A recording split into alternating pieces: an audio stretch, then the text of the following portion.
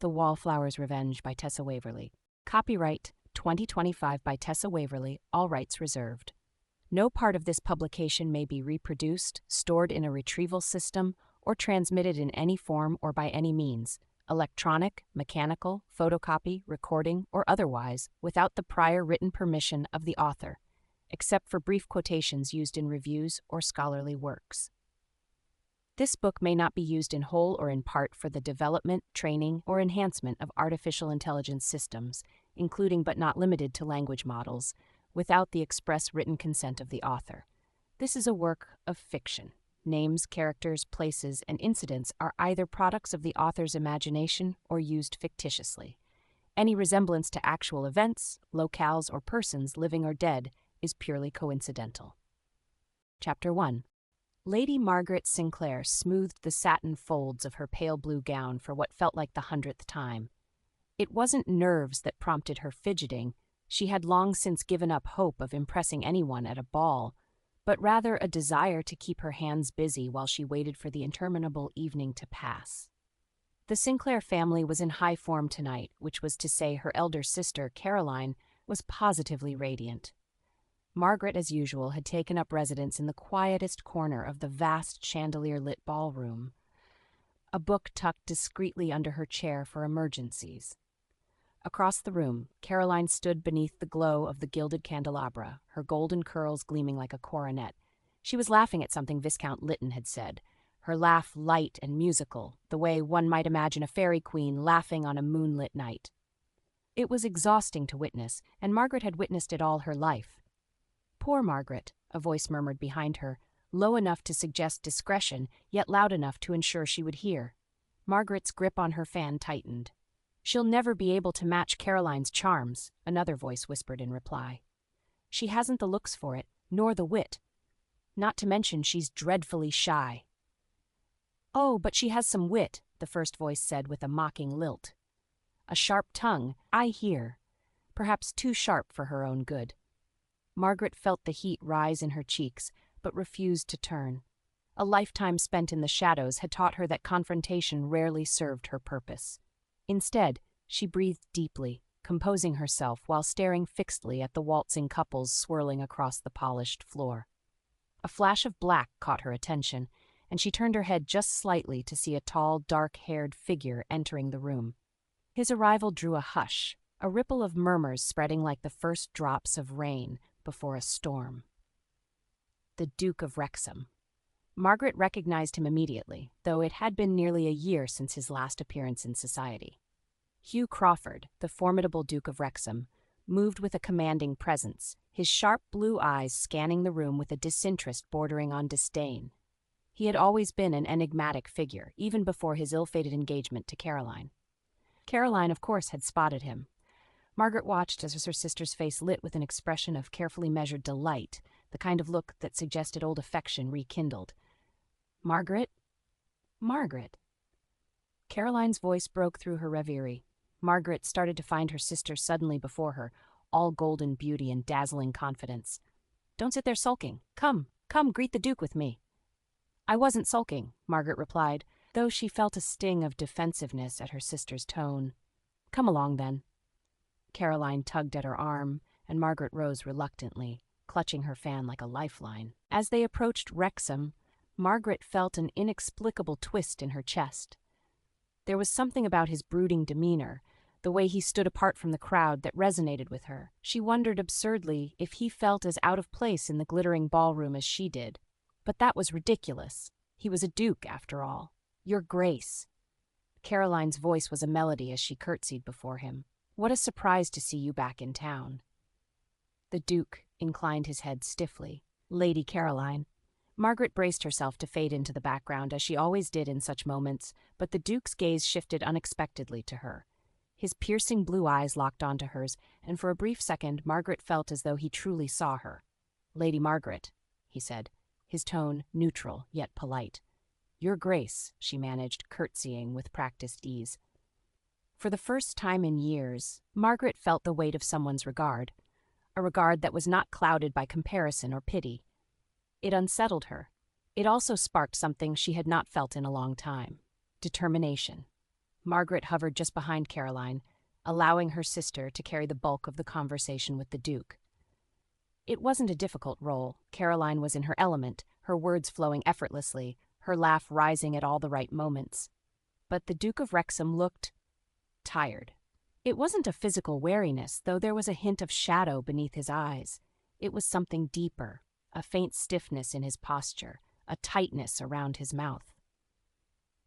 He endured Caroline's chatter with the polite interest of a man accustomed to tolerating such interactions, yet his gaze flickered toward the edges of the room more than once, as if calculating the distance to the nearest exit.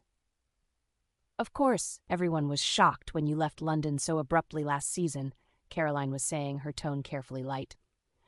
"But we are all delighted to have you back, Your Grace. Aren't we, Margaret?" The sudden shift caught Margaret off guard. She blinked, her fan freezing mid-wave. "I beg your pardon?" "Delighted to see the Duke again," Caroline repeated, though her smile tightened slightly. "Yes, of course," Margaret said quickly, her voice calm but devoid of Caroline's effusion. She glanced at Wrexham. "It must be quite the adjustment, returning after so much time away." His eyes settled on her once more, a flicker of surprise crossing his features. "You could say that," he replied, his tone as measured as her own.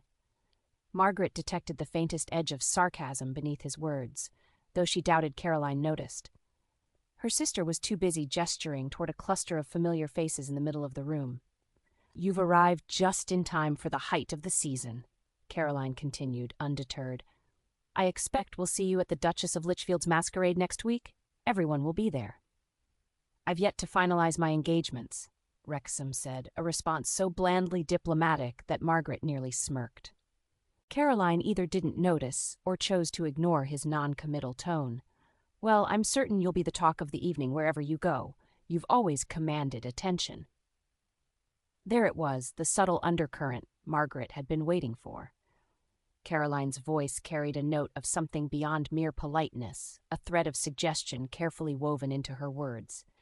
Margaret knew this game too well. She folded her fan and stepped slightly to the side, allowing herself a clearer view of the room. As expected, the guests were already watching, their eyes flitting toward the trio with varying degrees of curiosity and speculation. Wrexham returned to London after his failed betrothal, standing mere feet from his former fiancé. What a tantalizing tableau for the tongue to dissect. The Duke's jaw tightened ever so slightly, and Margaret felt an unexpected stab of sympathy. "You must excuse me," he said abruptly, cutting off whatever response Caroline had prepared. He offered a polite bow. "Lady Caroline, Lady Margaret." Before either of them could reply, he turned and strode purposefully toward the refreshment table. Margaret's gaze followed him, her curiosity piqued.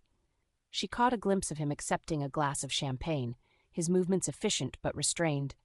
Even now, with his back to the crowd, he radiated an air of self-containment that set him apart from the jovial clusters of gentlemen nearby. "Margaret!" Caroline's voice pulled her attention back. "Honestly, could you have contributed any less to the conversation?" "I thought you were doing perfectly well on your own," Margaret replied dryly, reopening her fan with a soft snap. Caroline frowned, but before she could retort, Viscount Lytton appeared at her elbow, his expression eager. "Lady Caroline, I've been searching for you everywhere. Will you honor me with the next dance?" Caroline's frown melted into a dazzling smile. "Why, of course, my lord." She offered Margaret a fleeting glance. "Try not to disappear while I'm occupied." With that, she allowed the Viscount to lead her away, leaving Margaret blessedly alone. Her gaze drifted back to Wrexham, who had found himself cornered by Lady Pembroke and her daughter, a debutante with a predatory gleam in her eye. He stood rigidly, his glass held at an angle that suggested he wished it were something stronger. Without thinking, Margaret stepped forward.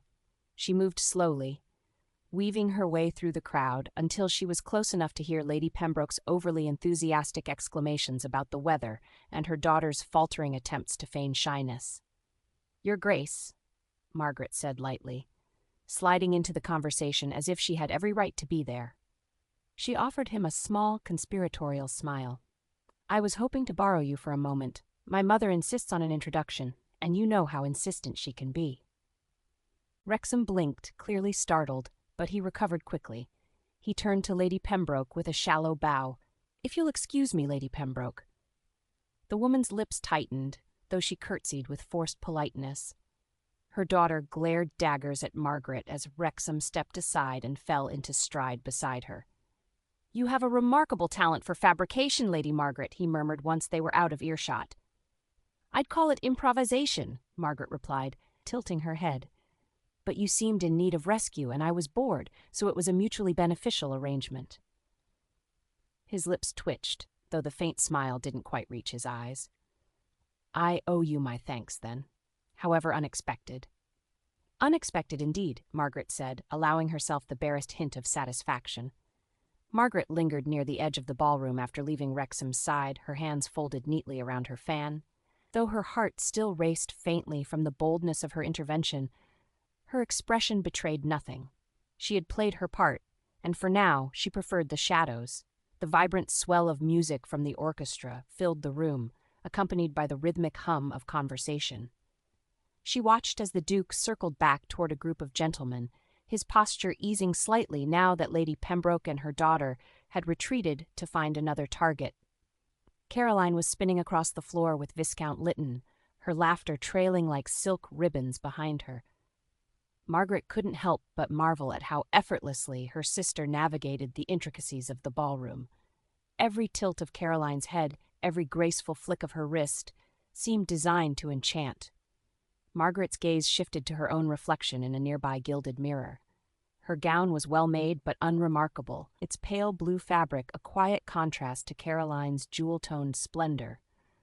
Her chestnut hair was arranged neatly but without flair, and though her features were symmetrical enough, they lacked the vivid glow that seemed to radiate from Caroline. "Not quite the Sinclair everyone expected, is she?" The words, though soft, cut through the music like a blade.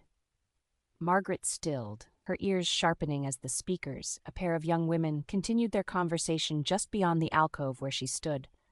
"Oh, Lady Caroline," one said, her voice carrying a practiced breathy lilt. No, the other replied with a laugh. "The younger one, Lady Margaret, I believe." "Ah, yes." A pause, followed by a whisper that seemed almost pitying. "She's quite clever, I hear. But what use is cleverness, really, when you've got no sparkle?" The words landed like an arrow. But Margaret didn't flinch. "Well," the first one murmured, "at least she isn't trying to compete with Lady Caroline. Imagine the spectacle of that." Margaret's grip tightened on her fan. The speakers drifted away, their voices swallowed by the crowd, leaving Margaret standing in the soft shadows of the alcove. For a moment she felt the familiar twinge of helplessness, the weight of expectations pressing against her ribs. But as the minutes passed, something else stirred, a flicker of defiance. "Compete with Caroline," she muttered under her breath, her lips curving into a dry smile. How absurd. Her gaze turned toward the center of the room, where Caroline was now surrounded by admirers. The Duke of Wrexham, meanwhile, was standing stiffly near the refreshment table, his expression somewhere between boredom and faint amusement, as an elderly gentleman recounted what was surely a dull story. Margaret looked down at her hands, her knuckles white against the fan. She had spent years resigning herself to a position on the periphery, convinced there was no space for her in the bright center of society. And perhaps there wasn't. Perhaps she lacked her sister's sparkle, as the women had cruelly noted. But intelligence, cleverness, those were hers, those she could wield. Margaret straightened her shoulders, a quiet determination settling over her like armor. She didn't need to outshine Caroline, nor did she want to. She simply needed to step into her own light. Her thoughts were interrupted by a soft rustle of skirts. Lady Harriet Pemberton appeared at her side, her sharp eyes glinting with mischief.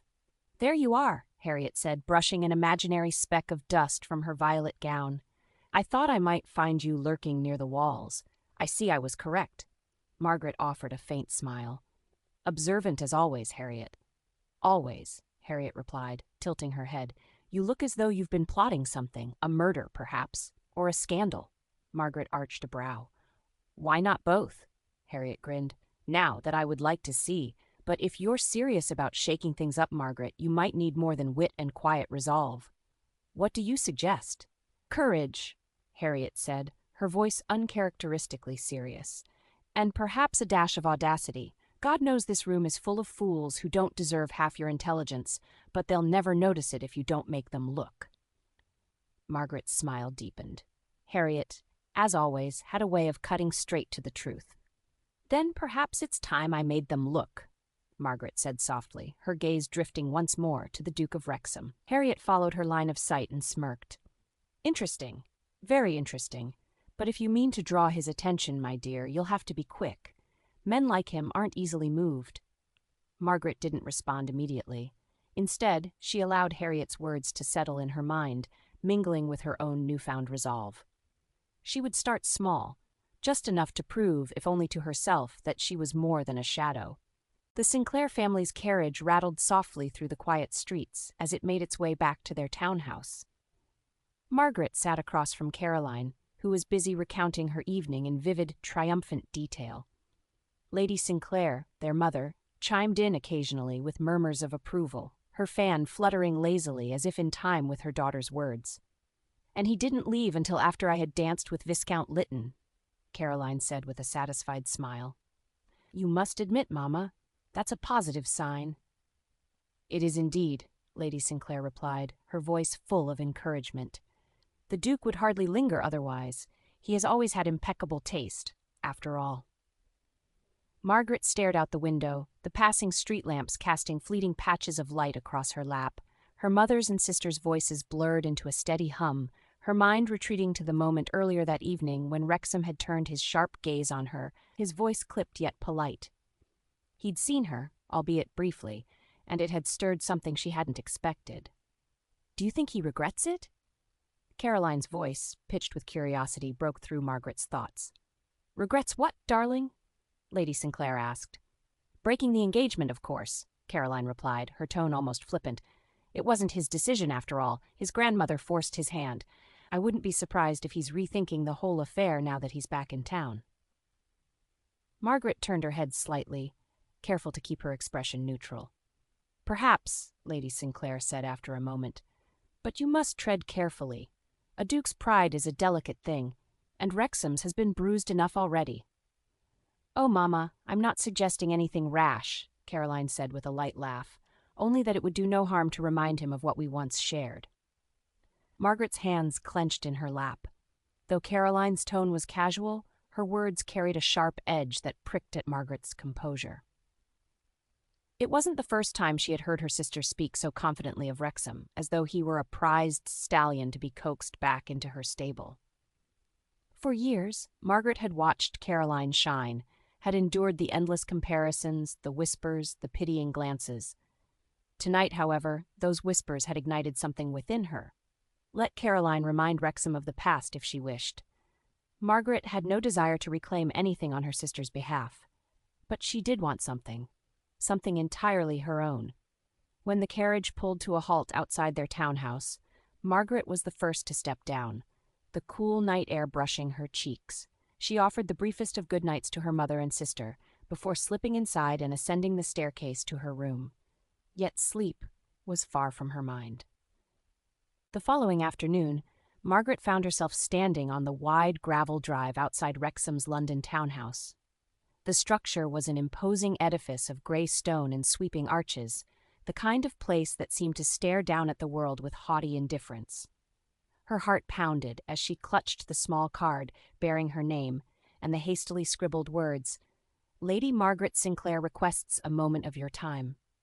The butler had accepted the card without so much as a flicker of surprise and now stood patiently before her. "If you will follow me, my lady," he said, gesturing toward the grand staircase. Margaret followed, her slippers soundless against the plush runner. She had rehearsed her words a dozen times on the carriage ride here, yet each step toward Wrexham's study seemed to erase them from her mind. When the butler finally opened the heavy mahogany door, Margaret stepped inside, her chin lifted with a resolve she wasn't entirely sure she felt. Wrexham stood by the window, his back to the room. He turned at the sound of the door closing, his expression briefly registering surprise before settling into polite neutrality. "Lady Margaret," he said, bowing slightly, "to what do I owe the pleasure?" Margaret clasped her hands tightly in front of her. "Your Grace, I hope I'm not intruding, but I wanted to speak with you privately." It's a matter I believe may interest you." His brows lifted faintly. "You've piqued my curiosity." She took a steadying breath. "I'd like to propose an arrangement of sorts." Wrexham's gaze sharpened, though he said nothing, waiting for her to continue. "You're well aware of how society views you at the moment," Margaret said, her tone direct but not unkind. "The whispers about your broken engagement, the pity disguised as civility. I can only imagine how tiresome it must be." A flicker of amusement crossed his face. "A keen observation, Lady Margaret. Go on." "In exchange for helping me navigate society, teaching me how to stand out, I could be of use to you," she continued. "I know the intricacies of the ton, and I can deflect attention when it's inconvenient. I've already done it once, as you recall." He studied her in silence, his expression inscrutable. Margaret's hands tightened further. "You need an ally, Your Grace, and I need someone to teach me how not to be invisible." His lips curved into a faint, wry smile. "An intriguing proposition." Margaret's pulse quickened, but she kept her gaze steady. "I must admit," he added, "I've never had someone approach me with quite such audacity. It's almost refreshing." "Almost." His smile deepened, though it didn't quite reach his eyes. "I will consider your proposal, Lady Margaret. For now, let us call it a work in progress." The Duke of Wrexham crossed the room to the sideboard, the faint clink of glass against decanter breaking the silence that hung between them. He poured a measure of brandy with deliberate precision, his movements measured, as if weighing the merits of Margaret's audacious proposal in tandem with the swirl of amber liquid in his glass. Margaret, for her part, stood resolutely in the center of the room, her back straight and her gaze fixed on the Duke. The quiet tension between them was not unfamiliar to her. She had often been overlooked or dismissed in such silences. But this time she refused to be intimidated. "You are remarkably bold, Lady Margaret," Wrexham said at last, turning toward her. The light from the window caught the sharp lines of his face, making his expression unreadable. Few would dare to suggest such a thing. Margaret dipped her chin slightly. "Desperation often breeds boldness, Your Grace." "Desperation?" His tone was mild, but his eyes flickered with interest. "I wouldn't have pegged you as desperate." "I wouldn't call it desperation in the sense you mean," she replied, choosing her words carefully. "Rather, a frustration with the rules of a game I have no chance of winning as things stand." Wrexham regarded her over the rim of his glass. "And you believe I can help you change the rules?" "I believe you've already done so, in your own way," Margaret countered. "Your name alone is enough to command attention, even now. What you choose to do with that attention is entirely up to you, but if we were to align our purposes, we might both benefit." He tilted his head, his expression almost bemused. "You make it sound so simple." "It's far from simple," Margaret admitted, "but it is possible." Wrexham set his glass down on the sideboard, the faint clink punctuating the moment. He moved closer, stopping just short of where Margaret stood. The weight of his scrutiny pressed against her, but she held her ground. "Tell me, Lady Margaret," he said, his voice low, "what makes you think you have the resolve to withstand the scrutiny that comes with such an arrangement? Society can be cruel, as you've no doubt observed." Margaret met his gaze evenly.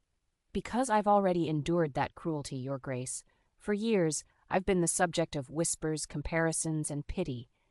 The difference now is that I've decided to stop shrinking beneath it." For a moment he said nothing. Then, unexpectedly, he laughed, a soft, dry sound that seemed to surprise even him. "An admirable sentiment," he said, shaking his head slightly. "Though sentiments alone rarely carry weight in this world." Margaret's lips quirked into a faint smile. "Which is why I'm here, offering you the chance to put my resolve to the test." Wrexham studied her for another long moment before stepping back. He folded his arms across his chest, his expression once again unreadable. "Very well," he said at last. "I'll consider your proposal." "Thank you, Your Grace," Margaret replied, her tone measured despite the surge of triumph swelling within her. "But be warned," he added, his voice turning sharper. "I have little patience for empty promises or half-hearted efforts. If you falter, even once, this arrangement ends immediately." Margaret inclined her head. "Understood. Then I suppose we'll see whether your boldness is matched by your determination," Wrexham said, a faint edge of challenge in his tone. Margaret turned to leave, her steps steady and unhurried, despite the flutter of nerves in her chest. Just as she reached the door, Wrexham's voice stopped her. "Lady Margaret." She turned, her hand resting lightly on the doorknob. "You're not as invisible as you think," he said, his gaze lingering on her with a flicker of something almost resembling admiration. Margaret felt her pulse quicken, but she offered no reply. Instead, she dipped her head and slipped out the door, her mind already spinning with the possibilities that lay ahead. Chapter 3. The Duchess of Lichfield's grand ballroom shimmered under the glow of dozens of crystal chandeliers, their light refracting across polished floors and gilded mirrors. It was one of the most anticipated events of the season, drawing the ton's most notable figures.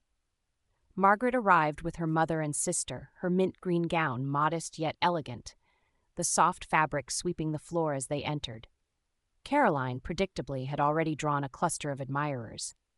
She was laughing lightly at something Lord Alton had said, her golden curls catching the light. Margaret lingered near the edge of the ballroom, as she often did, observing rather than participating. "Lady Margaret." The familiar voice startled her from her reverie. She turned to find Wrexham standing beside her, his expression as composed as ever, though his eyes held a faint gleam of something unreadable. "Your Grace," she replied, dipping into a small curtsy. He extended his hand. "Dance with me." Margaret hesitated, her gloved fingers tightening slightly around the fan she held. "Are you certain that's wise? People will talk." "They will," he agreed, his tone entirely unconcerned. "And that is precisely the point." Her heart thudded, though she managed to keep her voice steady. "I see. A deliberate stir, then?" He offered her his arm, his brow lifting in silent challenge. "Will you rise to the occasion, Lady Margaret?" She allowed herself a small smile before placing her hand on his arm. "Very well, Your Grace. Let them talk." The moment they stepped onto the dance floor, heads began to turn.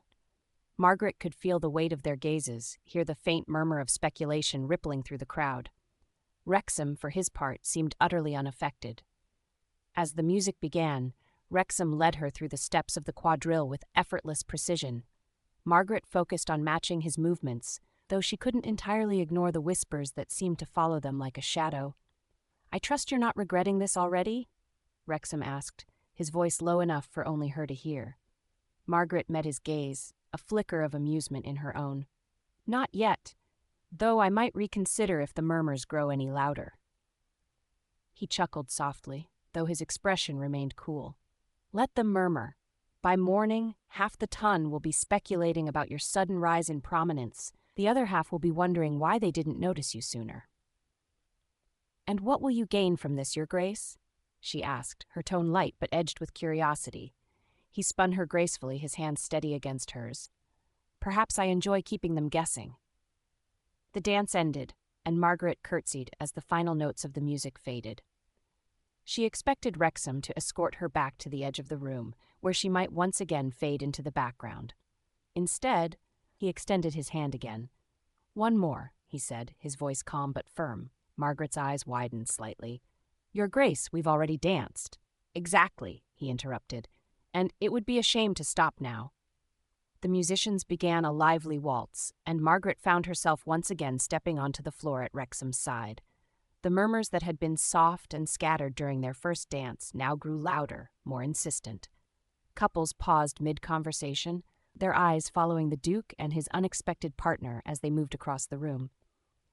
"Do you think this is excessive?" Margaret murmured as they turned.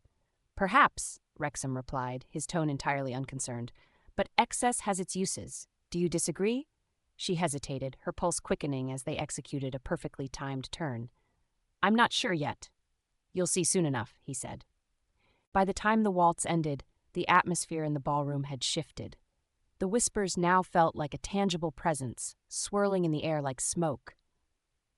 Margaret could feel the weight of every glance, every question unspoken yet loud in its intent.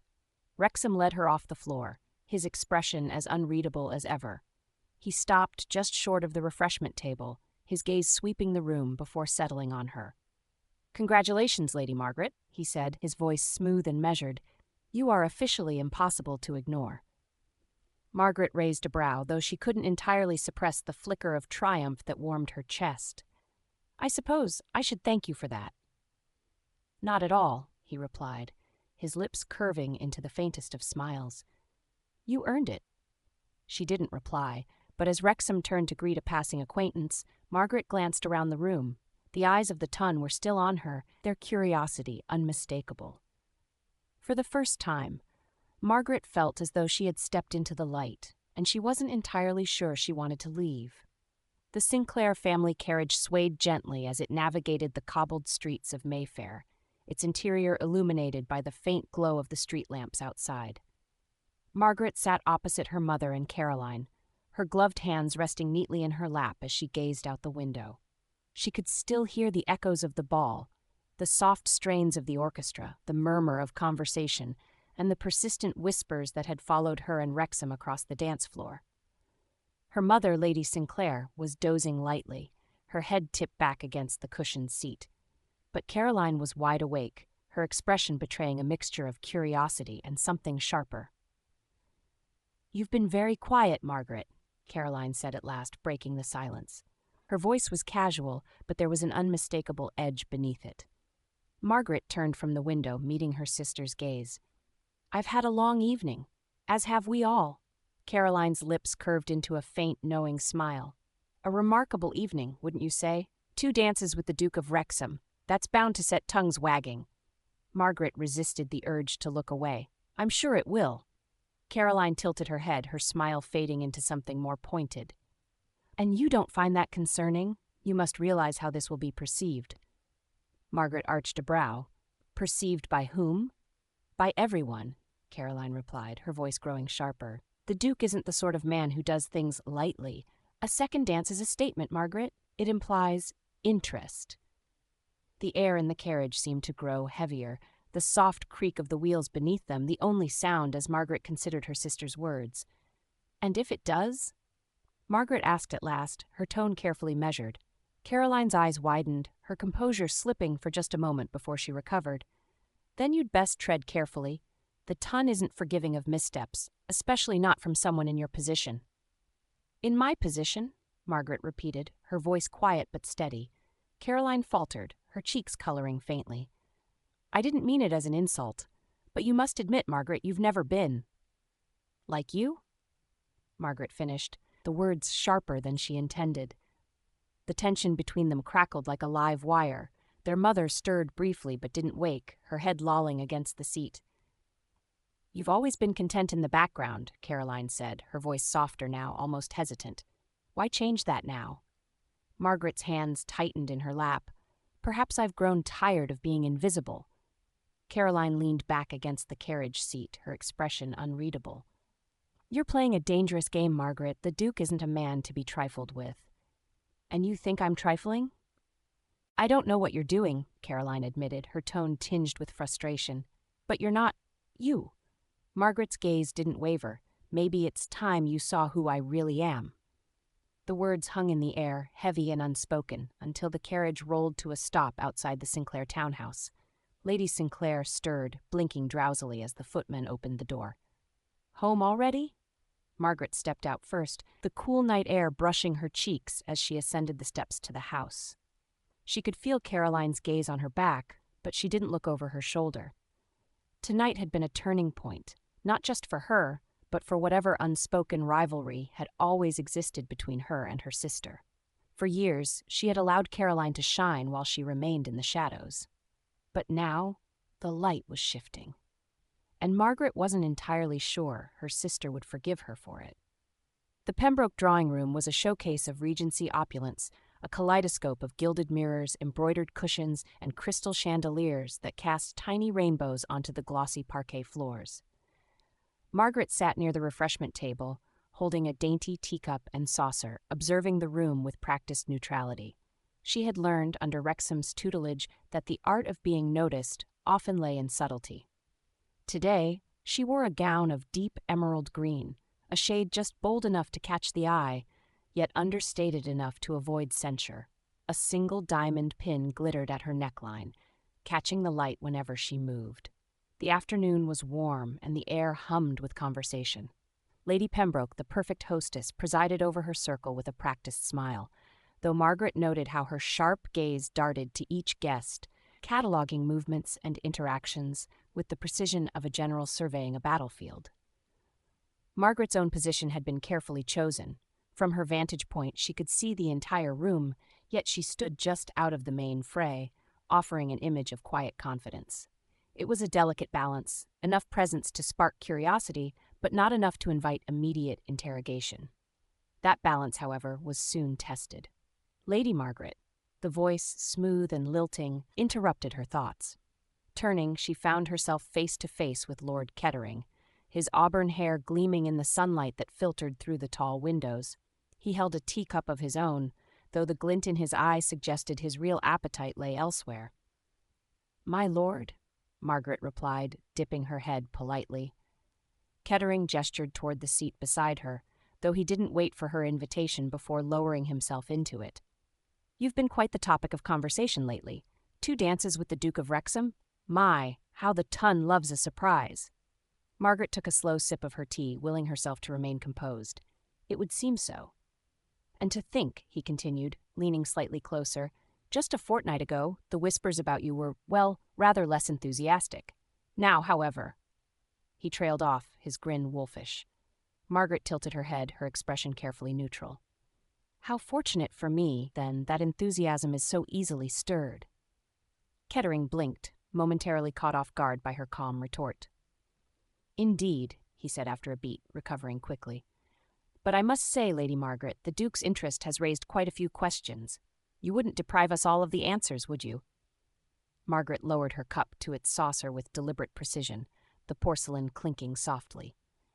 She met Kettering's gaze head-on, her tone even. "Curiosity, my lord, is an entertaining pastime, but it has its limits. One must take care not to confuse imagination with fact." Kettering's lips twitched, the faintest sign of discomfort crossing his features. "Quite the sharp wit, Lady Margaret.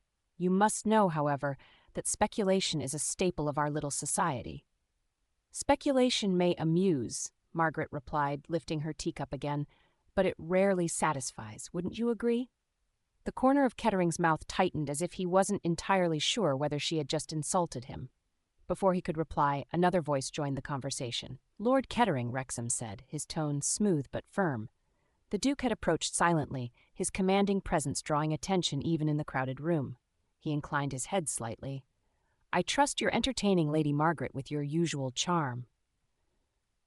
"Your Grace," Kettering said, rising quickly from his seat and offering a shallow bow. His expression shifted to one of forced cordiality. "We were merely discussing the season's intrigues." "Were you?" Wrexham replied, his cool gaze settling on Kettering. "Then I imagine Lady Margaret provided a refreshing perspective." Kettering's smile faltered, though he quickly recovered. "Indeed, Your Grace. A refreshing perspective, as you say." Wrexham turned to Margaret, his lips curving into the faintest semblance of a smile. "May I steal you away for a moment, Lady Margaret? There's a matter I'd like to discuss."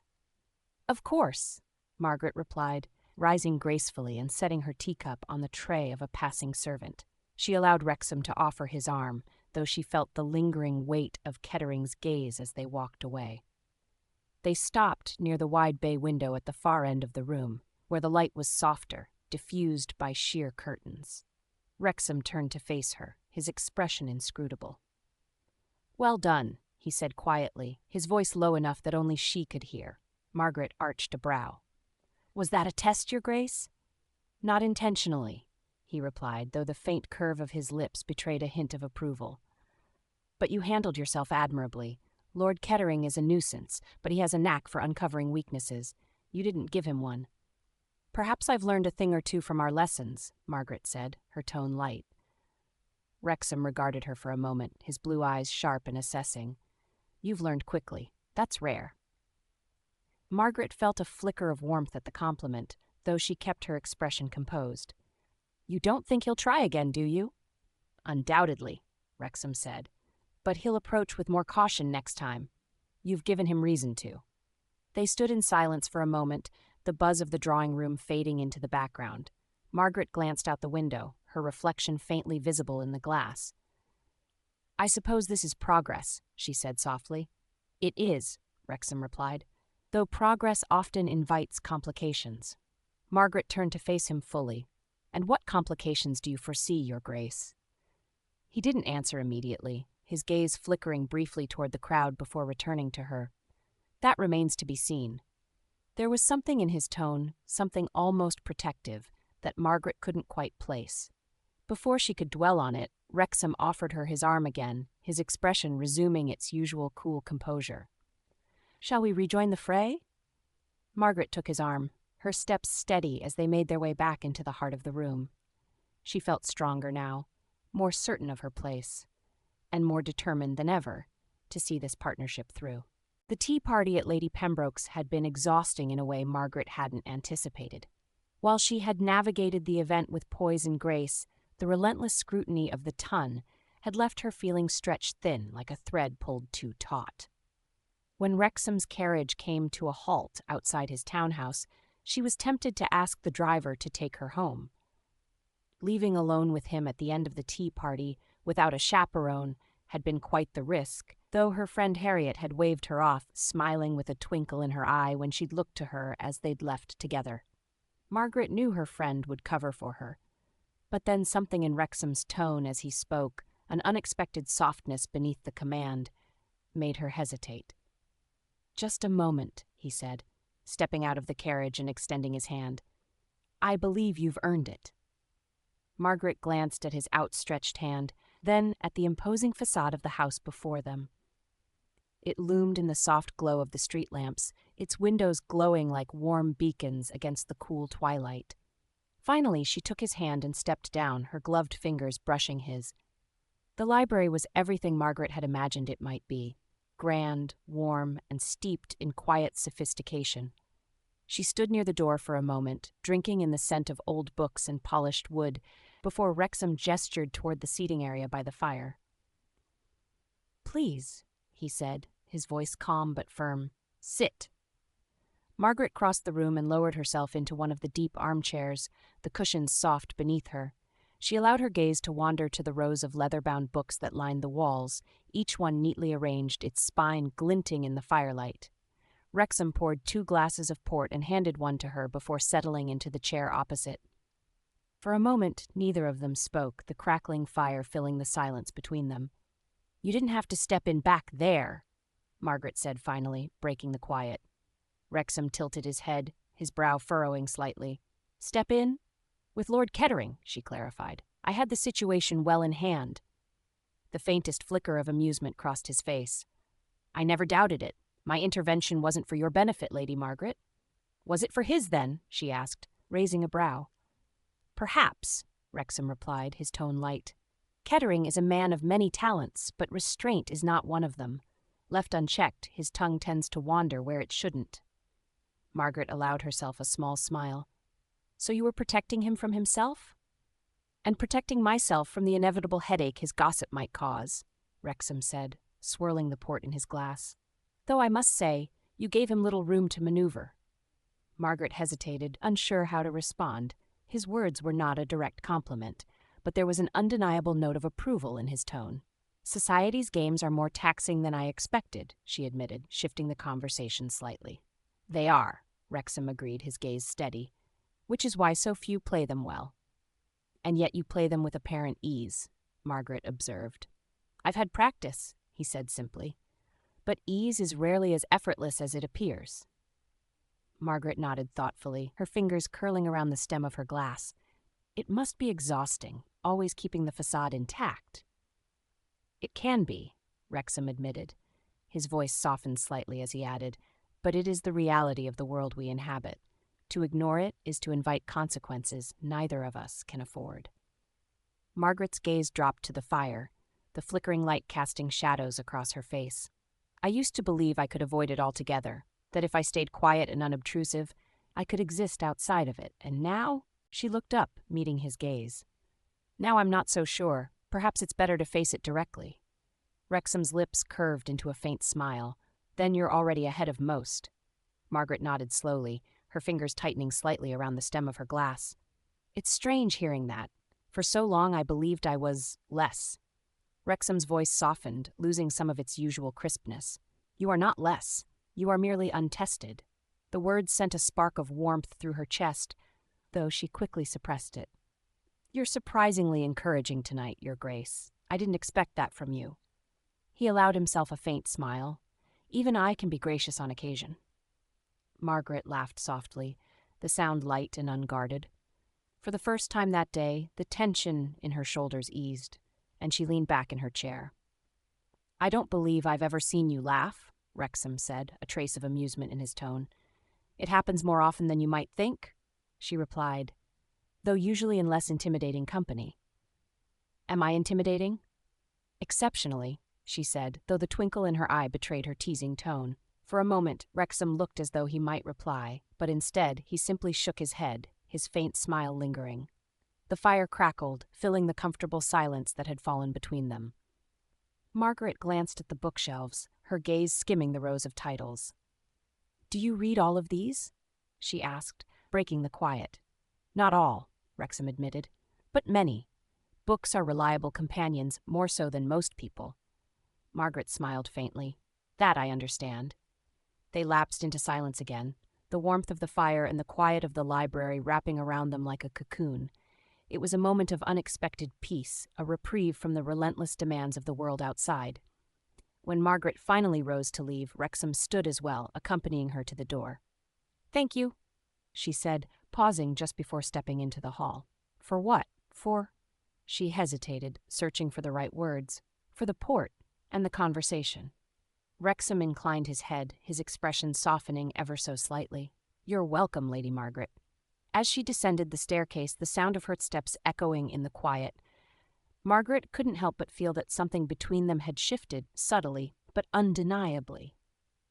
As she heard the click of the front door being closed by the butler behind her, she waited for a footman to open the door to the Wrexham carriage. As she slid inside, for the first time, she allowed herself to wonder what that might mean. The morning was unseasonably warm for the time of year, with sunlight spilling through the tall windows of the Sinclair family breakfast room. Margaret sat quietly at the table, a plate of buttered toast and preserves before her, though she had hardly touched it. Lady Sinclair and Caroline were deep in conversation about the previous evening's ball, their voices rising and falling in practiced tones of society gossip. Lord Alton is becoming rather persistent, Caroline was saying with a faint, practiced sigh. He practically trailed me across the room, though I dare say it wasn't unwelcome. Lady Sinclair chuckled indulgently, reaching for her tea. He's an excellent match, darling. Not many ladies can boast of holding his attention for more than a week. Margaret tuned them out, letting her thoughts drift back to the tea party at Lady Pembroke's. Despite her success in handling Lord Kettering, she couldn't shake the lingering tension from the scrutiny of the ton. Every interaction seemed layered with unspoken expectations, and every glance felt like a challenge. Her thoughts were interrupted by the butler's arrival. He carried a silver tray bearing 2 envelopes which he placed before Caroline with a slight bow. "More correspondence for you, my dear," Lady Sinclair said approvingly. Caroline picked up the envelopes, her slender fingers breaking the first seal. She read it quickly, her expression brightening. "An invitation to the Duchess of Somerset's soirée next week, of course." She turned to the second envelope, her brow furrowing slightly. "This one is for you, Margaret." Margaret blinked in surprise. "For me?" Caroline handed the envelope across the table, her curiosity poorly concealed. Margaret's heart quickened as she accepted it, her fingers brushing the thick, creamy paper. The crest embossed on the back confirmed its origin. Margaret broke the seal carefully and unfolded the note within. The handwriting was elegant and deliberate. The Duchess of Somerset requests the honor of Lady Margaret Sinclair's company at an intimate soirée to be held at her residence on Thursday evening. The wording made her pause. The Duchess had named her directly as an individual rather than extending the usual blanket invitation to the entire Sinclair family. But the note included the necessary phrasing, under the accompaniment of Lady Sinclair and Lady Caroline Sinclair, ensuring that propriety was maintained. "Well?" Caroline asked, a sharpness in her tone as she watched Margaret's expression. "It appears I and Mamma are invited as well," Margaret replied, keeping her voice calm. She placed the note on the table, though her hands trembled slightly. Lady Sinclair leaned forward, taking the invitation to read it for herself. Her lips pursed briefly before she nodded. It seems your connection to the Duke is drawing favorable notice. The Duchess is hardly one to invite newcomers without a compelling reason." Caroline frowned, her composure slipping. "The connection is hardly Margaret's doing. The Duke's interest is fleeting at best." The barb stung, but Margaret kept her expression neutral. Whether fleeting or not, it appears to have had the desired effect. Lady Sinclair shot Caroline a reproving glance. "Caroline, it is unbecoming to diminish your sister's successes." She turned to Margaret, her tone softening. "This is an excellent opportunity for you, my dear. The Duchess's circle is small and exclusive. If you comport yourself well, it could lead to further invitations." Margaret nodded, though she remained quiet. Her mother's approval, while encouraging, did little to ease the knot of uncertainty in her chest. Caroline, sensing she had overstepped, pasted on a bright smile. "Of course I'll ensure everything goes smoothly for Margaret. It will be novel having her at such a gathering." Margaret said nothing, but the faint note of condescension in Caroline's voice was unmistakable. Chapter 2. The note from Wrexham arrived the morning after Margaret's daring visit to his home.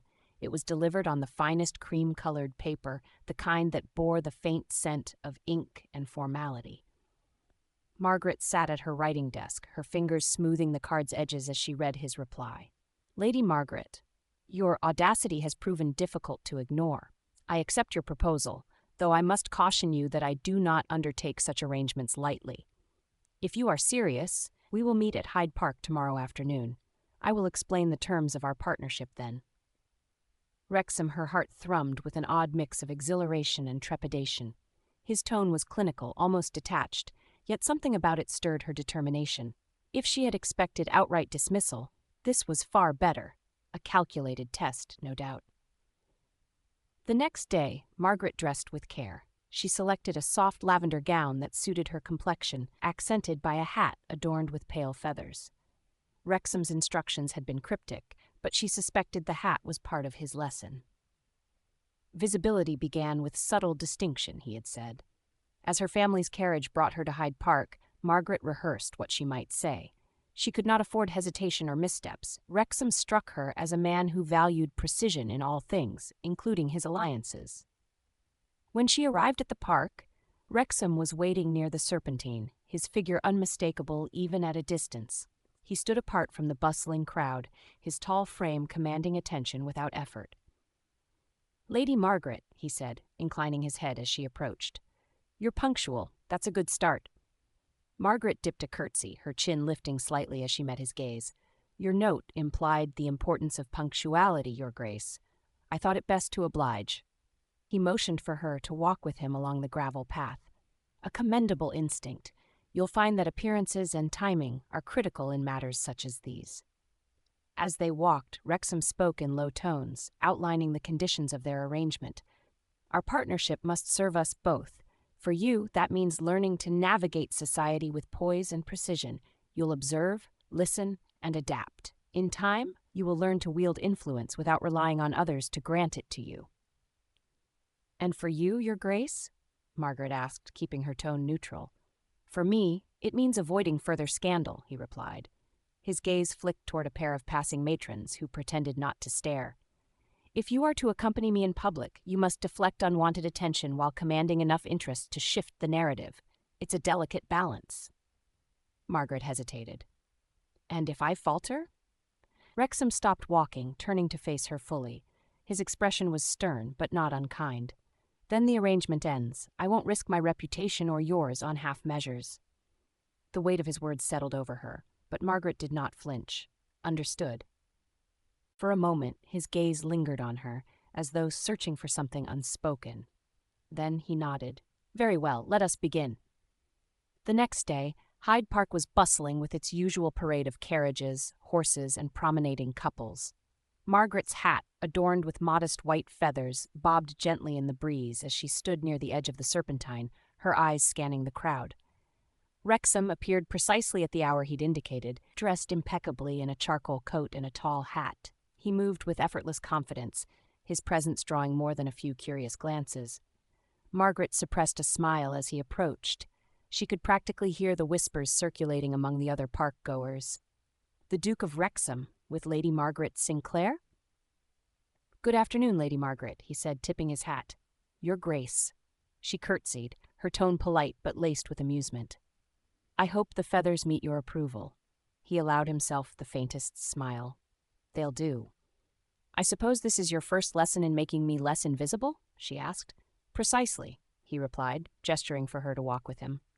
"Visibility, Lady Margaret, begins with intrigue. A hat like yours, tasteful yet distinctive, is a small but effective way to set yourself apart. People will notice, even if they don't realize why." "And you think society's attention can be so easily manipulated?" "Not easily," he admitted, his gaze sweeping over the crowd. "But often. The tongue is a fickle beast, drawn to novelty and spectacle. Our task will be to make you intriguing without becoming scandalous." Margaret arched a brow. A delicate balance, to be sure. "Indeed." He glanced at her, his expression growing more serious. "But there's more to this arrangement than teaching you how to command attention. If you're going to stand beside me in any capacity, you'll need to navigate the subtleties of conversation, alliances, and even enmities." Margaret nodded. "I'm willing to learn, Your Grace." "Good." His tone softened slightly, though his eyes remained sharp. "We'll start small. This afternoon, you'll practice observing without speaking. Note who is watching us, who turns away, and who whispers as we pass. You'll learn more from silence than you think." Margaret's curiosity piqued. "And what will you be observing?" He allowed himself a small smile. "You." Margaret walked alongside Wrexham, her senses heightened as she took in the bustling scene around them. The park was alive with the sound of hooves on gravel, the soft murmur of conversations, and the occasional burst of laughter. "Don't look directly at them," Wrexham murmured as they passed a group of finely dressed matrons seated on a bench. "Use the brim of your hat to shield your gaze. What do you notice?" Margaret tilted her head slightly, her eyes flickering over the group. "The woman on the left, the one in the green pelisse, was staring directly at you until she noticed me." "Interesting. And what did she do then?" She whispered to the others. "The woman in the middle glanced at me, then quickly turned away as if she didn't want to be caught staring." Wrexham nodded, his expression thoughtful. "Very good. And what do you make of that?" Margaret hesitated, considering. "They're curious about me, but not entirely sure what to make of my presence with you. They're trying to decide if I'm worth their notice or their disdain." His lips twitched, almost into a smile. "An astute analysis. And correct." They continued their stroll, passing a pair of gentlemen engaged in animated conversation. One of them paused mid-sentence as Wrexham and Margaret walked by, his gaze lingering on her for a fraction longer than politeness dictated. Margaret resisted the urge to look back at him. "The gentleman with the auburn hair, he recognized me, I think." "Lord Kettering," Wrexham supplied. "A gossip-monger with an alarming tendency to embellish the truth. He's likely wondering why I'm walking with you instead of avoiding the park altogether as I've done for months." Margaret frowned. "Won't his speculation work against you?" "Not necessarily," Wrexham replied. "Let them wonder. Curiosity is more useful than certainty in these matters." They reached a quieter stretch of the park, the bustling crowds thinning as they approached the banks of the Serpentine. Wrexham stopped, turning to face her. "Well?" he asked. "How do you feel about your first lesson?" Margaret tilted her head thoughtfully. "It's enlightening, though not without its challenges. It feels strange to be watched so closely." "Strange, yes," Wrexham said. "But you handled it well. Better than I expected, in fact." Margaret blinked, caught off guard by the unexpected compliment. "Thank you, Your Grace." He inclined his head. "Don't thank me yet. This is only the beginning." Margaret's lips curved into a small, determined smile. "I wouldn't have it any other way." The gleam of polished silver and the low murmur of conversation filled the grand dining room of Lord and Lady Hargrove's townhouse. Margaret had been to her fair share of dinner parties, but this was the first time she felt the weight of expectations pressing so firmly against her shoulders. Seated across from Wrexham at the long, elaborately set table, she straightened her posture and tried to focus on his earlier advice. "Observe, listen, and choose your words carefully." Lady Hargrove, seated at the head of the table, was holding court with a story about her travels to Bath, her voice lilting with exaggerated enthusiasm. Margaret noted how the guests responded, some nodding politely, others feigning interest while their attention drifted to the more intriguing conversations at the table. Wrexham, as promised, had drawn his share of attention. A young woman to his left, Miss Helena Montrose, was leaning slightly toward him, her eyes wide with feigned admiration, as she asked a question about his estate in Sussex. Margaret suppressed a smile. She could see right through the performance. "Lady Margaret," Lord Hargrove's voice suddenly cut through the chatter, drawing her attention. She looked up to find him smiling at her from 2 seats down.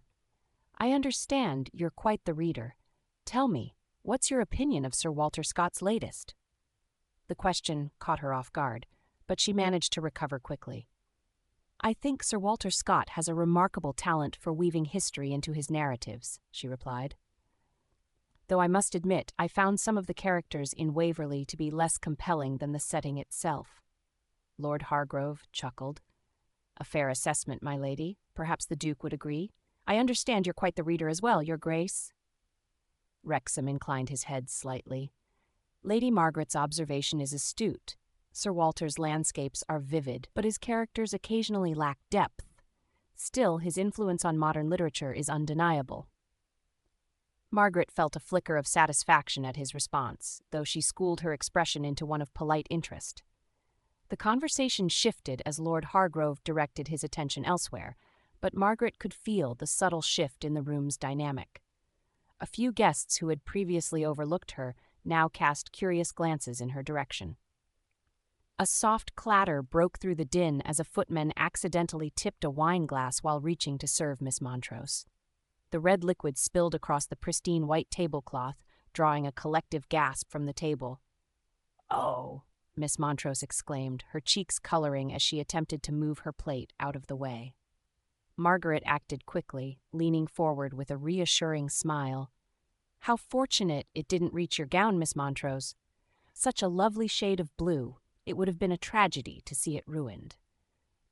Miss Montrose blinked, her embarrassment dimming slightly. "Yes, I suppose so. Thank you, Lady Margaret." The guests returned to their meals, the incident fading into the background. Across the table, Wrexham's gaze met hers, a flicker of approval in his eyes. By the time dessert was served, Margaret felt a tentative sense of accomplishment. She had followed Wrexham's advice, navigated the evening without stumbling, and even managed to redirect attention when needed. As the guests rose to retire to the drawing room, Wrexham offered her his arm. Margaret hesitated for the briefest moment before accepting, her fingers brushing lightly against the fine fabric of his coat. "Well done," he murmured as they walked. "Quick thinking with Miss Montrose." Margaret tilted her head toward him, a small smile tugging at her lips. "I told you I was ready to learn." Wrexham's lips quirked into the faintest smile. "Indeed, you might prove more capable than I anticipated." The soft glow of the bedside lamp cast a golden light over Margaret's room as she sank into her favorite chair, a faint smile lingering on her lips. It was rare for her to feel accomplished after an evening in society, but tonight had been different. Tonight she had felt seen. Her reverie was interrupted by a familiar knock on her door. Before Margaret could respond, the door opened to reveal Lady Harriet Pemberton, her violet gown swishing softly as she stepped into the room. "Harriet," Margaret said, startled but not displeased. "What are you doing here at this hour?" Harriet flopped onto the chaise lounge with her usual dramatic flair, waving a dismissive hand. "You know I loathe leaving you to brood after one of these social outings. I imagined you either replaying some perceived mistake or hiding from your own success." Margaret laughed softly, shaking her head. "I'm not brooding, I assure you." "Well, that's a relief," Harriet replied, producing a small flask from the folds of her gown. "Because brooding is terribly dull, and I've brought cordial to prevent it. Now tell me everything." Margaret hesitated, glancing down at her hands. "There isn't much to tell." "Don't you dare give me that," Harriet said, narrowing her eyes. "You walked into a dinner party on the arm of the Duke of Wrexham, of all people, and left without a single scandal attached to your name. If that's not a tale worth sharing, I don't know what is." With a sigh, Margaret relented. She recounted the evening in careful detail, the whispered speculations as she entered with Wrexham, the subtle shifts in attention as she spoke, and her quick intervention to diffuse the incident with Miss Montrose. When she finished, Harriet leaned back, her lips curling into a satisfied smile. Well, it seems our Lady Margaret has begun her ascent. How does it feel, being the center of attention for once? Margaret hesitated. It feels strange, unfamiliar, but not unpleasant. Strange and unfamiliar are where all the best things begin, Harriet said, pouring a measure of cordial into 2 small glasses she had retrieved from a nearby table. She handed one to Margaret. Here's to defying expectations. Margaret accepted the glass, though she swirled the liquid absently rather than drinking it. It wasn't just me, though. The Duke, he guided me in a way. Harriet's brows lifted. Did he? And what, pray, did his Grace have to say? Margaret repeated snippets of Wrexham's advice from their earlier conversation in the park, her voice thoughtful. He's exacting, but not unkind. It's clear he expects a great deal from this arrangement. Well, of course he does, Harriet said with a shrug. The man is a duke, Margaret. They don't waste their time on anything or anyone they deem unworthy. Margaret frowned slightly, setting her glass aside. Do you think that's why he agreed? Because he sees this as a calculated risk? Harriet's gaze softened, though her tone remained brisk. Perhaps. But let me tell you something, Margaret. Whatever his reasons, you're the one taking the greater risk, and you're doing splendidly. Splendidly? Margaret echoed, a faint smile tugging at her lips. Don't downplay it, Harriet said, leaning forward. You held your own tonight. More than that, you commanded attention without courting disaster. Do you know how rare that is? Margaret tilted her head, considering. It did feel different, as though I had some control over how others saw me. Exactly, Harriet said, her eyes gleaming. You've always had that power, Margaret. You just needed the right moment to realize it. Margaret hesitated, her fingers brushing the edge of the chair's armrest. But what if this is temporary? What if it's only because of Wrexham? Harriet's expression turned serious, her tone softening. Then use it, Margaret. Use every lesson, every opportunity to show the world who you truly are. And when the time comes, you won't need anyone's influence to stand tall. Margaret's chest tightened at the sincerity in Harriet's voice. For years she had allowed herself to fade into the background, accepting invisibility as her place in the world. But tonight something had shifted. For the first time, she felt as though she could be more. Harriet raised her glass again, her grin returning. To Margaret Sinclair, the most unlikely and soon-to-be most formidable star of the season. Margaret clinked her glass against Harriet's, her smile growing. To possibilities. They drank, the cordial warming her throat as she took a long sip. For the first time, Margaret allowed herself to imagine what might lie ahead, not just for her arrangement with Wrexham, but for herself. The soft crackle of the fire filled the Duke of Wrexham's study as he leaned back in his leather armchair, a glass of brandy cradled in his hand. The room was dark except for the flickering light of the flames, which cast dancing shadows on the bookshelves lining the walls. Margaret Sinclair. Her name lingered in his thoughts, an unexpected distraction. Wrexham swirled the amber liquid in his glass, his gaze fixed on the fire as he replayed the evening's events in his mind. She had surprised him. When she had first made her bold proposal, he had agreed more out of curiosity than any real expectation of her success. A lady like Margaret, unassuming, bookish, and relegated to the background by society, was not the sort he imagined thriving in the game of appearances. But tonight she had proven him wrong. Her response to Lord Hargrove's question about Sir Walter Scott had been sharp and precise, revealing a mind capable of critical thought. She had navigated the dinner conversation with grace, neither retreating into silence nor attempting to dominate. And her quick thinking with Miss Montrose's spilled wine had diffused an awkward moment before it could escalate, a skill many seasoned hostesses would envy. He took a sip of his brandy, the warmth spreading through him as he considered her transformation. It wasn't just her intelligence that intrigued him, though that alone was rare enough in the women of the ton. There was a quiet confidence about her, one that had been hidden beneath years of social neglect, but was beginning to emerge. She had poise, yes, but also a spark of daring, an audacity that had been evident the moment she walked into his study and proposed their arrangement. Wrexham shifted in his chair, setting the glass on a small side table with a soft clink. He had spent much of the evening watching her, Not overtly, of course, but enough to notice the subtle ways she absorbed her surroundings. The way her eyes lingered on the Hargroves' more prominent guests, taking in every detail. The faint tilt of her head when someone spoke, signaling her genuine interest in their words. Even her silence carried weight, as though she understood the power of restraint. Most women in Margaret's position would have been overwhelmed by the evening, fumbling under the pressure of being scrutinized so closely. But not Margaret.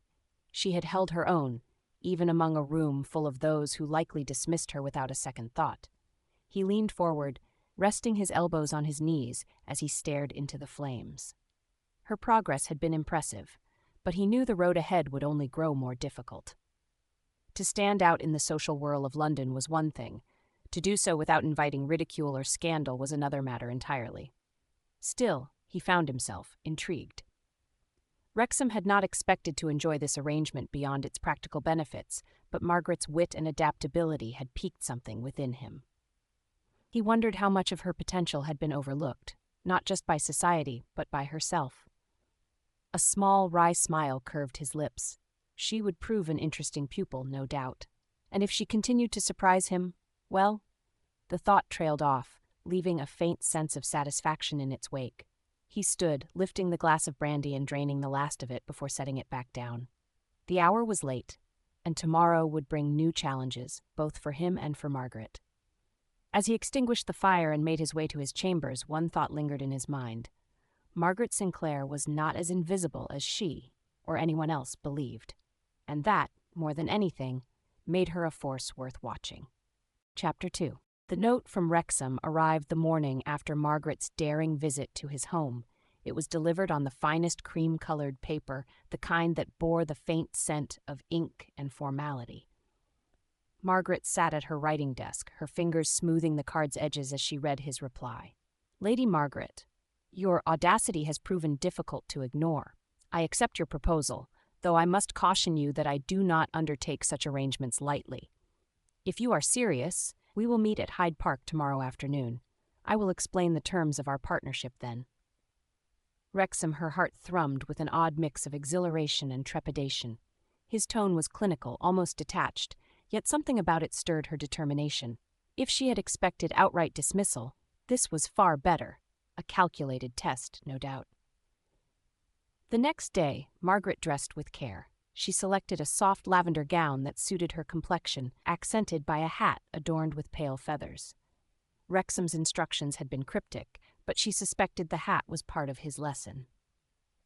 Visibility began with subtle distinction, he had said. As her family's carriage brought her to Hyde Park, Margaret rehearsed what she might say. She could not afford hesitation or missteps. Wrexham struck her as a man who valued precision in all things, including his alliances. When she arrived at the park, Wrexham was waiting near the Serpentine, his figure unmistakable even at a distance.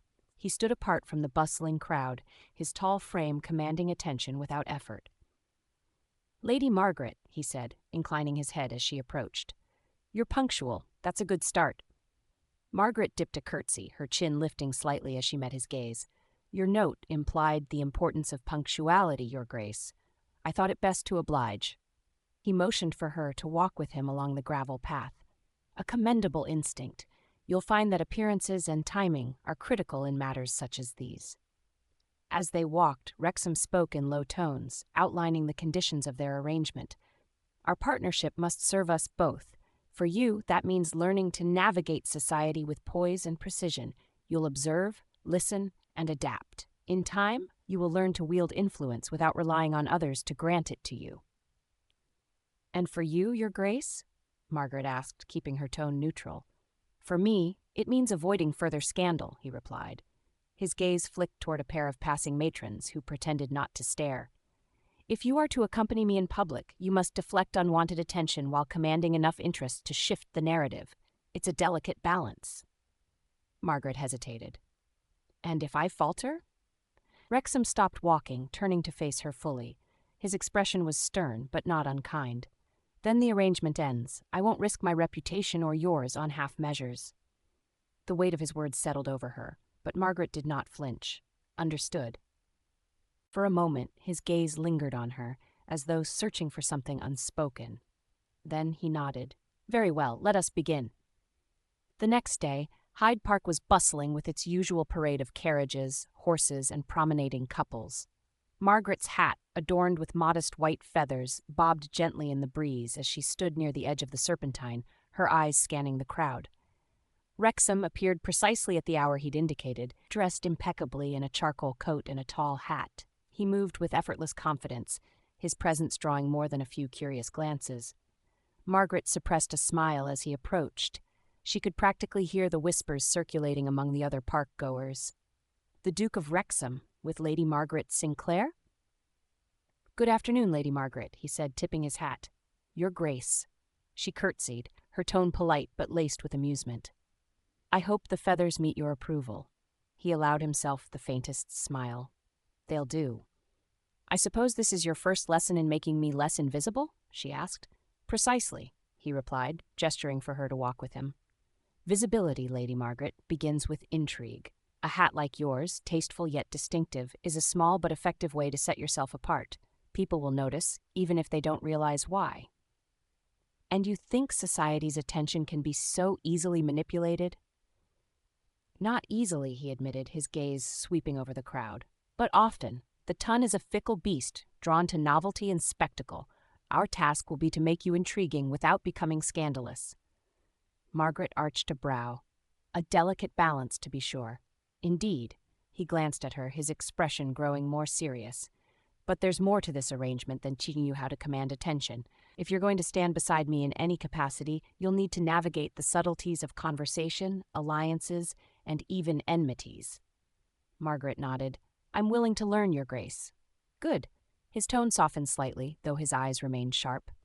We'll start small. This afternoon, you'll practice observing without speaking. Note who is watching us, who turns away, and who whispers as we pass. You'll learn more from silence than you think.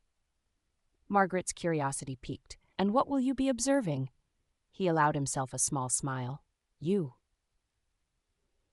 Margaret walked alongside Wrexham, her senses heightened as she took in the bustling scene around them.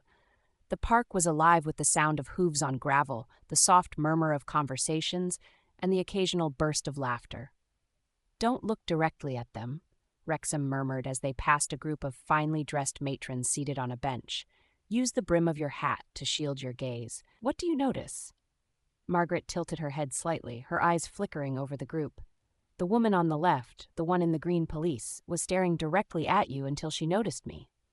Interesting. And what did she do then? She whispered to the others. The woman in the middle glanced at me, then quickly turned away as if she didn't want to be caught staring. Wrexham nodded, his expression thoughtful. Very good. And what do you make of that? Margaret hesitated, considering. They're curious about me, but not entirely sure what to make of my presence with you. They're trying to decide if I'm worth their notice or their disdain. His lips twitched, almost into a smile. An astute analysis. And correct. They continued their stroll, passing a pair of gentlemen engaged in animated conversation. One of them paused mid-sentence as Wrexham and Margaret walked by, his gaze lingering on her for a fraction longer than politeness dictated. Margaret resisted the urge to look back at him. The gentleman with the auburn hair, he recognized me, I think. Lord Kettering, Wrexham supplied. A gossip-monger with an alarming tendency to embellish the truth. He's likely wondering why I'm walking with you instead of avoiding the park altogether as I've done for months. Margaret frowned. Won't his speculation work against you? Not necessarily, Wrexham replied. Let them wonder. Curiosity is more useful than certainty in these matters. They reached a quieter stretch of the park, the bustling crowds thinning as they approached the banks of the Serpentine. Wrexham stopped, turning to face her. Well? He asked. How do you feel about your first lesson? Margaret tilted her head thoughtfully. It's enlightening, though not without its challenges. It feels strange to be watched so closely. Strange, yes, Wrexham said. But you handled it well. Better than I expected, in fact. Margaret blinked, caught off guard by the unexpected compliment. Thank you, Your Grace. He inclined his head. Don't thank me yet. This is only the beginning. Margaret's lips curved into a small, determined smile. I wouldn't have it any other way. The gleam of polished silver and the low murmur of conversation filled the grand dining room of Lord and Lady Hargrove's townhouse. Margaret had been to her fair share of dinner parties, but this was the first time she felt the weight of expectations pressing so firmly against her shoulders. Seated across from Wrexham at the long, elaborately set table, she straightened her posture and tried to focus on his earlier advice. Observe, listen, and choose your words carefully. Lady Hargrove, seated at the head of the table, was holding court with a story about her travels to Bath, her voice lilting with exaggerated enthusiasm. Margaret noted how the guests responded, some nodding politely, others feigning interest while their attention drifted to the more intriguing conversations at the table. Wrexham, as promised, had drawn his share of attention. A young woman to his left, Miss Helena Montrose, was leaning slightly toward him, her eyes wide with feigned admiration, as she asked a question about his estate in Sussex.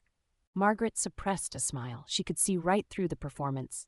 Lady Margaret, Lord Hargrove's voice suddenly cut through the chatter, drawing her attention. She looked up to find him smiling at her from 2 seats down. "I understand you're quite the reader. Tell me, what's your opinion of Sir Walter Scott's latest?" The question caught her off guard, but she managed to recover quickly. "I think Sir Walter Scott has a remarkable talent for weaving history into his narratives," she replied. "Though I must admit I found some of the characters in Waverly to be less compelling than the setting itself." Lord Hargrove chuckled. "A fair assessment, my lady. Perhaps the Duke would agree. I understand you're quite the reader as well, your grace." Wrexham inclined his head slightly. "Lady Margaret's observation is astute. Sir Walter's landscapes are vivid, but his characters occasionally lack depth. Still, his influence on modern literature is undeniable." Margaret felt a flicker of satisfaction at his response, though she schooled her expression into one of polite interest. The conversation shifted as Lord Hargrove directed his attention elsewhere, but Margaret could feel the subtle shift in the room's dynamic. A few guests who had previously overlooked her now cast curious glances in her direction. A soft clatter broke through the din as a footman accidentally tipped a wine glass while reaching to serve Miss Montrose. The red liquid spilled across the pristine white tablecloth, drawing a collective gasp from the table. "Oh!" Miss Montrose exclaimed, her cheeks coloring as she attempted to move her plate out of the way. Margaret acted quickly, leaning forward with a reassuring smile. "How fortunate it didn't reach your gown, Miss Montrose. Such a lovely shade of blue. It would have been a tragedy to see it ruined." Miss Montrose blinked, her embarrassment dimming slightly. "Yes, I suppose so. Thank you, Lady Margaret." The guests returned to their meals, the incident fading into the background. Across the table, Wrexham's gaze met hers, a flicker of approval in his eyes. By the time dessert was served, Margaret felt a tentative sense of accomplishment. She had followed Wrexham's advice, navigated the evening without stumbling, and even managed to redirect attention when needed.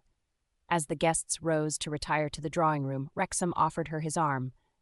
Margaret hesitated for the briefest moment before accepting, her fingers brushing lightly against the fine fabric of his coat.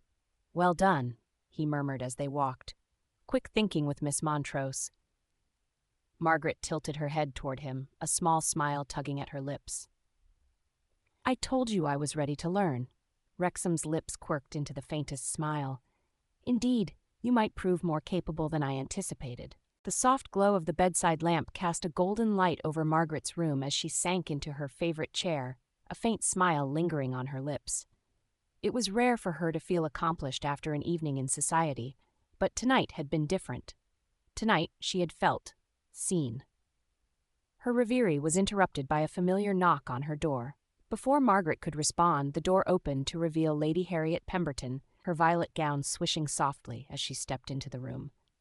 "Harriet," Margaret said, startled but not displeased. "What are you doing here at this hour?"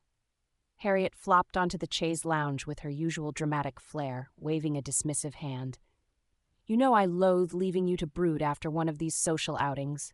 I imagined you either replaying some perceived mistake or hiding from your own success." Margaret laughed softly, shaking her head. "I'm not brooding, I assure you." "Well, that's a relief," Harriet replied, producing a small flask from the folds of her gown. Because brooding is terribly dull, and I've brought cordial to prevent it. Now tell me everything." Margaret hesitated, glancing down at her hands. "There isn't much to tell." "Don't you dare give me that," Harriet said, narrowing her eyes. "You walked into a dinner party on the arm of the Duke of Wrexham, of all people, and left without a single scandal attached to your name.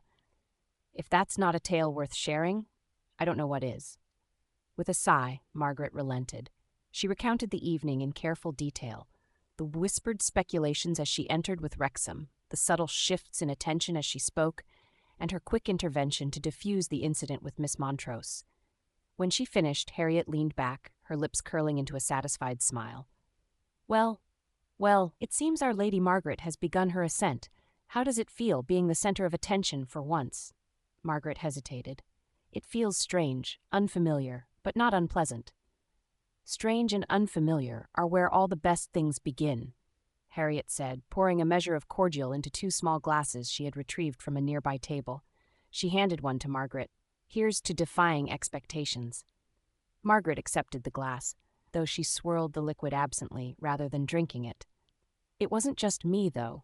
The Duke, he guided me in a way." Harriet's brows lifted. "Did he? And what, pray, did his Grace have to say?" Margaret repeated snippets of Wrexham's advice from their earlier conversation in the park, her voice thoughtful. "He's exacting, but not unkind. It's clear he expects a great deal from this arrangement." "Well, of course he does," Harriet said with a shrug. "The man is a duke, Margaret. They don't waste their time on anything or anyone they deem unworthy." Margaret frowned slightly, setting her glass aside. "Do you think that's why he agreed? Because he sees this as a calculated risk?" Harriet's gaze softened, though her tone remained brisk. "Perhaps. But let me tell you something, Margaret. Whatever his reasons, you're the one taking the greater risk, and you're doing splendidly." "Splendidly?" Margaret echoed, a faint smile tugging at her lips. "Don't downplay it," Harriet said, leaning forward. "You held your own tonight. More than that, you commanded attention without courting disaster. Do you know how rare that is?" Margaret tilted her head, considering. "It did feel different, as though I had some control over how others saw me." "Exactly," Harriet said, her eyes gleaming. "You've always had that power, Margaret. You just needed the right moment to realize it." Margaret hesitated, her fingers brushing the edge of the chair's armrest. "But what if this is temporary? What if it's only because of Wrexham?" Harriet's expression turned serious, her tone softening. "Then use it, Margaret. Use every lesson, every opportunity to show the world who you truly are. And when the time comes, you won't need anyone's influence to stand tall." Margaret's chest tightened at the sincerity in Harriet's voice. For years she had allowed herself to fade into the background, accepting invisibility as her place in the world. But tonight something had shifted. For the first time, she felt as though she could be more. Harriet raised her glass again, her grin returning. "To Margaret Sinclair, the most unlikely and soon-to-be most formidable star of the season." Margaret clinked her glass against Harriet's, her smile growing. "To possibilities." They drank, the cordial warming her throat as she took a long sip. For the first time, Margaret allowed herself to imagine what might lie ahead, not just for her arrangement with Wrexham, but for herself. The soft crackle of the fire filled the Duke of Wrexham's study as he leaned back in his leather armchair, a glass of brandy cradled in his hand. The room was dark except for the flickering light of the flames, which cast dancing shadows on the bookshelves lining the walls. Margaret Sinclair. Her name lingered in his thoughts, an unexpected distraction.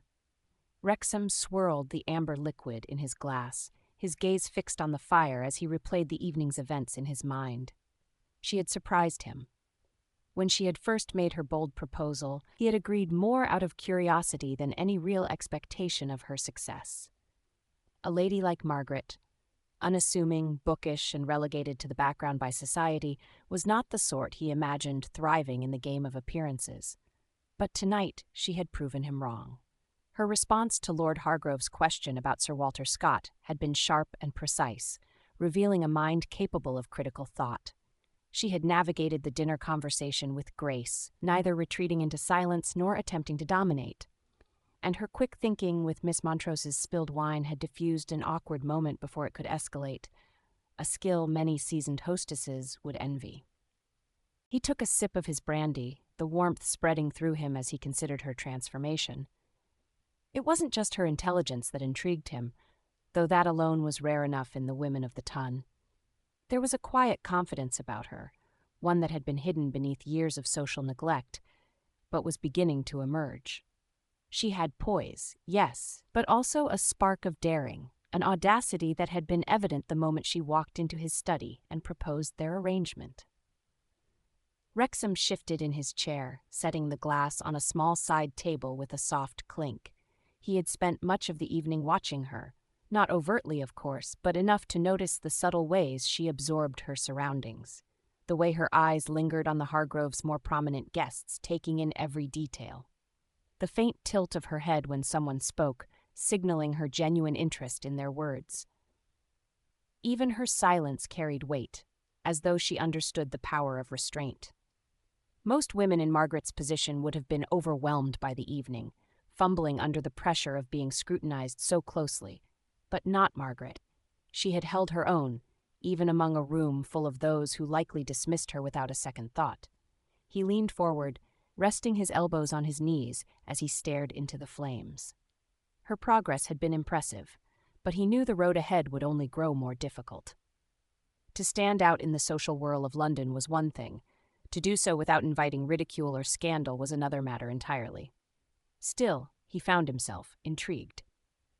Wrexham had not expected to enjoy this arrangement beyond its practical benefits, but Margaret's wit and adaptability had piqued something within him. He wondered how much of her potential had been overlooked, not just by society, but by herself. A small, wry smile curved his lips. She would prove an interesting pupil, no doubt. And if she continued to surprise him, well, the thought trailed off, leaving a faint sense of satisfaction in its wake. He stood, lifting the glass of brandy and draining the last of it before setting it back down. The hour was late, and tomorrow would bring new challenges, both for him and for Margaret. As he extinguished the fire and made his way to his chambers, one thought lingered in his mind. Margaret Sinclair was not as invisible as she, or anyone else, believed, and that, more than anything, made her a force worth watching. Chapter 3. The Duchess of Lichfield's grand ballroom shimmered under the glow of dozens of crystal chandeliers, their light refracting across polished floors and gilded mirrors. It was one of the most anticipated events of the season, drawing the ton's most notable figures. Margaret arrived with her mother and sister, her mint green gown modest yet elegant, the soft fabric sweeping the floor as they entered. Caroline, predictably, had already drawn a cluster of admirers. She was laughing lightly at something Lord Alton had said, her golden curls catching the light. Margaret lingered near the edge of the ballroom, as she often did, observing rather than participating. "Lady Margaret." The familiar voice startled her from her reverie. She turned to find Wrexham standing beside her, his expression as composed as ever, though his eyes held a faint gleam of something unreadable. "Your Grace," she replied, dipping into a small curtsy. He extended his hand. "Dance with me." Margaret hesitated, her gloved fingers tightening slightly around the fan she held. "Are you certain that's wise? People will talk." "They will," he agreed, his tone entirely unconcerned. "And that is precisely the point." Her heart thudded, though she managed to keep her voice steady. "I see. A deliberate stir, then?" He offered her his arm, his brow lifting in silent challenge. "Will you rise to the occasion, Lady Margaret?" She allowed herself a small smile before placing her hand on his arm. "Very well, Your Grace. Let them talk." The moment they stepped onto the dance floor, heads began to turn. Margaret could feel the weight of their gazes, hear the faint murmur of speculation rippling through the crowd. Wrexham, for his part, seemed utterly unaffected. As the music began, Wrexham led her through the steps of the quadrille with effortless precision. Margaret focused on matching his movements, though she couldn't entirely ignore the whispers that seemed to follow them like a shadow. "I trust you're not regretting this already?" Wrexham asked, his voice low enough for only her to hear. Margaret met his gaze, a flicker of amusement in her own. "Not yet, though I might reconsider if the murmurs grow any louder." He chuckled softly, though his expression remained cool. "Let them murmur. By morning, half the ton will be speculating about your sudden rise in prominence. The other half will be wondering why they didn't notice you sooner." "And what will you gain from this, Your Grace?" she asked, her tone light but edged with curiosity. He spun her gracefully, his hand steady against hers. "Perhaps I enjoy keeping them guessing." The dance ended, and Margaret curtsied as the final notes of the music faded.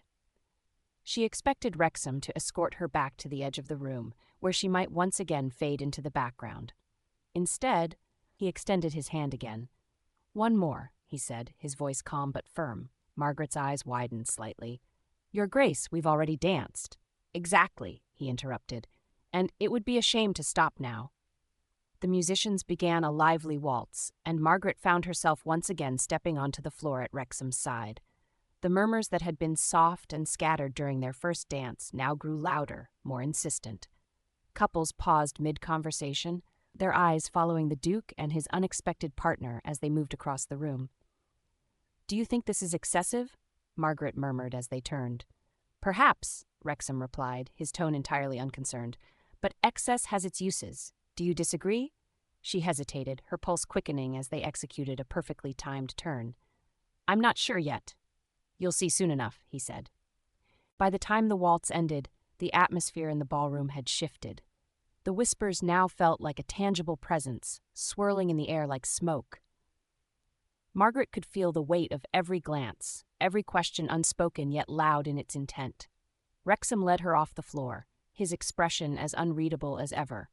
He stopped just short of the refreshment table, his gaze sweeping the room before settling on her. "Congratulations, Lady Margaret," he said, his voice smooth and measured. "You are officially impossible to ignore." Margaret raised a brow, though she couldn't entirely suppress the flicker of triumph that warmed her chest. "I suppose I should thank you for that."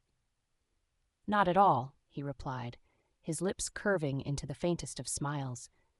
"You earned it." She didn't reply, but as Wrexham turned to greet a passing acquaintance, Margaret glanced around the room. The eyes of the ton were still on her, their curiosity unmistakable. For the first time, Margaret felt as though she had stepped into the light, and she wasn't entirely sure she wanted to leave. The Sinclair family carriage swayed gently as it navigated the cobbled streets of Mayfair, its interior illuminated by the faint glow of the street lamps outside. Margaret sat opposite her mother and Caroline, her gloved hands resting neatly in her lap as she gazed out the window. She could still hear the echoes of the ball, the soft strains of the orchestra, the murmur of conversation, and the persistent whispers that had followed her and Wrexham across the dance floor. Her mother, Lady Sinclair, was dozing lightly, her head tipped back against the cushioned seat. But Caroline was wide awake, her expression betraying a mixture of curiosity and something sharper. "You've been very quiet, Margaret," Caroline said at last, breaking the silence. Her voice was casual, but there was an unmistakable edge beneath it. Margaret turned from the window, meeting her sister's gaze. "I've had a long evening, as have we all." Caroline's lips curved into a faint, knowing smile. "A remarkable evening, wouldn't you say? 2 dances with the Duke of Wrexham. That's bound to set tongues wagging." Margaret resisted the urge to look away. "I'm sure it will." Caroline tilted her head, her smile fading into something more pointed. "And you don't find that concerning? You must realize how this will be perceived." Margaret arched a brow. "Perceived by whom?" "By everyone," Caroline replied, her voice growing sharper. "The Duke isn't the sort of man who does things lightly. A second dance is a statement, Margaret. It implies interest." The air in the carriage seemed to grow heavier, the soft creak of the wheels beneath them the only sound as Margaret considered her sister's words. "And if it does?" Margaret asked at last, her tone carefully measured.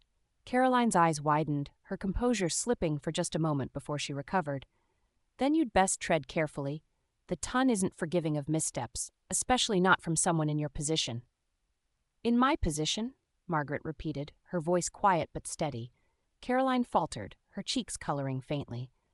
"I didn't mean it as an insult, but you must admit, Margaret, you've never been." "Like you?" Margaret finished, the words sharper than she intended.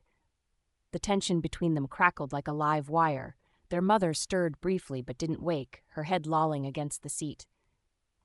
"You've always been content in the background," Caroline said, her voice softer now, almost hesitant. "Why change that now?" Margaret's hands tightened in her lap. "Perhaps I've grown tired of being invisible." Caroline leaned back against the carriage seat, her expression unreadable. "You're playing a dangerous game, Margaret. The Duke isn't a man to be trifled with." "And you think I'm trifling?" "I don't know what you're doing," Caroline admitted, her tone tinged with frustration. "But you're not you." Margaret's gaze didn't waver. "Maybe it's time you saw who I really am." The words hung in the air, heavy and unspoken, until the carriage rolled to a stop outside the Sinclair townhouse. Lady Sinclair stirred, blinking drowsily as the footman opened the door. "Home already?" Margaret stepped out first, the cool night air brushing her cheeks as she ascended the steps to the house. She could feel Caroline's gaze on her back, but she didn't look over her shoulder. Tonight had been a turning point, not just for her, but for whatever unspoken rivalry had always existed between her and her sister.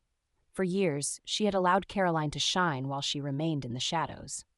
But now, the light was shifting. And Margaret wasn't entirely sure her sister would forgive her for it.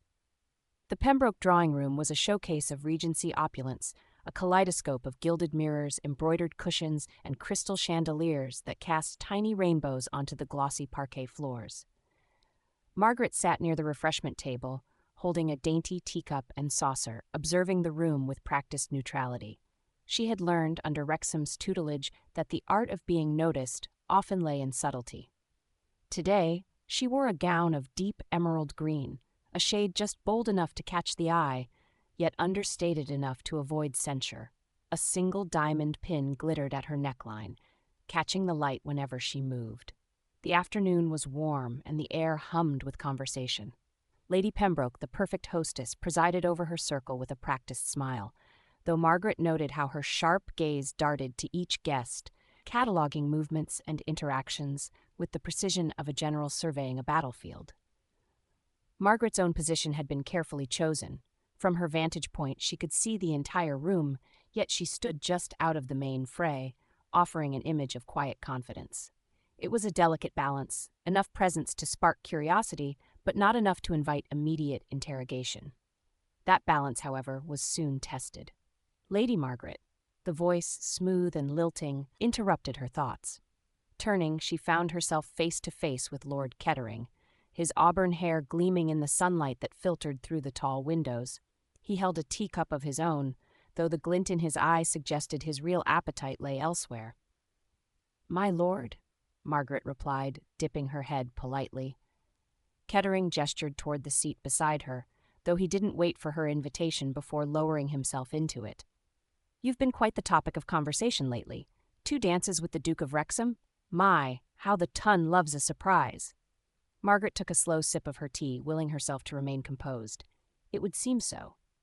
"And to think," he continued, leaning slightly closer, "just a fortnight ago, the whispers about you were, well, rather less enthusiastic. Now, however—" He trailed off, his grin wolfish. Margaret tilted her head, her expression carefully neutral. "How fortunate for me, then, that enthusiasm is so easily stirred." Kettering blinked, momentarily caught off guard by her calm retort. "Indeed," he said after a beat, recovering quickly. "But I must say, Lady Margaret, the Duke's interest has raised quite a few questions. You wouldn't deprive us all of the answers, would you?" Margaret lowered her cup to its saucer with deliberate precision, the porcelain clinking softly. She met Kettering's gaze head-on, her tone even. "Curiosity, my lord, is an entertaining pastime, but it has its limits. One must take care not to confuse imagination with fact." Kettering's lips twitched, the faintest sign of discomfort crossing his features. "Quite the sharp wit, Lady Margaret. You must know, however, that speculation is a staple of our little society." "Speculation may amuse," Margaret replied, lifting her teacup again, "but it rarely satisfies, wouldn't you agree?" The corner of Kettering's mouth tightened as if he wasn't entirely sure whether she had just insulted him. Before he could reply, another voice joined the conversation. "Lord Kettering," Wrexham said, his tone smooth but firm. The Duke had approached silently, his commanding presence drawing attention even in the crowded room. He inclined his head slightly. "I trust you're entertaining Lady Margaret with your usual charm." "Your Grace," Kettering said, rising quickly from his seat and offering a shallow bow. His expression shifted to one of forced cordiality. "We were merely discussing the season's intrigues." "Were you?" Wrexham replied, his cool gaze settling on Kettering. Then I imagine Lady Margaret provided a refreshing perspective. Kettering's smile faltered, though he quickly recovered. Indeed, Your Grace. A refreshing perspective, as you say. Wrexham turned to Margaret, his lips curving into the faintest semblance of a smile. May I steal you away for a moment, Lady Margaret? There's a matter I'd like to discuss. Of course, Margaret replied, rising gracefully and setting her teacup on the tray of a passing servant. She allowed Wrexham to offer his arm, though she felt the lingering weight of Kettering's gaze as they walked away. They stopped near the wide bay window at the far end of the room, where the light was softer, diffused by sheer curtains. Wrexham turned to face her, his expression inscrutable. Well done, he said quietly, his voice low enough that only she could hear. Margaret arched a brow. Was that a test, Your Grace? Not intentionally, he replied, though the faint curve of his lips betrayed a hint of approval. But you handled yourself admirably. Lord Kettering is a nuisance, but he has a knack for uncovering weaknesses. You didn't give him one. Perhaps I've learned a thing or two from our lessons, Margaret said, her tone light. Wrexham regarded her for a moment, his blue eyes sharp and assessing. You've learned quickly. That's rare. Margaret felt a flicker of warmth at the compliment, though she kept her expression composed. You don't think he'll try again, do you? Undoubtedly, Wrexham said. But he'll approach with more caution next time. You've given him reason to. They stood in silence for a moment, the buzz of the drawing room fading into the background. Margaret glanced out the window, her reflection faintly visible in the glass. I suppose this is progress, she said softly. It is, Wrexham replied, though progress often invites complications. Margaret turned to face him fully. And what complications do you foresee, Your Grace? He didn't answer immediately, his gaze flickering briefly toward the crowd before returning to her. That remains to be seen. There was something in his tone, something almost protective, that Margaret couldn't quite place. Before she could dwell on it, Wrexham offered her his arm again, his expression resuming its usual cool composure. Shall we rejoin the fray? Margaret took his arm, her steps steady as they made their way back into the heart of the room. She felt stronger now, more certain of her place, and more determined than ever to see this partnership through. The tea party at Lady Pembroke's had been exhausting in a way Margaret hadn't anticipated. While she had navigated the event with poise and grace, the relentless scrutiny of the ton had left her feeling stretched thin like a thread pulled too taut. When Wrexham's carriage came to a halt outside his townhouse, she was tempted to ask the driver to take her home. Leaving alone with him at the end of the tea party, without a chaperone, had been quite the risk, though her friend Harriet had waved her off, smiling with a twinkle in her eye when she'd looked to her as they'd left together. Margaret knew her friend would cover for her. But then something in Wrexham's tone as he spoke, an unexpected softness beneath the command, made her hesitate. Just a moment, he said, stepping out of the carriage and extending his hand. I believe you've earned it. Margaret glanced at his outstretched hand, then at the imposing facade of the house before them. It loomed in the soft glow of the street lamps, its windows glowing like warm beacons against the cool twilight. Finally, she took his hand and stepped down, her gloved fingers brushing his. The library was everything Margaret had imagined it might be, grand, warm, and steeped in quiet sophistication. She stood near the door for a moment, drinking in the scent of old books and polished wood, before Wrexham gestured toward the seating area by the fire. Please, he said, his voice calm but firm. Sit. Margaret crossed the room and lowered herself into one of the deep armchairs, the cushions soft beneath her. She allowed her gaze to wander to the rows of leather-bound books that lined the walls, each one neatly arranged, its spine glinting in the firelight. Wrexham poured 2 glasses of port and handed one to her before settling into the chair opposite. For a moment, neither of them spoke, the crackling fire filling the silence between them. You didn't have to step in back there, Margaret said finally, breaking the quiet. Wrexham tilted his head, his brow furrowing slightly. Step in? With Lord Kettering, she clarified. I had the situation well in hand. The faintest flicker of amusement crossed his face. I never doubted it. My intervention wasn't for your benefit, Lady Margaret. Was it for his, then? She asked, raising a brow. Perhaps, Wrexham replied, his tone light. Kettering is a man of many talents, but restraint is not one of them. Left unchecked, his tongue tends to wander where it shouldn't. Margaret allowed herself a small smile. So you were protecting him from himself? And protecting myself from the inevitable headache his gossip might cause, Wrexham said, swirling the port in his glass. Though I must say, you gave him little room to maneuver. Margaret hesitated, unsure how to respond. His words were not a direct compliment, but there was an undeniable note of approval in his tone. Society's games are more taxing than I expected, she admitted, shifting the conversation slightly. They are, Wrexham agreed, his gaze steady, which is why so few play them well. And yet you play them with apparent ease, Margaret observed. I've had practice, he said simply, but ease is rarely as effortless as it appears. Margaret nodded thoughtfully, her fingers curling around the stem of her glass. It must be exhausting, always keeping the facade intact. It can be, Wrexham admitted. His voice softened slightly as he added, but it is the reality of the world we inhabit. To ignore it is to invite consequences neither of us can afford. Margaret's gaze dropped to the fire, the flickering light casting shadows across her face. I used to believe I could avoid it altogether, that if I stayed quiet and unobtrusive, I could exist outside of it, and now? She looked up, meeting his gaze. Now I'm not so sure. Perhaps it's better to face it directly. Wrexham's lips curved into a faint smile. Then you're already ahead of most. Margaret nodded slowly, her fingers tightening slightly around the stem of her glass. It's strange hearing that. For so long I believed I was less. Wrexham's voice softened, losing some of its usual crispness. You are not less. You are merely untested. The words sent a spark of warmth through her chest, though she quickly suppressed it. You're surprisingly encouraging tonight, Your Grace. I didn't expect that from you. He allowed himself a faint smile. Even I can be gracious on occasion. Margaret laughed softly, the sound light and unguarded. For the first time that day, the tension in her shoulders eased, and she leaned back in her chair.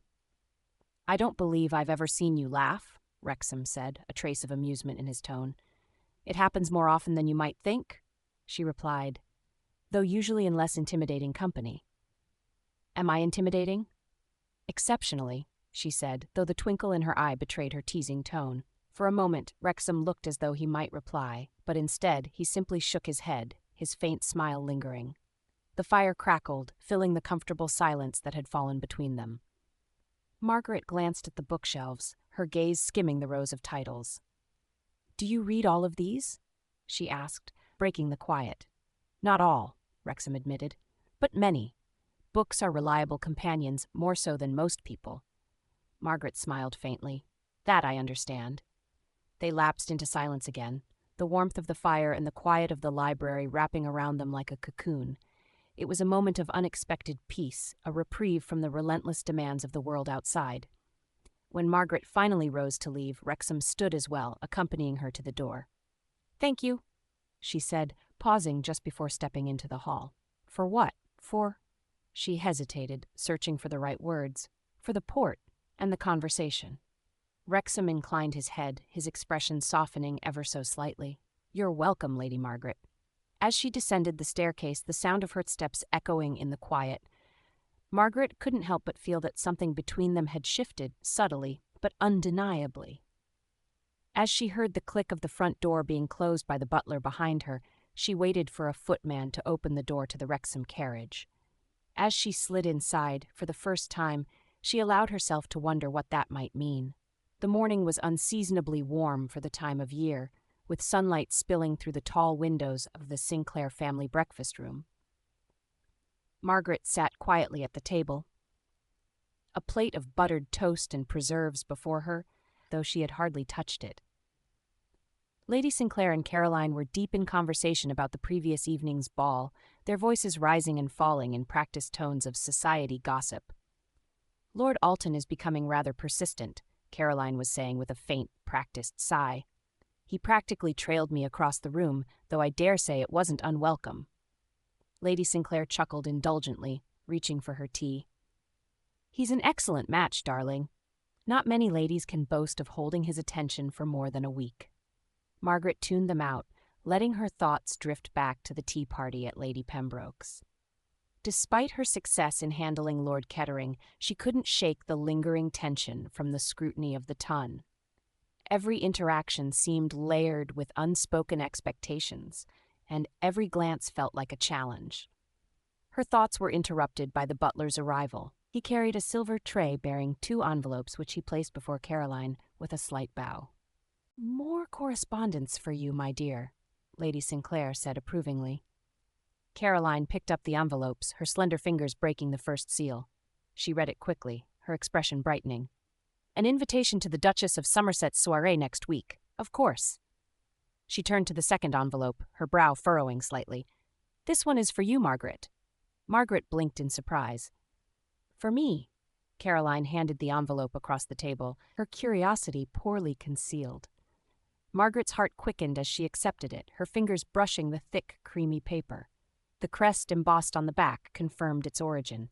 Margaret broke the seal carefully and unfolded the note within. The handwriting was elegant and deliberate. "The Duchess of Somerset requests the honor of Lady Margaret Sinclair's company at an intimate soirée to be held at her residence on Thursday evening." The wording made her pause. The Duchess had named her directly as an individual rather than extending the usual blanket invitation to the entire Sinclair family.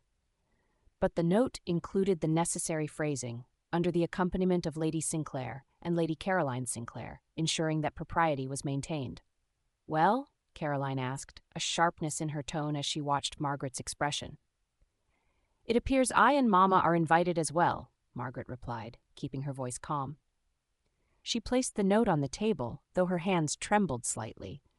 Lady Sinclair leaned forward, taking the invitation to read it for herself. Her lips pursed briefly before she nodded. "It seems your connection to the Duke is drawing favorable notice. The Duchess is hardly one to invite newcomers without a compelling reason." Caroline frowned, her composure slipping. "The connection is hardly Margaret's doing. The Duke's interest is fleeting at best." The barb stung, but Margaret kept her expression neutral. Whether fleeting or not, it appears to have had the desired effect. Lady Sinclair shot Caroline a reproving glance. "Caroline, it is unbecoming to diminish your sister's successes." She turned to Margaret, her tone softening. "This is an excellent opportunity for you, my dear. The Duchess's circle is small and exclusive. If you comport yourself well, it could lead to further invitations." Margaret nodded, though she remained quiet. Her mother's approval, while encouraging, did little to ease the knot of uncertainty in her chest. Caroline, sensing she had overstepped, pasted on a bright smile. "Of course I'll ensure everything goes smoothly for Margaret. It will be novel having her at such a gathering." Margaret said nothing, but the faint note of condescension in Caroline's voice was unmistakable. Chapter 4. The Sinclair carriage jolted slightly as it rolled to a halt outside the Duchess of Somerset's Mayfair residence. The townhouse was a beacon of elegance, its grand facade framed by ivy-covered columns and windows glowing with warm golden light. The steady stream of carriages arriving ahead of them moved in a stately rhythm, depositing London's elite onto the lantern-lit steps. From within the carriage, Margaret peered out at the spectacle, her nerves a steady hum beneath her gloves. Her fingers flexed and unflexed over the smooth silk of her gown as she took in the line of elegantly dressed men and women ascending the stairs. The low murmur of conversation blended with the soft clatter of hooves against the cobblestones, creating a symphony of anticipation that made Margaret's stomach tighten. She glanced at Caroline, seated across from her. Her elder sister looked radiant in her golden silk gown, the shimmering fabric catching the dim light each time the carriage rocked forward.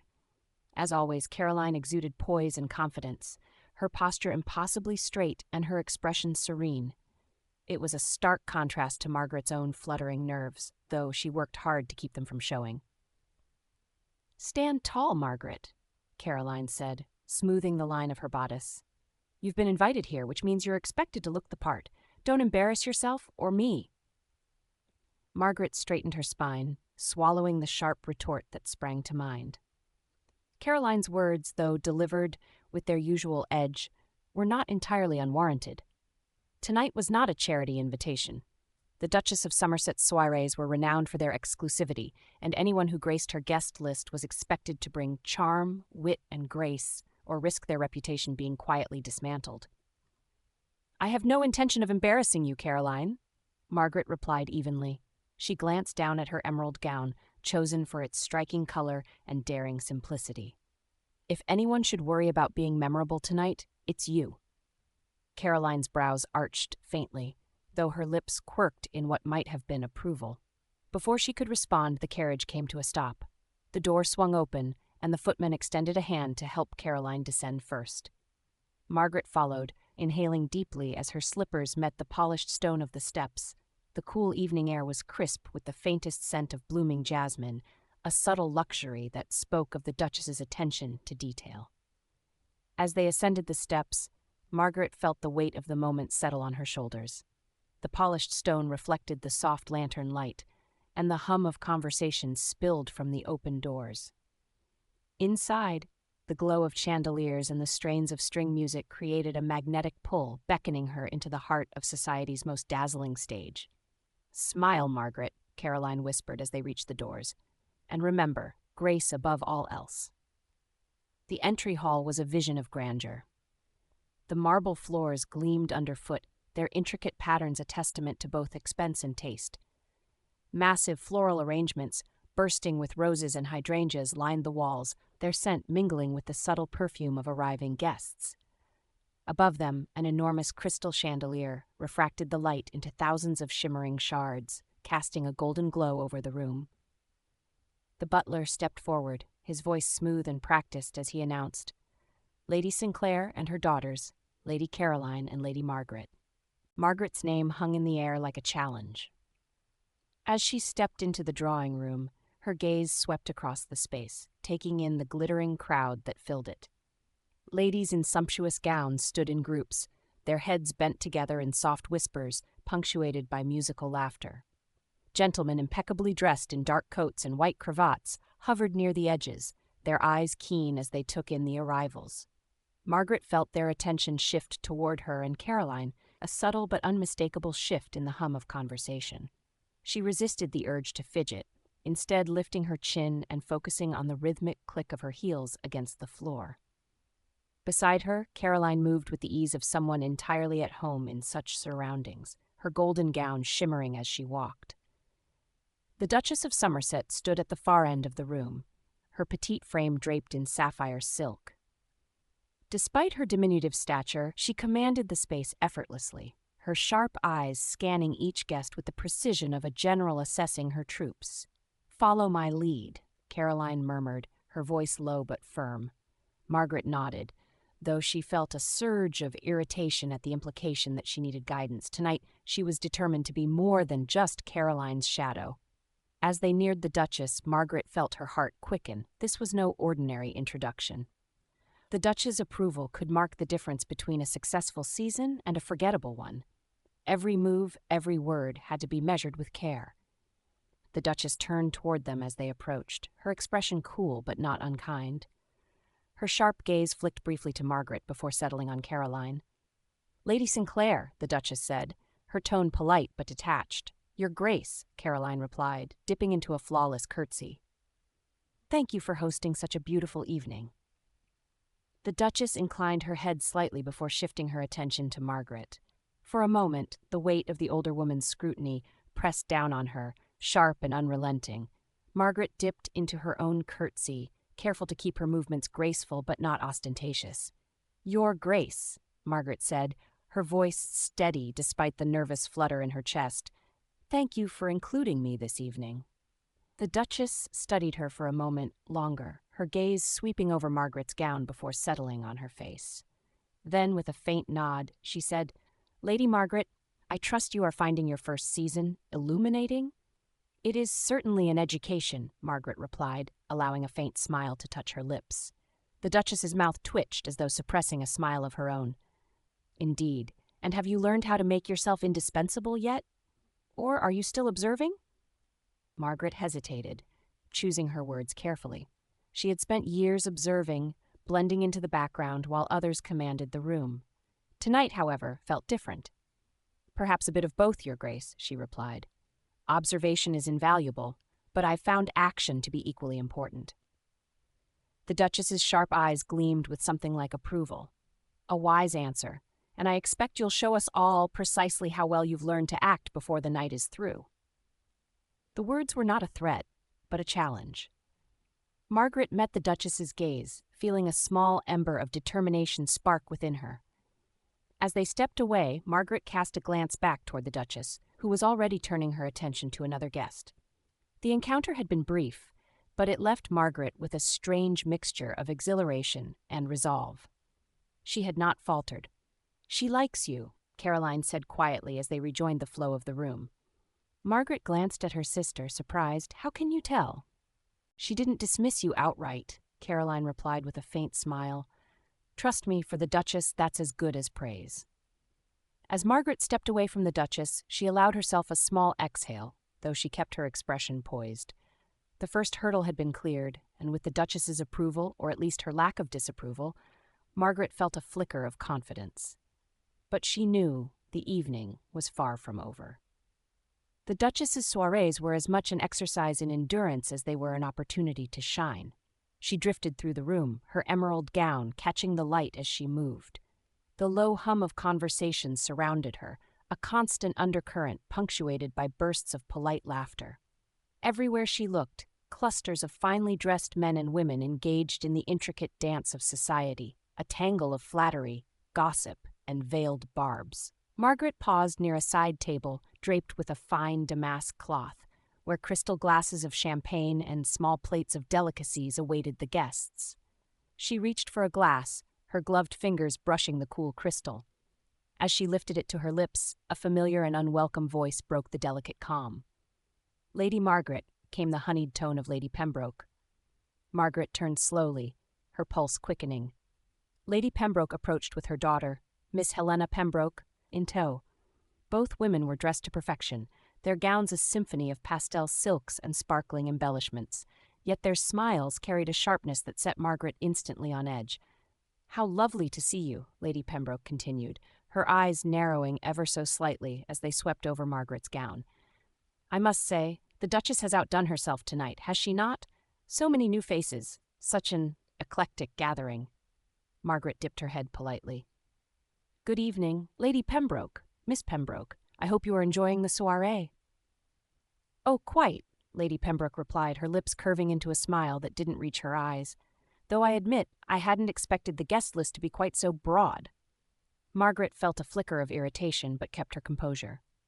"The Duchess has a keen eye for variety. It makes for a far more engaging evening. Wouldn't you agree?" Helena sniffed delicately, glancing at her mother before returning her gaze to Margaret.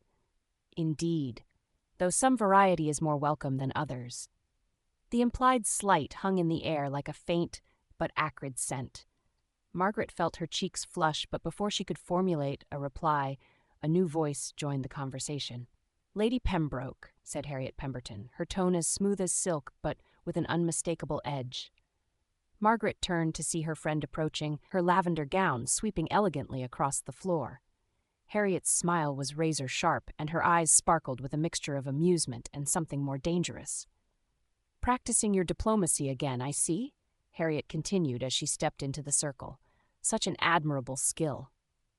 Lady Pembroke's smile faltered, and a faint flush rose in her cheeks. "Lady Pemberton, what a pleasure." Harriet inclined her head, the very picture of grace, though her words carried a subtle sting. "I was just telling Margaret how fortunate we are to have her among us this season. A refreshing presence, wouldn't you agree?" "Refreshing," Lady Pembroke echoed, her tone flat. "Quite," Harriet said. She turned to Margaret, her expression softening into something more genuine. "Margaret, darling, you simply must come with me. Lady Fenton has been asking after you all evening. She's dying to know the secret behind that stunning gown." Margaret blinked, caught off guard by Harriet's sudden appearance, but grateful for the intervention. She nodded quickly. "Of course. If you'll excuse me, Lady Pembroke, Miss Pembroke." With that, Harriet linked her arm through Margaret's and steered her toward the opposite end of the room. As they wove through the crowd, Harriet leaned in, her voice low but laced with humor. "Always have an ally nearby," she said, "preferably one who can cut sharper than you." Margaret laughed softly, some of the tension in her chest easing. "I think I owe you my gratitude again. Think nothing of it, Harriet replied. Someone had to stop Lady Pembroke from spewing her usual venom, and I was in the perfect position to do so. You handled her well, though. No flinching, no stumbling. I'm impressed. Hardly impressive, Margaret said with a wry smile. I merely survived. Survival is half the battle in rooms like these, Harriet said, her voice turning more serious. The other half is ensuring you're remembered, not for the wrong reasons, mind you, but remembered nonetheless. Margaret nodded thoughtfully, her gaze sweeping the room. The faces around her blurred together, a sea of glittering gowns and impeccably tailored coats, yet she was acutely aware of her own place within this tapestry. For so long she had existed at the edges, content to observe while others commanded the stage. Tonight, however, felt different. She could feel the weight of the room's attention pressing against her, not as an unwelcome burden, but as a challenge to rise to. They reached a small circle of guests, where Lady Fenton was indeed holding court. The older woman, resplendent in burgundy velvet, greeted Margaret warmly and drew her into the conversation with practiced ease. Harriet excused herself with a sly wink, leaving Margaret to navigate the group on her own. To her surprise, Margaret found herself contributing with increasing confidence. Lady Fenton, intrigued by Margaret's gown, asked a series of pointed but good-natured questions, which Margaret answered with a mixture of humor and self-awareness. The small circle laughed easily at her remarks, and Margaret felt herself relax, the earlier tension ebbing away. From across the room, she caught a glimpse of Wrexham. He stood near the fireplace, engaged in conversation with a tall, silver-haired gentleman. Though his expression was composed, his gaze flicked briefly in her direction, and she could have sworn she saw a glimmer of approval in his eyes before he returned to his companion. The lively buzz of the soirée wrapped around Margaret as she moved through the crowd, her emerald gown catching the soft light of the chandeliers above. She had already spoken with Lady Fenton and several other prominent women of the Duchess's circle, earning polite smiles and, she hoped, favorable impressions. The room no longer felt as intimidating as it had when she first stepped through its doors, though she remained keenly aware of every glance cast in her direction. Margaret paused near the refreshment table, her gloved fingers brushing the stem of a champagne glass. From her vantage point, she could observe the room as she always had, carefully, quietly. But this time, she no longer felt like an outsider looking in. Conversations hummed around her, as clusters of guests gathered in laughter or debate, their movements a symphony of social choreography. For the first time, Margaret felt as though she belonged among them. She caught sight of Caroline on the far side of the room, standing at the center of a group of gentlemen whose admiration was unmistakable. Her sister tilted her head just so, allowing the golden light to catch her hair, and Margaret couldn't help but marvel at her ease. Caroline had always seemed born for this world, but tonight Margaret realized she had her own strengths that didn't rely on being the loudest voice in the room. "You're becoming quite the center of attention," Harriet said, appearing at Margaret's side. Her friend's lavender gown swept elegantly around her as she picked up a glass of champagne. "I've heard your name whispered no fewer than 3 times since I walked over."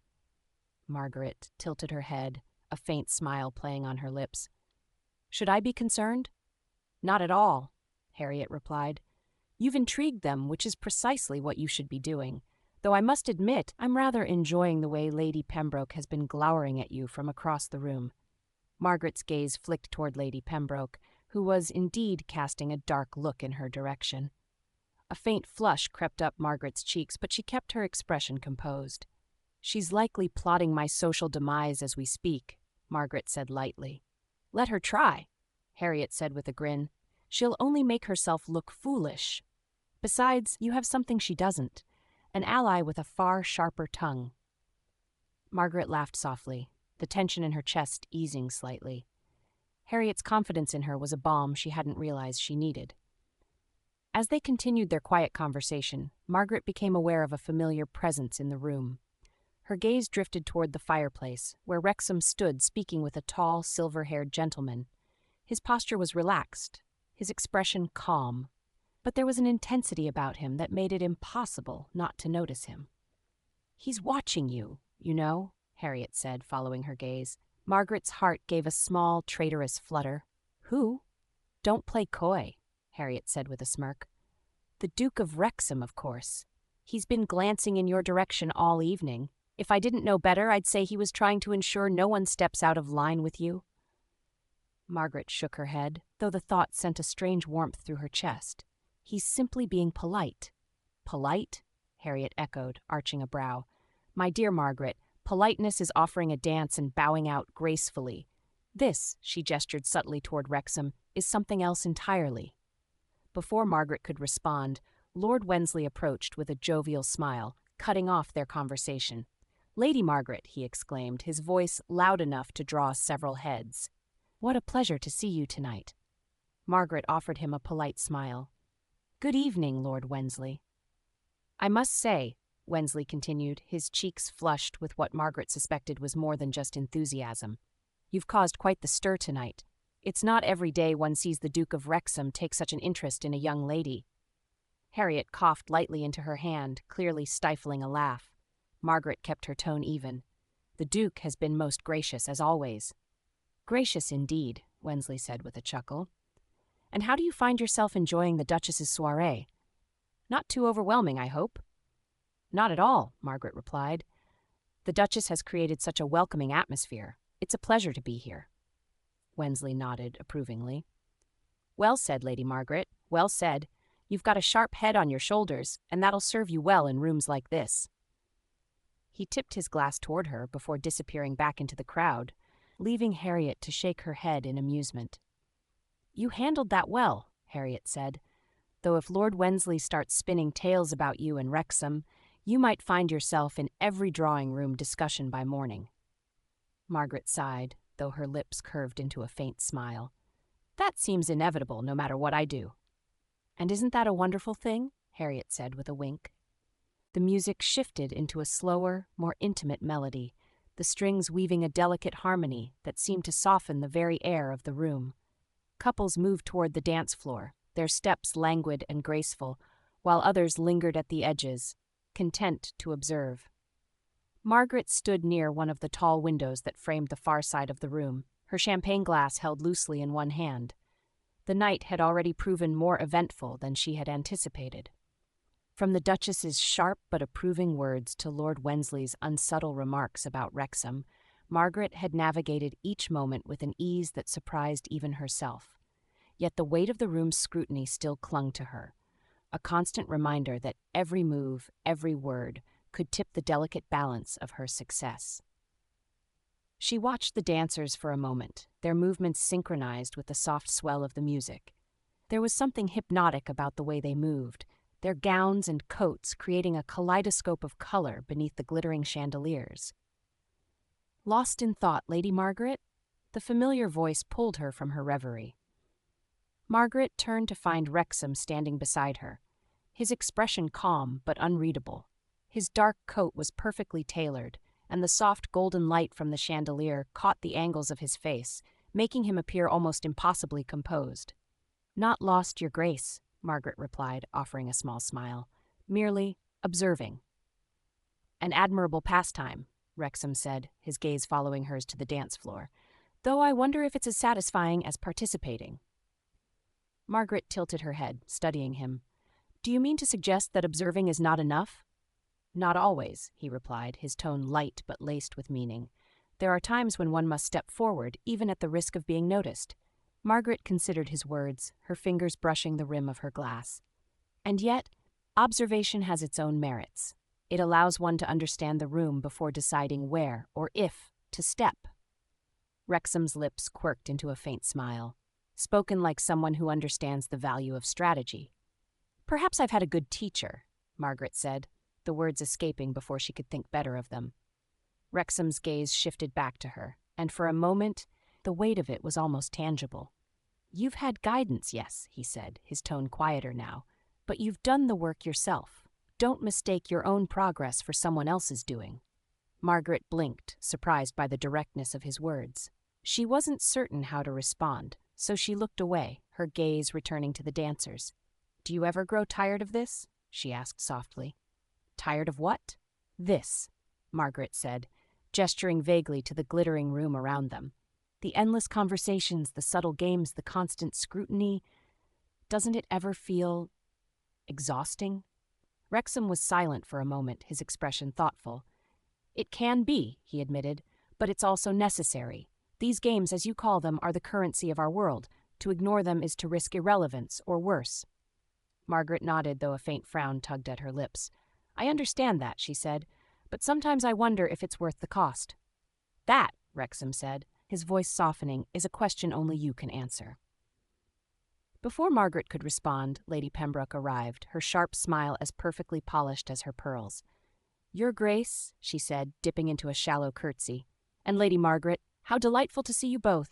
I trust the evening is treating you well? Quite well, Lady Pembroke, Margaret replied, her tone measured. The Duchess has outdone herself tonight. Indeed she has, Lady Pembroke said, though her gaze lingered on Margaret in a way that suggested she was searching for something, some sign of weakness, perhaps. And you, Lady Margaret, seem to have found yourself quite at home here, a remarkable accomplishment for one so new to our circles. Margaret felt the faint sting of the comment, but kept her composure. The company has been most welcoming, she said evenly. It's easy to feel at home when surrounded by such gracious hosts. Wrexham's gaze flicked briefly to Margaret, and she thought she saw the faintest glint of amusement in his eyes. Lady Pembroke's smile tightened, but before she could reply, Harriet approached with her usual air of cheerful irreverence. Lady Pembroke, Harriet said with a dazzling smile, you've discovered the most interesting corner of the room, I see. How fortunate for us all. Lady Pembroke's eyes narrowed slightly, though she maintained her composure. Lady Pemberton, how lovely to see you. And you, Harriet said breezily, though her sharp eyes suggested she was far from charmed. The Duchess was just speaking about the brilliance of tonight's company. I can only assume she was referring to us. Lady Pembroke hesitated, clearly unsure whether Harriet's comment was a compliment or an insult. How kind of her, she said at last. Harriet's smile widened, and Margaret had to stifle a laugh. Lady Margaret, Harriet said, turning to her with a warmth that was unmistakable. If you're not otherwise occupied, I must insist you join me for a moment. There's someone I'd like you to meet. Margaret glanced at Wrexham, uncertain whether she should leave without first acknowledging him. Before she could speak, however, Wrexham inclined his head. Go, Lady Margaret, he said, his tone almost amused. I wouldn't dream of keeping you from such important introductions. Margaret smiled faintly. Thank you, Your Grace. She dipped into a polite curtsy, and Harriet offered Wrexham a small nod before linking her arm with Margaret's and steering her toward the crowd. Your Duke was quite gracious just now, Harriet said as they wove through the room. He's not my Duke, Margaret replied, though her cheeks warmed. Not yet, perhaps, Harriet said with a sly grin. But the way he looks at you suggests otherwise.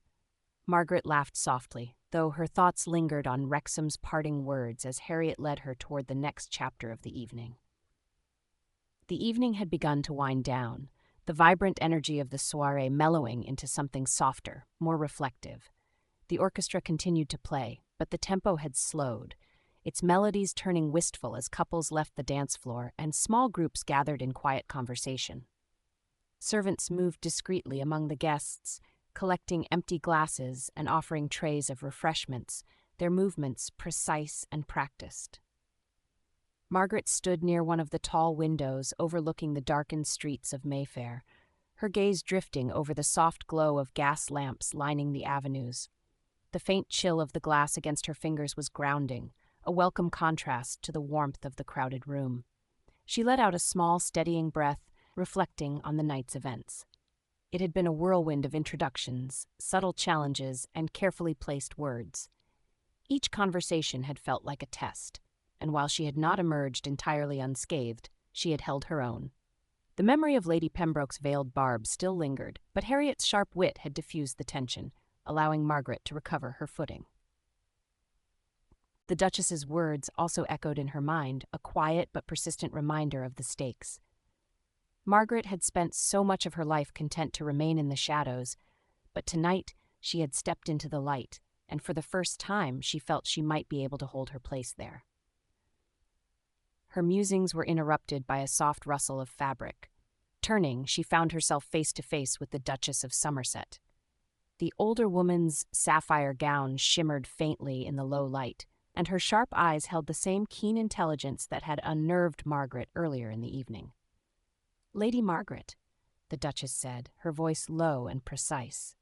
Margaret dipped into a curtsy, her movements steady despite the flutter of nerves in her chest. "Your Grace." The Duchess studied her for a moment, her expression unreadable. Then, with the faintest quirk of her lips, she said, "You've managed to make quite an impression tonight." Margaret straightened, choosing her words carefully.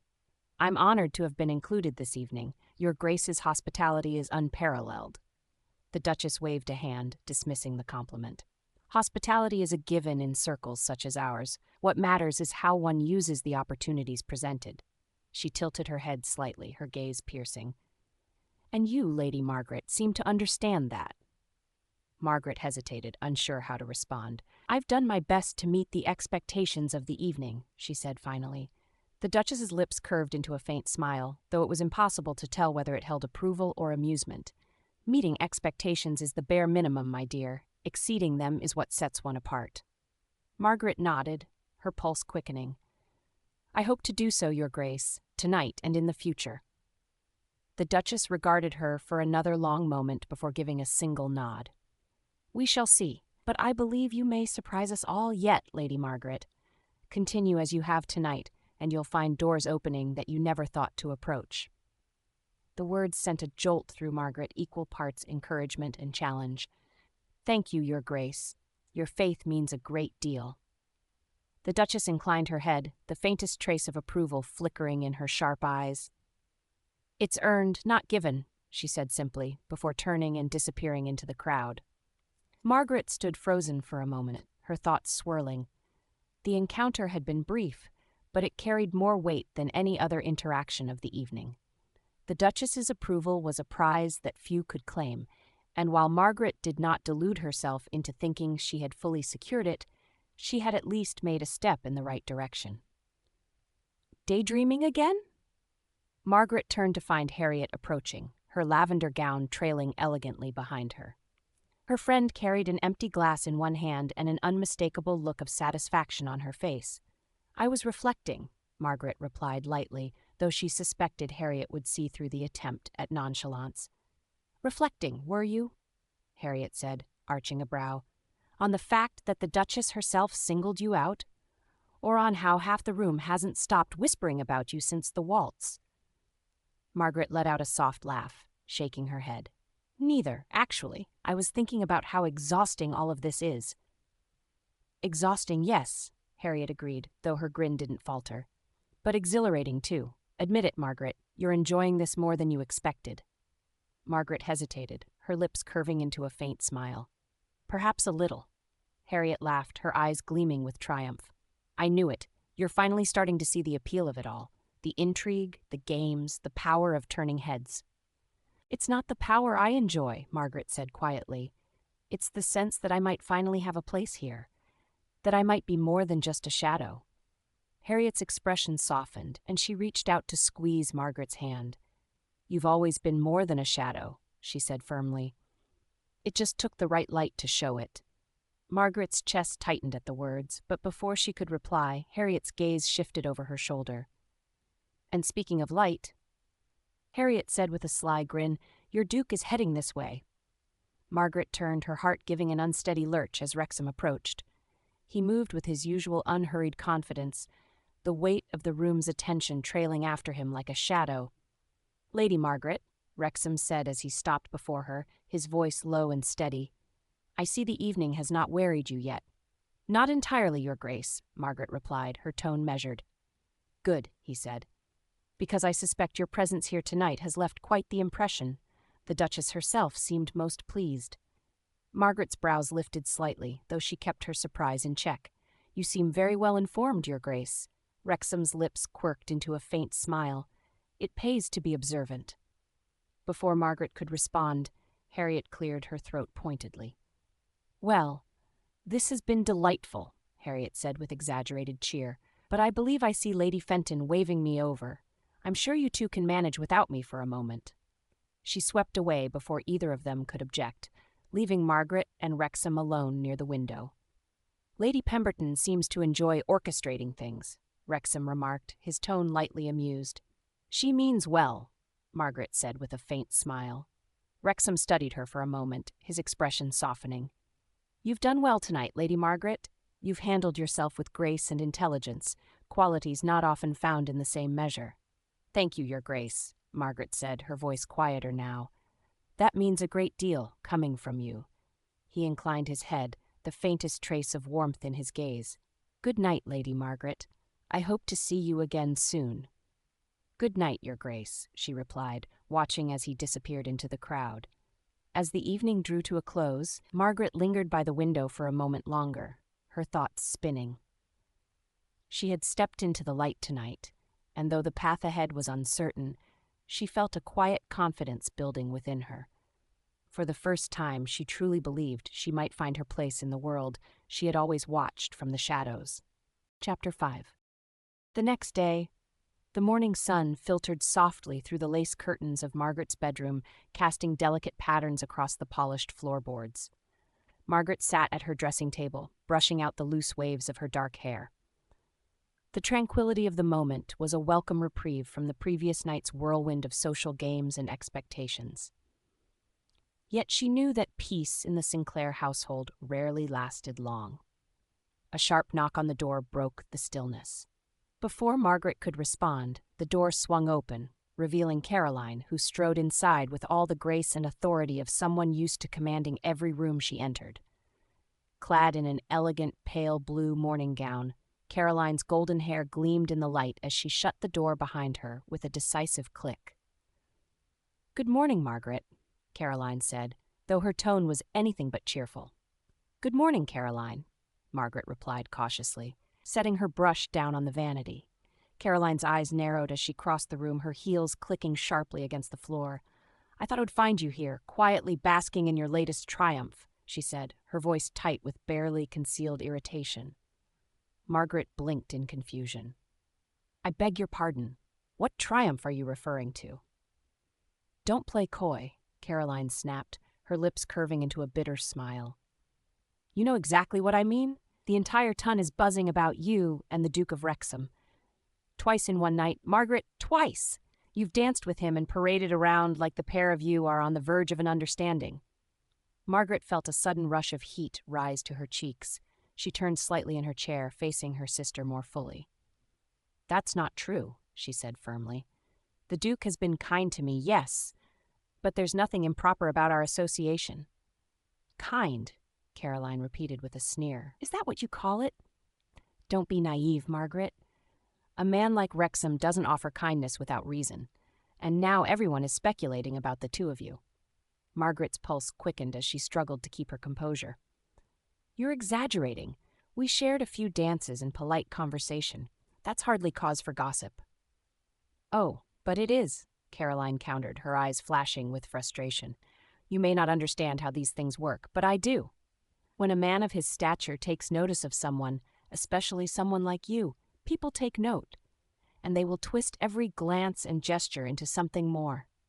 Margaret stiffened at the slight in her sister's words. "Someone like me?" she repeated quietly.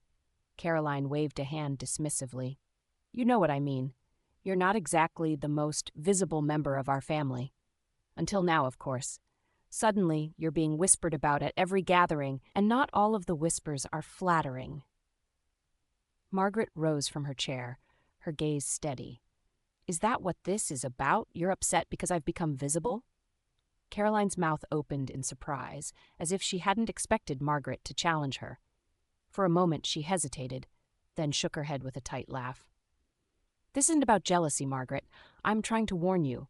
The Duke isn't someone you should trifle with. He has responsibilities, expectations placed upon him. And you're simply not equipped to handle the scrutiny that comes with being associated with him." "Perhaps that's not for you to decide," Margaret said softly. Caroline's expression hardened. "Don't be foolish. You've always been content to linger in the shadows while I carried the burden of maintaining our family's standing. But now you think you can step into the spotlight and command the attention of a man like Wrexham? You have no idea what you're doing." Margaret's hands clenched at her sides. "I'm not trying to compete with you, Caroline. I never have. But if you think I'm going to shrink back into the shadows because it suits you, you're mistaken." The words hung between them like a challenge.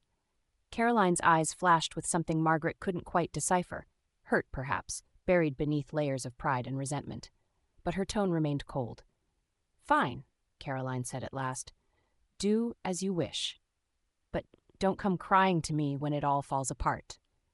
With that, she turned on her heel and swept from the room, the door closing behind her with a sharp click. Margaret stood in stunned silence for a moment, her heart pounding.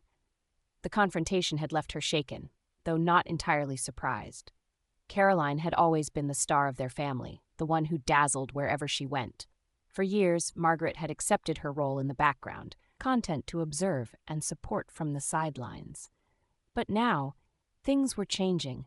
Margaret had stepped into the light, however reluctantly, and it seemed that Caroline was not prepared to share the stage. Taking a deep breath, Margaret moved back to her vanity and gazed at her reflection.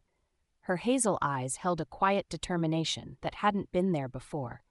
If this was the price of standing on her own, she would pay it. But she wouldn't do it alone. Harriet, Wrexham, and perhaps even the Duchess had shown her that allies could be found in the unlikeliest places. And if she was going to succeed in this new world of intrigue and expectations, she would need all the allies she could get. Wrexham was not a man prone to frivolous distractions. His life, shaped by duty and unrelenting expectations, had taught him to maintain an ironclad composure in even the most volatile situations. But this morning, as he stepped into White's, his mind was anything but calm. The club's polished mahogany-paneled walls and overstuffed leather chairs were the epitome of masculine elegance, a haven for London's most powerful men to discuss politics, investments, and society gossip under the guise of business. Usually, Wrexham ignored the chatter. Today, however, snippets of conversation caught his ear as he moved toward a quieter corner near the windows. "Lady Margaret Sinclair," someone was saying, his voice carrying an air of mockery.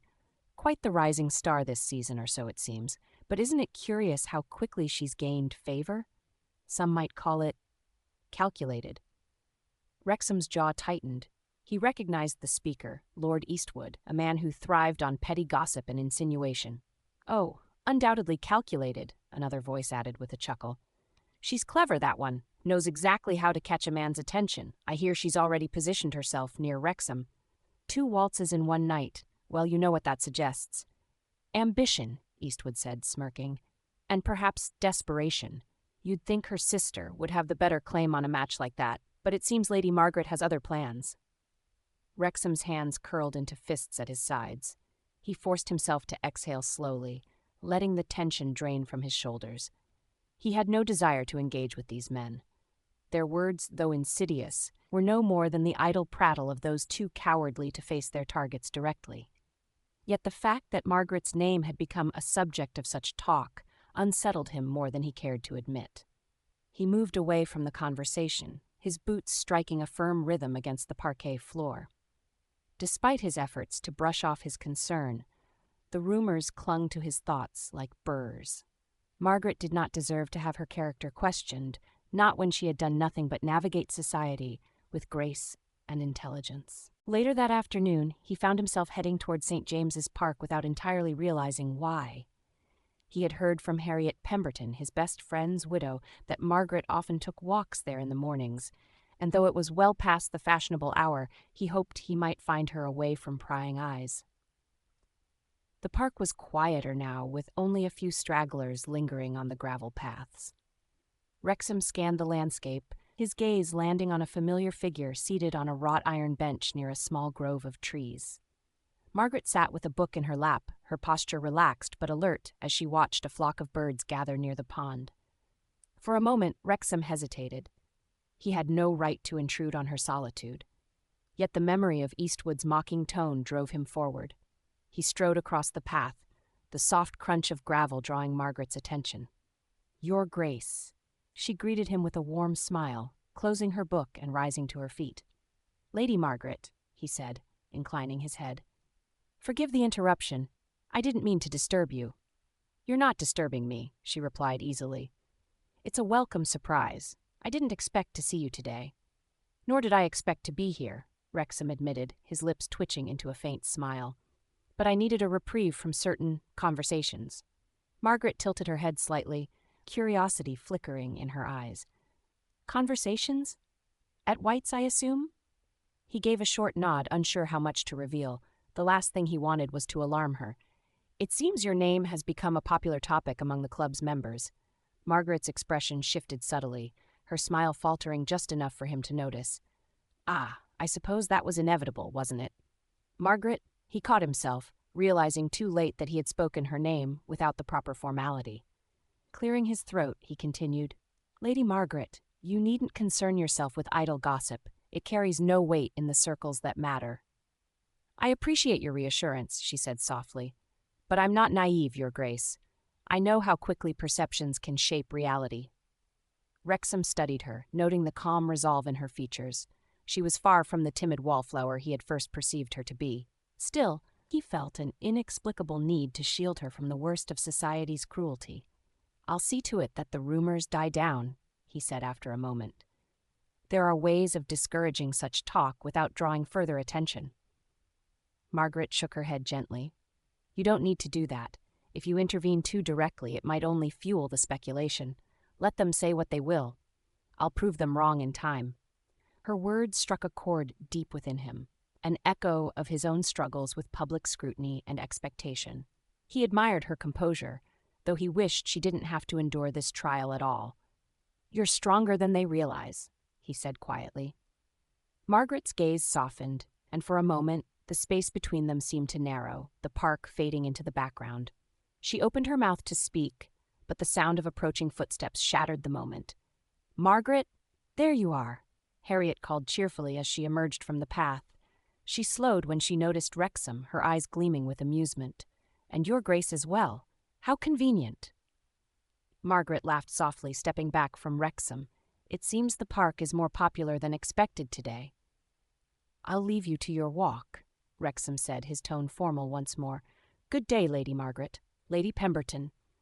He inclined his head to both women before turning and striding away, though he felt their gazes linger on him until he disappeared around the bend. 2 days later, the crisp sound of footsteps echoed through the long marble corridor leading to Lady Harriet Pemberton's drawing room. Margaret moved at a brisk pace, her mind spinning with confusion and a trace of unease after receiving Harriet's urgent note that morning. The message had been brief and direct. Margaret, please come at once. We have a situation regarding Viscount Alton. You'll want to hear this in person. Viscount Alton had barely been a presence in Margaret's life thus far, a minor figure at best in the whirl of London society. He had exchanged pleasantries with her on 2 occasions, but had otherwise been unremarkable. Why would he suddenly warrant Harriet's concern? The butler greeted her with a respectful bow and showed her into Harriet's private sitting room. Margaret found Harriet pacing near the window, her yellow skirts swishing with every agitated step. At the sight of her friend, Harriet's face lit up with relief. Margaret, thank God you're here, Harriet said, striding forward to take Margaret's hands. I hope you're ready for some unpleasant news. Margaret's pulse quickened. What's happened? Sit, Harriet instructed, gesturing to the cushioned settee near the fireplace. Once Margaret complied, Harriet sank into the seat beside her, folding her hands tightly in her lap. It seems that Viscount Alton has been spreading some rather damaging rumors about you, Harriet said grimly. Rumors? Margaret echoed, her stomach twisting. Harriet nodded. Yes, he's suggesting that your sudden rise in favor, particularly with Wrexham, is part of some grand scheme. According to him, you've been plotting all season to ensnare a powerful match by using calculated charm and deception. Margaret inhaled sharply. That's absurd. I've done no such thing. Of course you haven't, Harriet said firmly.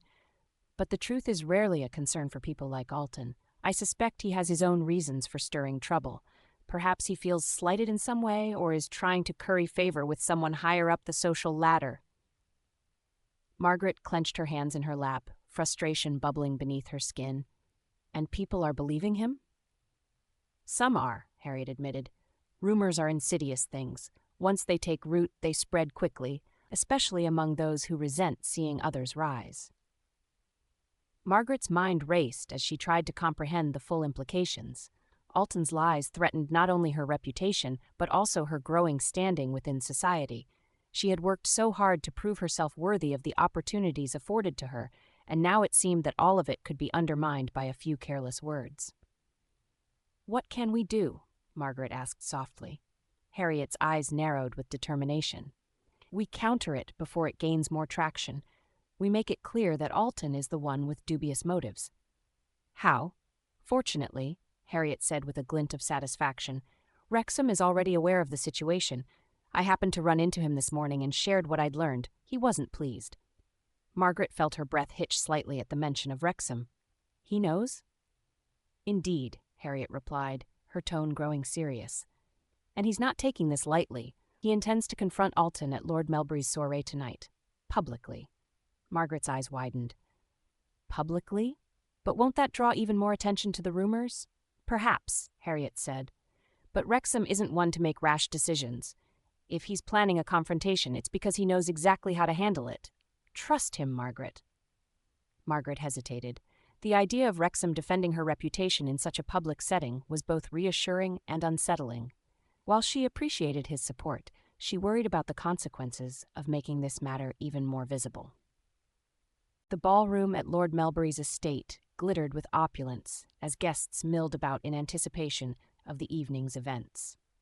The soft strains of a string quartet filled the air, but beneath the music was a low hum of whispered speculation. News of Wrexham's impending confrontation with Alton had already begun to circulate, heightening the tension in the room. Margaret entered the room with Harriet, her heart pounding beneath the delicate fabric of her gown. She kept her expression composed, though her mind buzzed with anxiety. She caught sight of Wrexham near the far end of the room, standing tall and composed as he spoke with a group of gentlemen. His gaze met hers across the distance, and he gave a subtle nod of acknowledgement. "Stay close," Harriet murmured. "Things could escalate quickly." As they made their way through the crowd, a sudden hush fell over the room. Margaret turned just in time to see Viscount Alton approaching Wrexham with a smug expression. The tension between the two men was palpable, drawing the attention of nearly every guest within earshot.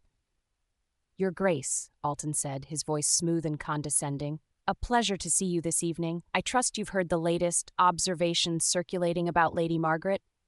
Wrexham's expression hardened, though his voice remained cool. "I have, and I trust you understand the seriousness of spreading falsehoods about a lady's character." Alton chuckled lightly, feigning innocence. "Falsehoods, my dear Duke, I merely relay what others have observed. One must always be vigilant when certain ambitions come into play." "Ambitions," Wrexham repeated, his tone deceptively mild. "Yes, one must indeed be vigilant, particularly against those who seek to elevate themselves by slandering others. It is unbecoming, to say the least." The crowd pressed closer, the air crackling with anticipation. Margaret held her breath as Wrexham stepped forward, his voice cutting through the room like steel.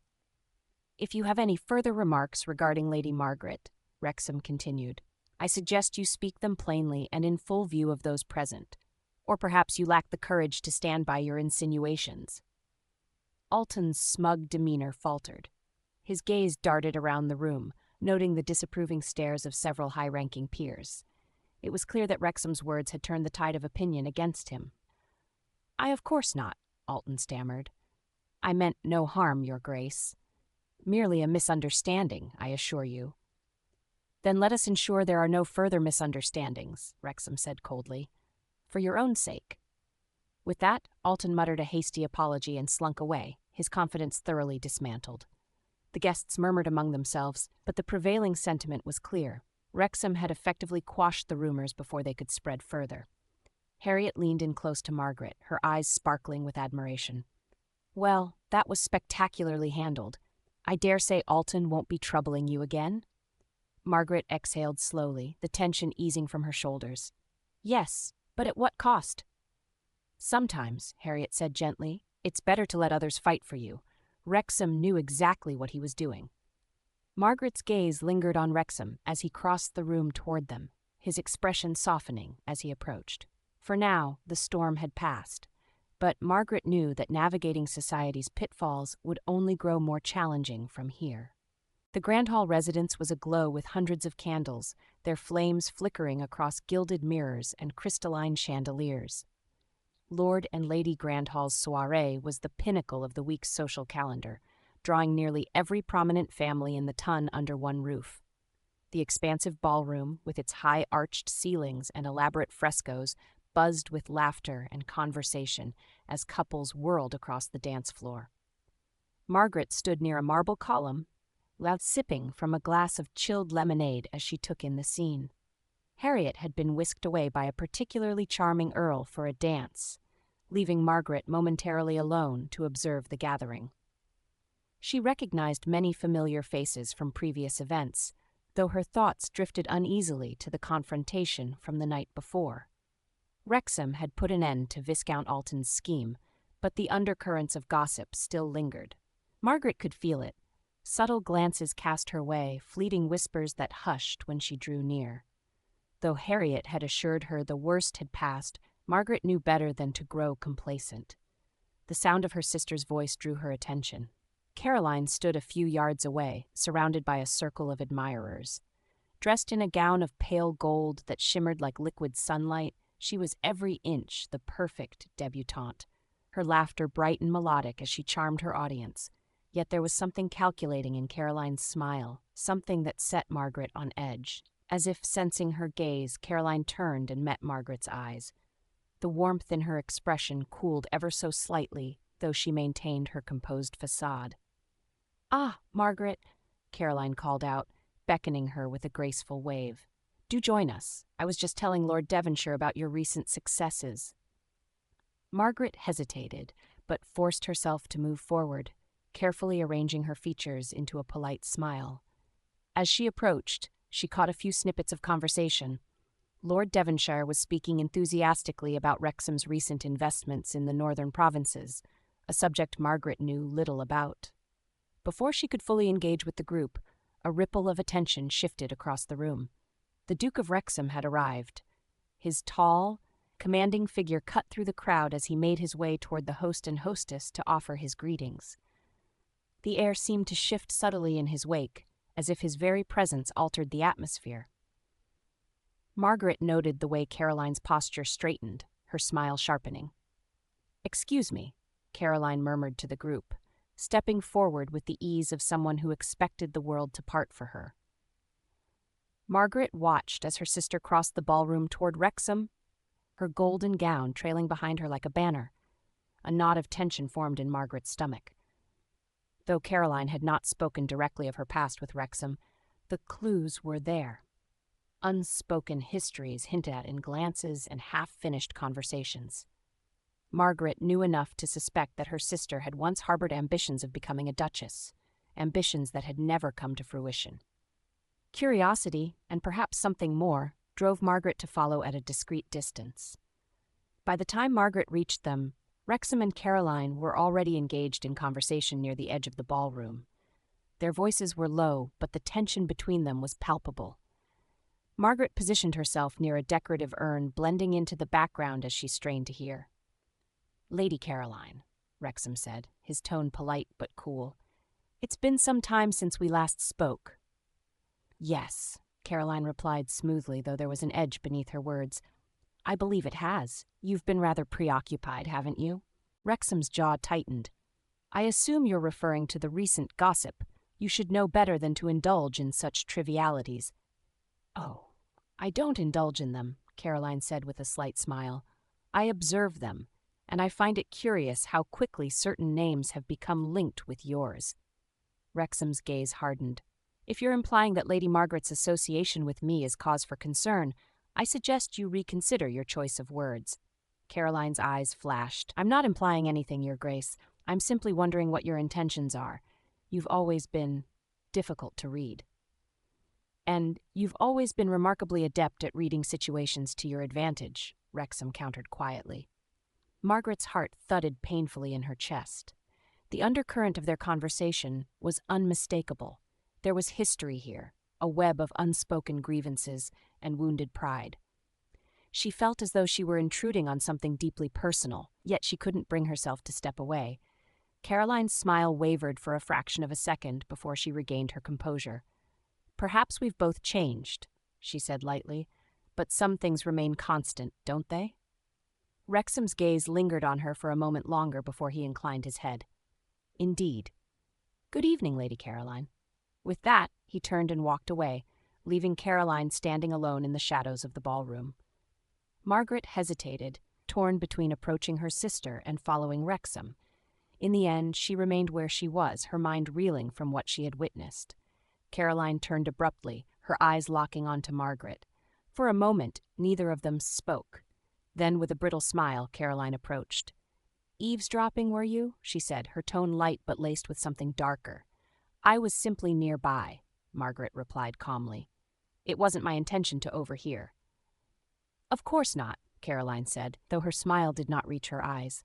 "But since you're here, allow me to offer you some advice. Men like Wrexham are not easily won over. You might think you've gained his favor, but that favor can be fleeting." Margaret's throat tightened. "I have no intention of competing with you, Caroline." "Competing?" Caroline laughed softly. "Oh, Margaret, you have no idea what you're in for." With that, she turned and walked away, leaving Margaret alone to ponder her words. The night air was cool and fragrant with the scent of blooming jasmine as Margaret stepped onto the wide stone balcony. The noise from the ballroom faded behind her, replaced by the gentle rustling of the garden trees and the distant trickle of a fountain. She let out a slow breath, her thoughts still tangled with the confrontation she had overheard between Wrexham and Caroline. Caroline's words echoed in her mind. "You have no idea what you're in for." Margaret had always known her sister was ambitious, but the depth of Caroline's resentment toward Wrexham, and perhaps toward her as well, was more than she had anticipated. She leaned lightly against the balustrade, her gaze drifting over the moonlit gardens below. The tension of the evening weighed heavily on her chest, and for the first time she felt the full gravity of the path she was now walking.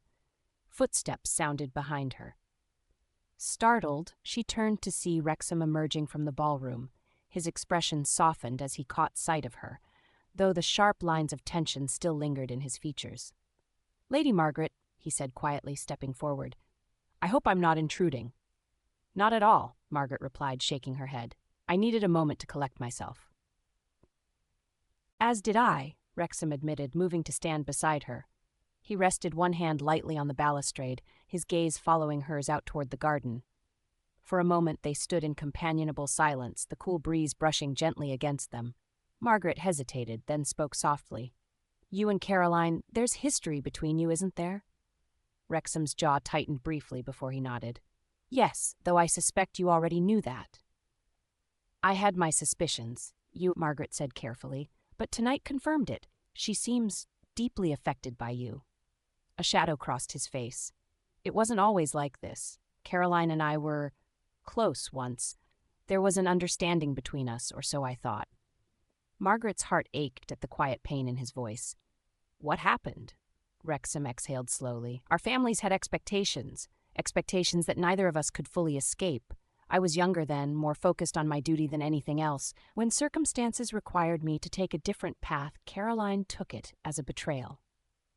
Margaret lowered her gaze, sensing the weight of the unspoken memories between them.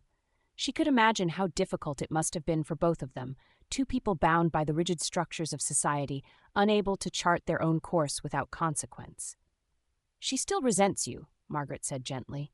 "I know," Wrexham replied. "And now, with you, I fear it's only worsened." Margaret swallowed hard. "You think she sees me as a threat?" "Perhaps," he said quietly. "Though that isn't your fault. Caroline has always been fiercely protective of her ambitions. You've simply become the unfortunate target of her frustrations." Margaret leaned against the balustrade, her thoughts swirling. She had spent so much of her life in Caroline's shadow, never imagining that she might one day find herself at odds with her sister over something, or someone so important. And now, with Wrexham standing so close, she felt the weight of that conflict more acutely than ever. "Do you regret it?" she asked softly. "The choices you made back then?" Wrexham turned his gaze to her, his blue eyes steady and searching. "I've made many difficult decisions in my life, Lady Margaret, but I've learned that regret is a burden that serves no purpose. We can only move forward." His words resonated deeply within her. She nodded slowly, feeling a surge of quiet determination. "You're right," she said. "Moving forward is the only way." The silence between them deepened, but it was no longer heavy with tension. Instead, it was charged with something else, something unspoken but undeniable. Margaret became acutely aware of the closeness between them, the way Wrexham's presence seemed to anchor her amidst the storm of uncertainty surrounding her. She glanced up at him, her breath hitching slightly as their eyes met. For a long moment, neither of them moved. The air between them grew taut, as if the world had narrowed to just the two of them and the soft rustle of the night breeze. Wrexham's gaze softened, and he took a small step closer. His hand lifted slightly, as though he meant to brush a strand of hair from her face, but he hesitated, his fingers hovering near her cheek. "Margaret," he murmured, dropping her title for the second time, his voice low and husky. Her heart raced in her chest. She knew this moment was dangerous, knew that if they crossed this line, there would be no going back. Yet she couldn't bring herself to pull away. His fingers finally brushed lightly against her cheek, sending a shiver down her spine. Margaret leaned into the touch without thinking, her eyes fluttering shut for the briefest moment. The world seemed to hold its breath. But just as Wrexham began to lower his head toward hers, the sound of voices from the ballroom shattered the moment. "Isn't that the Duke?" someone whispered loudly. Margaret jerked back, her eyes widening as reality came crashing back around them. Wrexham stepped away quickly, his hand falling to his side as he straightened his posture. The easy composure he usually wore returned like a mask, though his eyes still burned with something unspoken. "We should return inside," he said quietly, his tone carefully neutral. "Yes," Margaret agreed, her voice barely above a whisper. She smoothed her skirts with trembling hands, willing herself to calm. They exchanged a final, lingering glance before turning toward the doors. The moment had passed, but its memory clung to Margaret like a shadow, a reminder of how precariously they walked the line between propriety and desire. As they stepped back into the light and noise of the soiree, Margaret knew that nothing between them would ever be the same. Chapter 6. The scent of rain lingered in the air as Margaret sat beside the window in the Sinclair drawing room, her embroidery needle paused halfway through a delicate stitch. The silk threads pooled across her lap, forgotten. Outside, carriages rolled past the townhouse, their wheels hissing on damp cobblestones. It had been a week, 7 days since the Grand Hall soiree, 7 days since that moment on the balcony, the near kiss that had left her breathless, uncertain, and 7 days of silence from Wrexham. Not complete silence, of course. They had seen each other as society demanded. There had been the garden party at Lady Willoughby's estate, where he had bowed to her with polite detachment and spent most of the afternoon in conversation with Lord Elmsworth. A chance encounter on Bond Street where he had offered a brief greeting before excusing himself far too quickly. And most pointedly, the musicale at the Pembrokes' townhouse. He had been seated just 2 rows ahead, yet had barely acknowledged her presence beyond the smallest nod. Each encounter had chipped away at the fragile hope that had stirred in her chest after that night on the balcony. Margaret forced her attention back to her embroidery, but her fingers faltered. It was no use. The pattern blurred before her eyes. The Wrexham she thought she had come to know, the man who had looked at her with something warmer, softer, had vanished, replaced by the aloof Duke society had always whispered about. Perhaps the moment had meant nothing to him after all. The soft rustle of skirts pulled her from her reverie. Caroline swept into the drawing room, the very picture of elegance in a pale rose morning gown. Her golden hair gleamed in the light, pinned with exacting precision. Margaret stiffened, instinctively lowering her gaze to her embroidery. The memory of Caroline's sharp words from the night of the soiree still lingered between them like a bitter aftertaste. "I see you've chosen to stay indoors today," Caroline said, breaking the silence. Her voice was pleasant, but the undercurrent of tension was unmistakable. "I would have thought you'd be eager to take the air, especially after seeing how elusive the Duke has been this past week." Margaret looked up slowly, schooling her features into calm. "I wasn't aware my schedule needed to accommodate the Duke's movements." Caroline's smile didn't quite reach her eyes. "No, it seemed it did last week." Margaret set her embroidery aside with deliberate care. "If you have something to say, Caroline, I would prefer you say it plainly." "Oh, Margaret," Caroline sighed, moving to the window. "I'm simply concerned. The Duke's attentions were so conspicuous. And yet now, he barely looks at you. I would hate for you to misunderstand his intentions." "Perhaps he's simply busy." "Busy?" Caroline laughed softly, though there was no warmth in the sound. "Men like Wrexham are always busy, but they make time for what interests them. If he wished to pursue something, he would." Margaret's pulse quickened, but she kept her tone even. "And you speak from experience, I suppose?" Caroline's smile froze, her eyes narrowing just enough for Margaret to see the truth behind them. "I only mean to save you from disappointment. The Duke is complicated. He doesn't form attachments easily. And yet you tried." The words were out before Margaret could stop herself. For a heartbeat, silence reigned. Caroline's expression darkened, though her voice remained calm when she finally spoke. "Be careful, Margaret," she said, turning from the window. "Some lessons aren't worth learning the hard way." With that, Caroline glided from the room, leaving Margaret staring after her. Later that afternoon, Harriet arrived unannounced, sweeping into the parlor with her usual energy. "You look positively tragic," Harriet declared, pulling off her gloves with dramatic flair. "Come, we're going for a walk." Margaret blinked. "A walk?" "Yes, a walk. You need air, and I need details. You cannot simply withdraw after stirring half the ton's curiosity."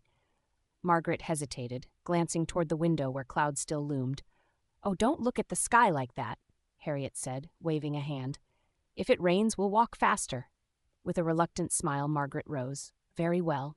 As they stepped out into the brisk afternoon air, Harriet looped her arm through Margaret's. "So," Harriet began cheerfully, "tell me everything.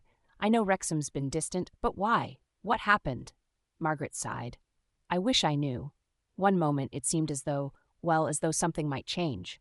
But since that night, he's been cold. Polite, but cold." Harriet hummed thoughtfully. "Men like Wrexham are predictable in their unpredictability. But mark my words, distance after such a moment means he's wrestling with something." "Wrestling with what?" "Feelings," Harriet said with a grin. "And Wrexham doesn't seem like the sort who enjoys losing control." Margaret glanced down at the path, her gloved fingers tightening around her parasol. "Then what am I supposed to do? Wait for him to decide whether I'm worth the risk?" Harriet squeezed her arm. "No, my dear. You simply keep being precisely who you are. The Duke of Wrexham is clever. He'll come to his senses eventually. The real question is whether you'll still want him when he does." Margaret managed a small smile, though her thoughts remained troubled. If Wrexham was truly struggling with his feelings, how long would it take for him to resolve them? And when he did, would it be too late? The soft murmur of conversation echoed through the drawing room of Lord Ashford's townhouse. Wrexham stood near a tall window overlooking the manicured gardens below, a glass of brandy untouched in his hand. The late afternoon sun filtered through sheer curtains, casting golden light across the polished floorboards. He had attended the gathering out of obligation, as he did most things in London. Lord Ashford's events were always respectable, unremarkable, but well attended by the right sort of people. Precisely the kind of setting Wrexham preferred. Polite conversation, predictable company, and, above all, no complications. Or so he thought. His gaze, despite his best efforts, kept drifting across the room. Margaret Sinclair stood near a small cluster of guests, speaking animatedly with Harriet Pemberton and an older gentleman Wrexham vaguely recognized. She wore a gown of soft lavender, the color flattering the delicate curve of her shoulders and the dark richness of her hair. She laughed at something Harriet said, the sound carrying faintly across the room. Wrexham's fingers tightened around his glass. A week. He had kept his distance for a week. Polite greetings, brief acknowledgments, and nothing more. It had been the prudent course, the right course. And yet, watching her now, her smile warm, her posture, he felt an unwelcome twist low in his chest. "You're a fool, Ash." The voice wasn't real. It belonged to a memory, one Wrexham had tried to bury but could never quite forget. "You always did overthink things. Life's too short for hesitation." Lord Pemberton's voice. Light, teasing. A voice that haunted him more often than he cared to admit. "If you want something, you take it. No apologies." Wrexham's jaw tightened. Pemberton had always been the bolder one, unafraid to laugh, to live. It had been easy for him. He hadn't carried the weight of a dukedom, the crushing burden of expectation. And yet, Wrexham's gaze returned to Margaret. Would Pemberton have hesitated? Not for a moment. The garden behind Lord Ashford's townhouse was quiet, a sharp contrast to the hum of conversation inside. Lanterns hung from wrought iron posts, casting a soft glow over neatly trimmed hedges and gravel pathways. Wrexham strode along one of the paths, the cool evening breeze tugging at the edges of his coat. The distant sounds of laughter drifted from the house, but out here, the air felt clearer. Control, distance, composure. He had built his life around those principles. As Duke of Wrexham, he had responsibilities, expectations that left no room for foolish attachments. His position demanded a match of practicality, not sentiment. But then why couldn't he stop thinking about her? She isn't Caroline. The thought came unbidden, sharp and certain. Margaret wasn't her sister. She didn't play games or wield charm like a weapon. She was honest, uncomplicated. And he had nearly kissed her. Coward. Pemberton's voice again. It echoed in the back of his mind. Teasing and sharp. Wrexham scowled. He could almost picture his friend leaning against one of the stone pillars, arms crossed, watching him with a knowing smirk. You always were too proud to admit when you wanted something real. A burst of laughter drew Wrexham's attention back toward the house. His breath caught. Margaret stood at the edge of the garden, Harriet at her side. The two women were deep in conversation with a younger gentleman Wrexham did not recognize. The man, a young lord, judging by his looks and clothing choices, was speaking animatedly, his posture open and inviting. Margaret laughed again, tucking a loose strand of hair behind her ear. The young lord leaned in slightly, and Wrexham felt a sharp, unwelcome pang in his chest. Jealousy. The realization struck him with such clarity that he stopped mid-stride. No. He would not give in to such a base reaction. He had no claim on Margaret. She was free to speak with whomever she pleased. But when the young lord offered his arm and Margaret took it with a polite smile, Wrexham's resolve wavered. There it is, Pemberton's voice murmured. The moment when you realize you could lose something you didn't know you wanted. He stepped forward without thinking. Your Grace. Harriet's voice stopped him before he reached the group. She stepped forward with a knowing smile, her eyes gleaming with amusement. What a pleasant surprise, Harriet said. I didn't expect to see you out here enjoying the fresh air. Wrexham inclined his head, forcing his features into a mask of polite indifference. The gardens are quite peaceful. Indeed, Harriet said, glancing back toward Margaret and the young lord. Though I imagine some find the company equally pleasant. Wrexham said nothing. Margaret turned at that moment, her gaze meeting his. For a heartbeat, the rest of the world seemed to fall away. Your Grace, she said softly, I didn't see you there. Her tone was polite, too polite. Lady Margaret, Wrexham replied, his voice steady. I trust you are enjoying the evening. I am, she said, glancing briefly at the young lord beside her.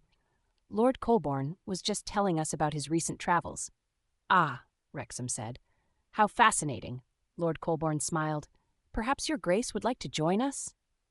Wrexham's gaze flicked between Margaret and Lord Colborne, the polite smile on Colborne's face, the slight tension in Margaret's posture. Walk away, the rational part of his mind ordered. But the echo of Pemberton's voice whispered something else. Take the chance. Wrexham forced a smile. Perhaps later. I believe I shall remain here for now. Margaret hesitated, then nodded politely before turning back to Colborne. Wrexham remained rooted to the spot, half watching them as they strolled further into the garden. The distance between them felt more tangible than ever. And for the first time, Wrexham realized that he was the one who would have to close it. The morning sun filtered through the tall windows of the Sinclair drawing room, casting golden patterns across the rich carpet. Margaret sat at a writing desk near one of the windows, turning a pale, ivory envelope over in her hands. The wax seal, deep red, bearing the crest of the Duchess of Somerset, gleamed in the light. An invitation. Margaret traced her finger over the elegant script scrawled across the front. Lady Margaret Sinclair. She knew what the letter contained before breaking the seal. Another gathering, another chance for the ton to observe, whisper, and speculate. Normally, she would have welcomed the opportunity. After all, every appearance strengthened her position, brought her closer to stepping out of Caroline's shadow. But now, With Wrexham's distance lingering between them and Caroline's thinly veiled warnings echoing in her mind, the thought of facing another room filled with watchful eyes filled her with unease. "You have no idea what you're in for." Margaret exhaled slowly, sliding a letter opener beneath the seal. "You survived the last week. You'll survive this too." The paper unfolded with a soft whisper. "My dear Lady Margaret, it would please me greatly if you would join a select gathering at my residence tomorrow afternoon. I trust you understand the importance of such an invitation and will not disappoint. Cordially, the Duchess of Somerset." The Duchess of Somerset did not extend casual invitations. Her gatherings were deliberate affairs, curated to shape alliances and reputations. Margaret knew that declining would not only be unwise, it would be impossible. Yet her stomach twisted all the same. Will Wrexham be there? Before she could linger too long on the question, the door to the drawing room opened. Caroline entered, her pale blue gown trailing behind her like a cloud. Her gaze flickered to the letter in Margaret's hand, and a faint smile curved her lips. "The Duchess of Somerset?" Caroline asked, her tone light but edged with meaning. "Yes," Margaret replied, folding the letter carefully. "An invitation for tomorrow afternoon." "How fortunate," Caroline said, gliding across the room. "The Duchess rarely extends such consideration. I suppose your newfound notoriety has its advantages." Margaret stiffened but kept her voice calm. "I'm sure the invitation has more to do with recent events than my own accomplishments." "Ah, yes," Caroline said with a faint sigh. "Recent events. The Duke's attention does tend to draw interest."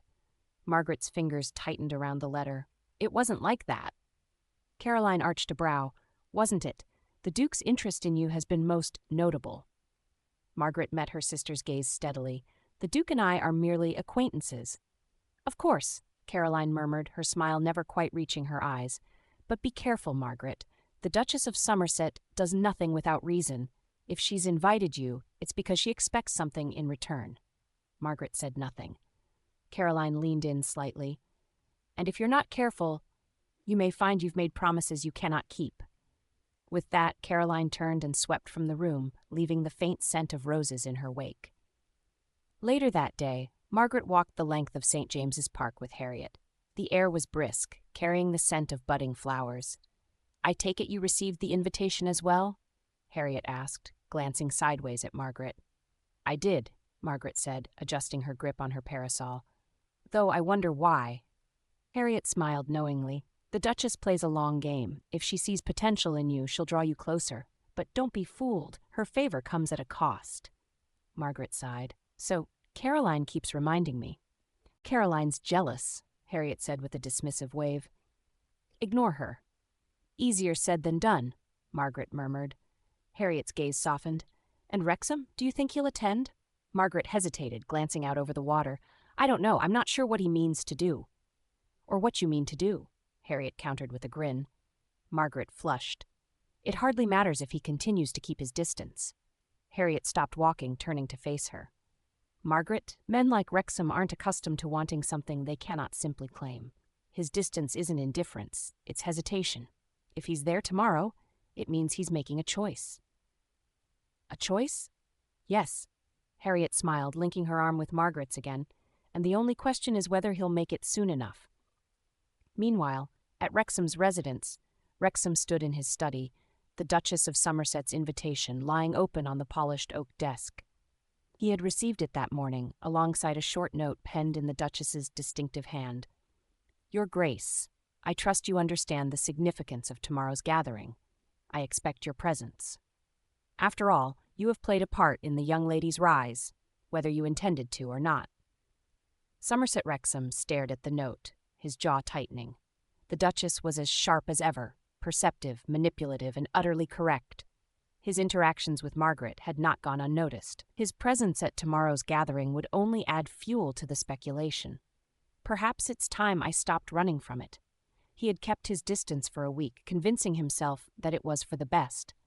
But watching Margaret with that young lord at Lord Ashford's townhouse, seeing her laugh so easily, he had realized something critical.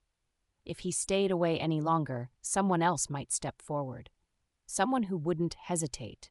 No more hesitation. With a decisive movement, Wrexham folded the note and tucked it into his coat pocket. He would attend tomorrow, and this time he would not retreat. The Duchess of Somerset's residence in Mayfair gleamed in the afternoon light, its imposing white facade with ivy-covered columns framed by wrought-iron gates and neat rows of early spring flowers. A steady stream of carriages arrived at the entrance, their occupants stepping out with expressions of calculated delight. The Duchess's private gatherings were rare, and when she summoned society's elite, attendance was not optional, it was essential. Margaret adjusted her gloves as she stepped down from the Sinclair carriage, her mother and sister following in Friend's carriage. The invitation in her hand had felt heavier than a slip of parchment should. She smoothed the soft folds of her sage-green gown, a shade Harriet had insisted upon for its understated elegance. The neckline was modest, the sleeves delicately embroidered, and the gown's simplicity seemed almost deliberate in contrast to the more ostentatious displays favored by many. "You're here. You belong."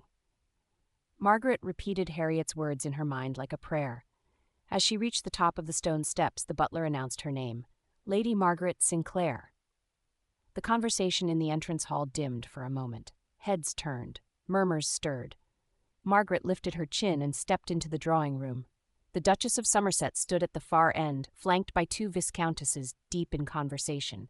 Clad in deep sapphire silk with diamonds glittering at her throat, she exuded effortless authority. Her sharp gaze swept the room until it landed on Margaret. A faint smile curved her lips. Another test. Lady Margaret. The Duchess's voice cut through the low hum of conversation. The viscountesses drifted away as the Duchess inclined her head.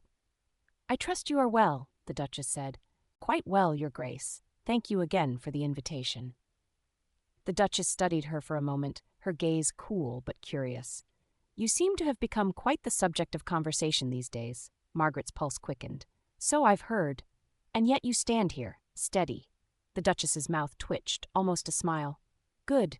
The world watches, Lady Margaret, and it is unkind to those who falter." Before Margaret could respond, the butler's voice echoed from the entrance. "His Grace, the Duke of Wrexham." The room shifted. Margaret froze. He came. Wrexham entered with his usual composed air, dressed impeccably in a dark coat with a silver cravat. Conversation quieted as he moved through the room, but his gaze remained forward until it found her. Margaret felt the air shift between them. His blue eyes met hers briefly before he offered a polite bow to the Duchess. "Your Grace," Wrexham said smoothly. "Wrexham," the Duchess replied, watching him with shrewd interest.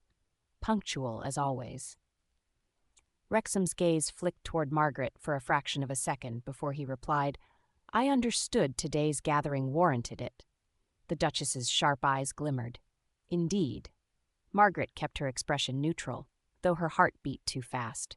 "Perhaps you would be so good as to join Lady Margaret and me in the south drawing-room," the Duchess continued. "There are some matters I wish to discuss. It was not a request." "Shall we?" he said quietly. Margaret nodded, her pulse quickening as Wrexham offered his arm. Together they followed the footmen into the south drawing-room, an intimate space filled with warm sunlight and views of the manicured garden. To her surprise, the Duchess of Somerset stood alone by the hearth. No other guests lingered. The room's quiet elegance made the moment feel more significant than any grand ballroom could. "Excellent. You came," the Duchess said, turning toward them with a faint smile that never quite reached her sharp eyes. "Sit, if you please." Margaret took a seat on a delicate settee, while Wrexham settled in a chair beside her. The distance between them was small, but the tension felt vast. The Duchess regarded them for a long moment.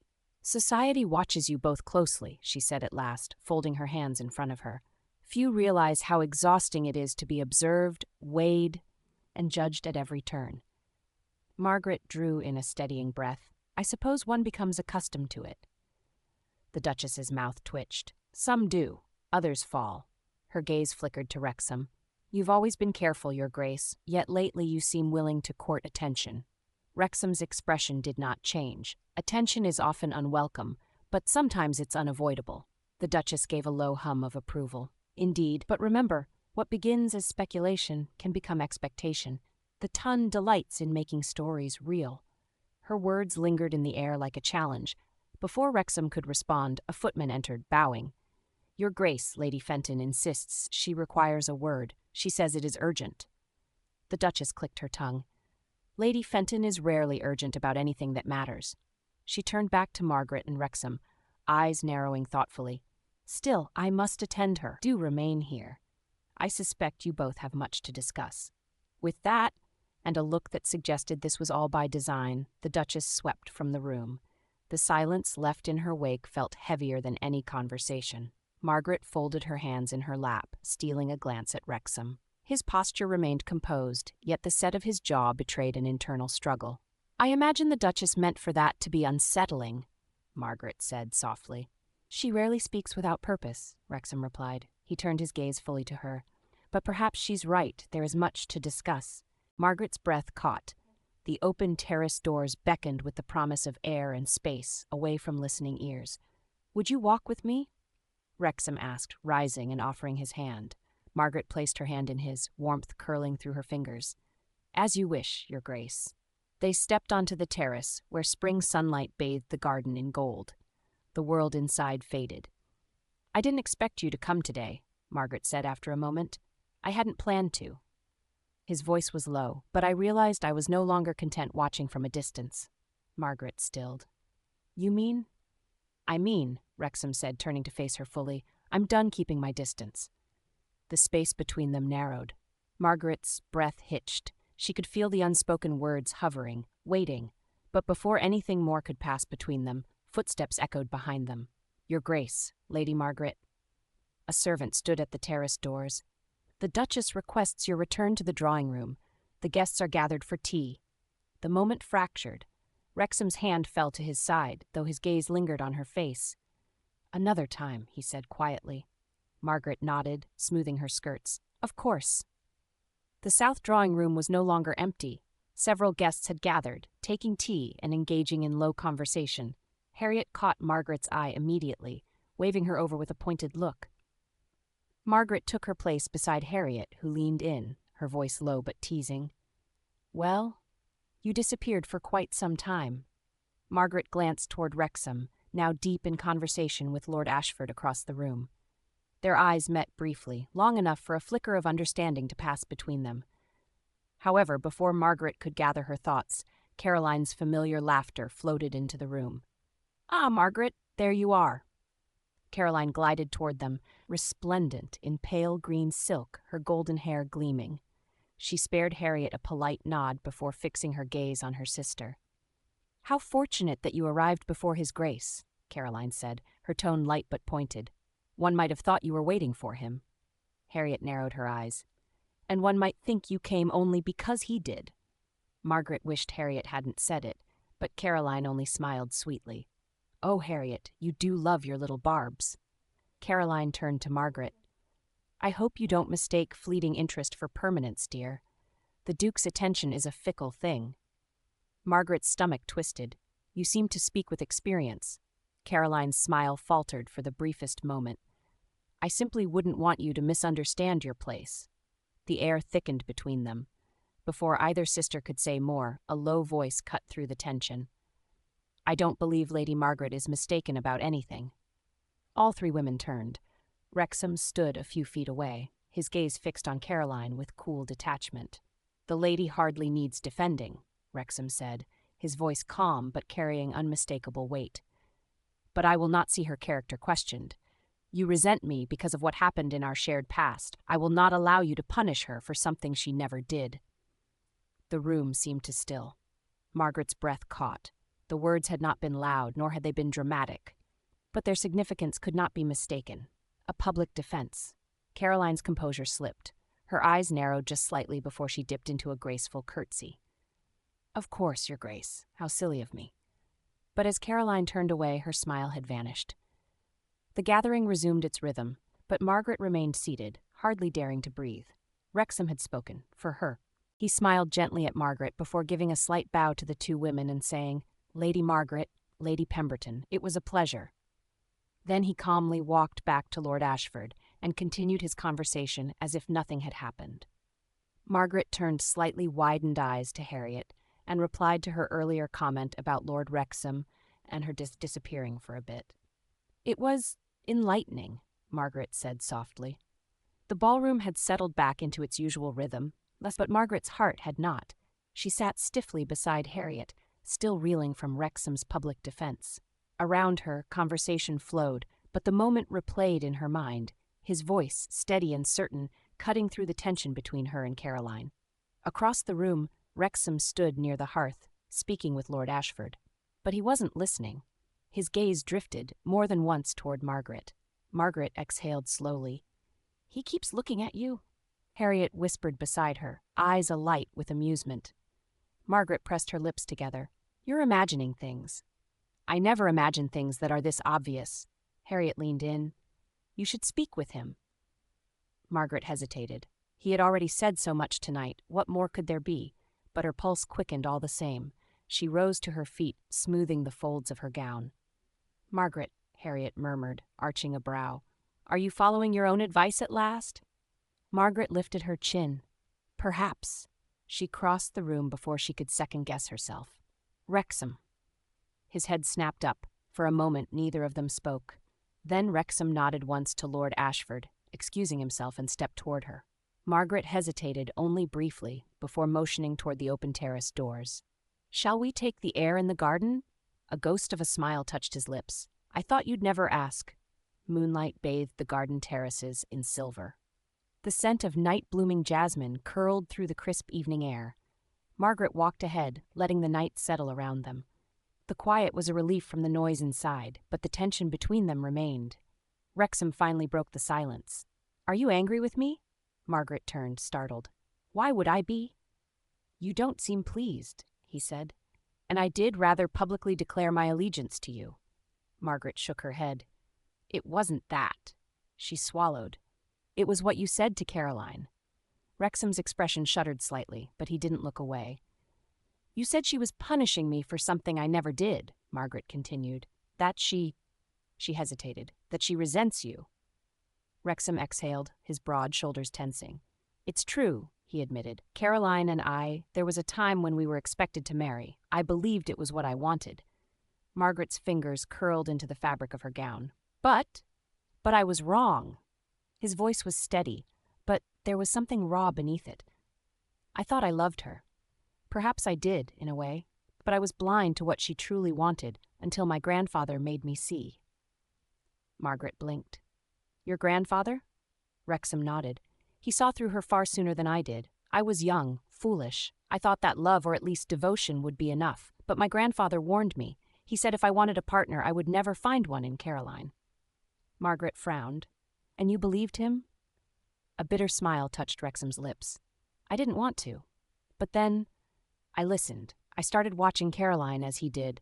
I saw the way she spoke of the future. Not of us, but of her future. Her place in society. Her rise." Margaret's heart clenched. "And so," Wrexham continued, his voice quieter now, "I broke the engagement." He exhaled slowly. "She took it badly. Or, rather, her pride did." Margaret let the silence settle between them before speaking. "And you left London." Wrexham met her gaze. "Yes." Margaret nodded, absorbing everything. She had always known there was history between them, but she hadn't realized just how deeply it had shaped Rex. She stepped closer. "I'm sorry," she murmured. He blinked. "For what?" "For what it cost you." Wrexham's breath hitched slightly. "It was my own mistake." "Maybe." Margaret tilted her head. "But mistakes don't mean the hurt disappears." Something flickered in his gaze, something warm. "No," he admitted, "they don't." Margaret hesitated, her pulse thrumming. "Would you do it again?" He exhaled slowly. "Yes." Margaret nodded, and the quiet stretched between them once more, but this time it was not uncomfortable. It was charged. Margaret had never been so aware of him, of the distance, so small, so fragile, between them. She took a slow breath. "You said earlier that you're done keeping your distance." Wrexham's gaze darkened. "I did." "And do you still mean it?" His jaw clenched, then relaxed. "Yes." The air between them tightened.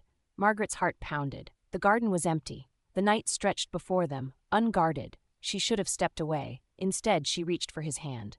Wrexham stilled. His fingers curled instinctively around hers, his warmth seeping through the thin material of her gloves. Margaret took another step. "Then don't stop now." A muscle flickered in Wrexham's jaw. "Margaret," he murmured. But she had already lifted her chin, already tilted her face toward his. And this time, he didn't pull away. His hand slid to her waist, his fingers pressing lightly against the fabric of her gown. Margaret barely had time to draw breath before his lips brushed against hers. The first kiss was light, hesitant, but when she didn't pull away, when she curled her fingers against his coat, anchoring herself to him, Wrexham deepened it. Heat unfurled in her chest. Margaret had imagined this moment once, but the reality was so much more. The steady pressure of his hand at her back, the way he exhaled softly against her lips before drawing her closer. She was lost. And then, a voice shattered the quiet. "Your Grace?" Margaret and Wrexham broke apart. A footman stood at the garden's edge, looking anywhere but at them. Margaret's breath came unsteadily. Wrexham inhaled sharply before stepping away, just slightly. "I beg your pardon, Your Grace," the footman continued, "but you are needed inside." A long pause. Then Wrexham's fingers brushed against Margaret's once more, as if reluctant to fully let go. Margaret felt the absence the moment he stepped away. She inhaled slowly, steadying herself. Wrexham's voice was hoarse when he finally spoke. "Another time." Margaret's lips curved slightly. "Yes," she met his gaze. "Another time." Chapter 7. The rhythmic clatter of hooves against cobblestone echoed through Berkeley Square as Wrexham's carriage rolled to a stop outside his townhouse. The evening was quiet, the air crisp with the lingering bite of early spring. He had left White's earlier than usual, his thoughts a tangle of conflict ever since last night at the Duchess of Somerset's soirée, since the kiss, since Margaret. He had barely crossed the threshold of his home before his butler, Graves, appeared with his usual efficiency. "Your Grace," Graves intoned with a bow, his tone betraying the slightest trace of unease.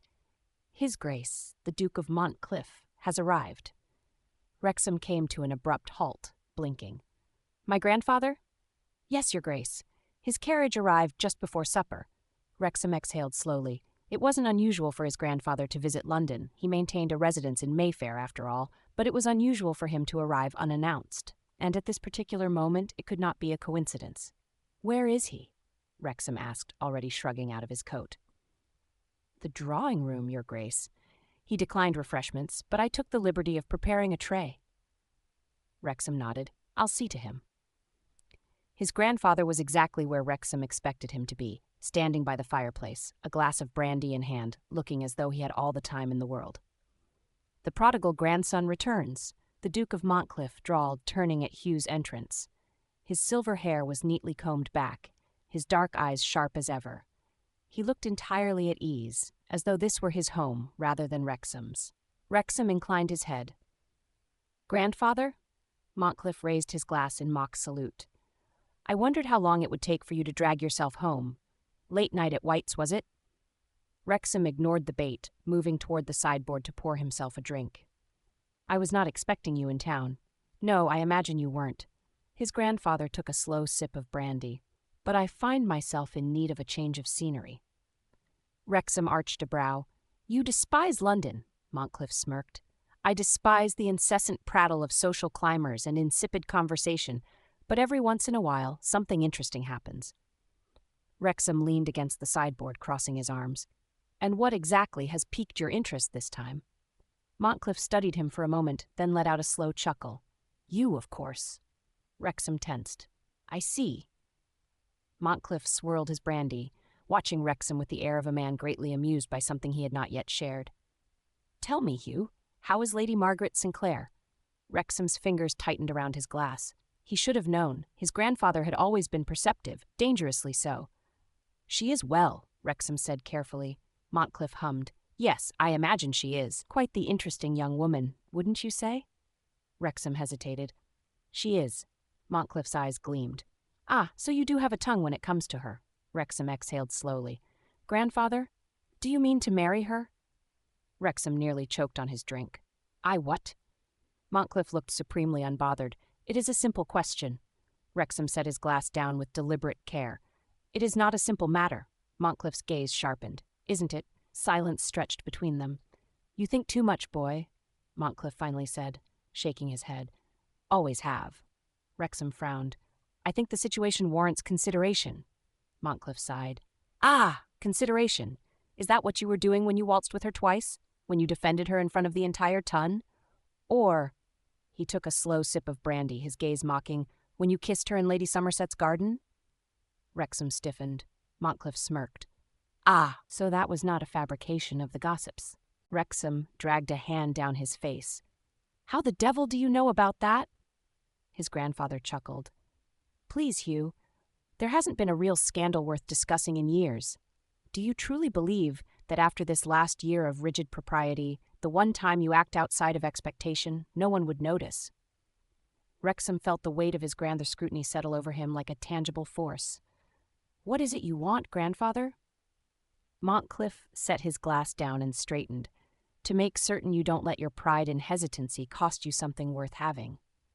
Wrexham inhaled sharply. This is not the same as before. Montcliff studied him. No, it isn't. His voice softened. That is precisely why you cannot afford to make a mistake. Wrexham said nothing. Montcliff sighed. I disapproved of Caroline because I saw what you did not, and I was right. But Lady Margaret?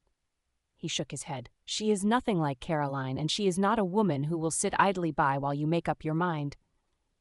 Wrexham clenched his jaw. I know that. Do you? Montcliff arched a brow. Because I have been watching, and I see a man who thinks he is protecting a lady's reputation, when in truth he is pushing her away. Wrexham's breath left him in a slow exhale. Montcliff's expression softened, just slightly. I do not meddle often, Hugh. But I will tell you this, if you intend to let her go, then do it quickly, because if you hesitate too long, someone else will step in. The words landed like a blow. Wrexham swallowed. Margaret wouldn't wait forever, and she shouldn't. Montcliff retrieved his cane from where it rested against a chair. Now then, I am going to bed. I assume I will be informed in due time whether or not I need to purchase a new waistcoat for your wedding. Wrexham groaned. Good night, grandfather. Montcliff grinned, striding toward the door. Just before leaving, he paused. Oh, and Hugh? Wrexham looked up. Do try to think less and act more. The door closed behind him. Wrexham sat heavily in his chair, running a hand through his hair. His grandfather had always been perceptive, but damn him for being right. The Sinclair carriage rolled to a smooth stop in front of Lady Weatherby's townhouse, its grand facade gleaming under the late afternoon sun. Margaret took a slow breath, adjusting her soft periwinkle gown as the footman stepped forward to open the door. Her sister so close, Margaret could feel her breath on her neck. Margaret stepped out of the carriage and several steps away from Caroline before smiling at Lady Sinclair, who napped in the carriage and waited for Margaret and Caroline to descend first. The footman would have to wake her in a few moments. Margaret had not expected another gathering so soon after the Somerset soirée, but when the invitation had arrived that morning, marked with a discreet but unmistakable urgency, she had known better than to decline. Lady Weatherby's gatherings were not the most fashionable, nor were they the most exclusive, but they were a place where alliances were strengthened and quiet power was wielded.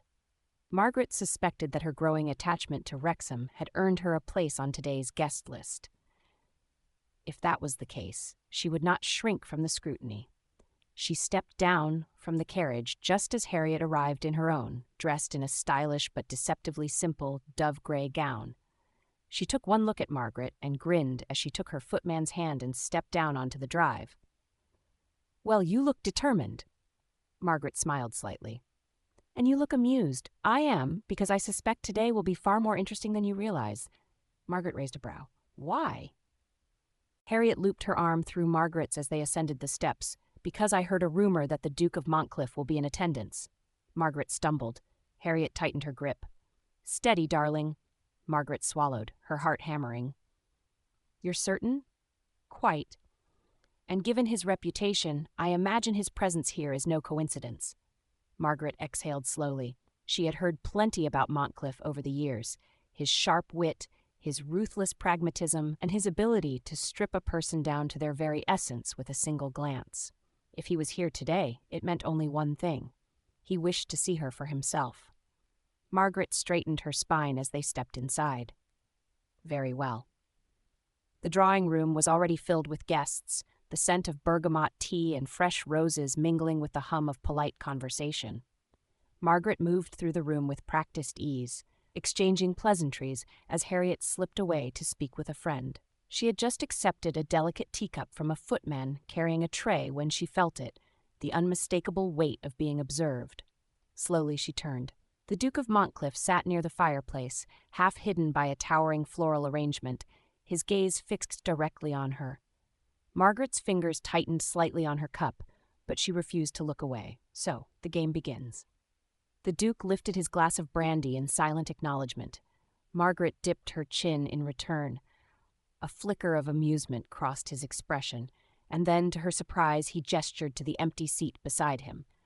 Margaret hesitated only a fraction of a second before making her way toward him. "Hugh did not mention you were a coward," Montcliff remarked as she sat. Margaret blinked. "I beg your pardon?" Montcliff sipped his brandy. "Most young ladies in your position would have fled to the farthest corner of the room the moment they saw me." Margaret arched a brow. "Then I suppose I should thank you for setting such a low expectation." Montcliff chuckled. "Clever." Silence settled between them for a moment. Margaret took a slow sip of her tea. She would not fidget. She would not allow herself to be unnerved. Montcliff studied her over the rim of his glass. "Tell me, Lady Margaret, what is it that you want?" Margaret set her teacup down with deliberate care. "In what regard, Your Grace?" His lips curved slightly. "In any regard."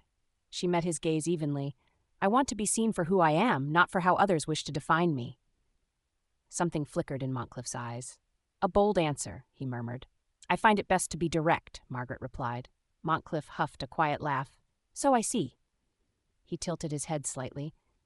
"Tell me, Lady Margaret, do you know why I disliked your sister Caroline?" Margaret hesitated. "I believe I have some understanding." "Do you?" Montcliff studied her. "Then you know that she would have been entirely unsuited for my Hugh. She wanted the title, not the man." Margaret nodded slowly. "Yes." "And do you believe yourself to be any different?" "A test."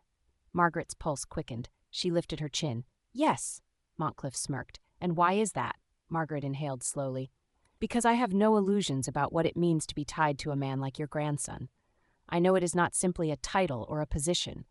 It is a life of duty, scrutiny, and expectation. And if I were to choose such a life, it would be because I value the man himself." The Duke leaned back in his chair, tapping his fingers against his glass. Margaret did not look away.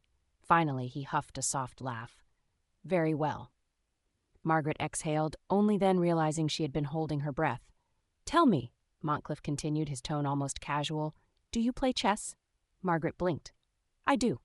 Montcliff's grin sharpened. "Excellent. I find one can learn much about a person by how they play." Margaret could not help but smile. "Is that so?"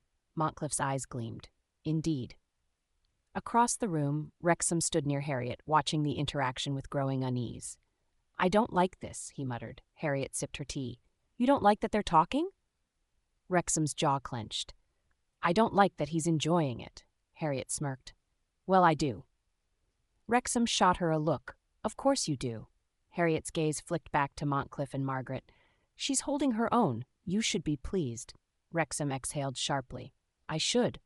But I find myself wondering what precisely he is thinking." Harriet arched a brow. "What you should be thinking, I suspect." Wrexham scowled. Harriet only laughed. "Enjoy the show, my lord. Your grandfather certainly is." The morning sun filtered through the lace curtains of the Sinclair drawing-room, casting soft patterns across the tea service and freshly delivered letters stacked neatly on a silver tray. Margaret lifted her teacup, savoring the warmth, but her moment of peace shattered the instant Caroline swept into the room. It was too bad. Their mamma loved to sleep in late some days. There was no mediator to help smooth things out. It was just as well. Caroline would find her later and would be even more cross if made to wait.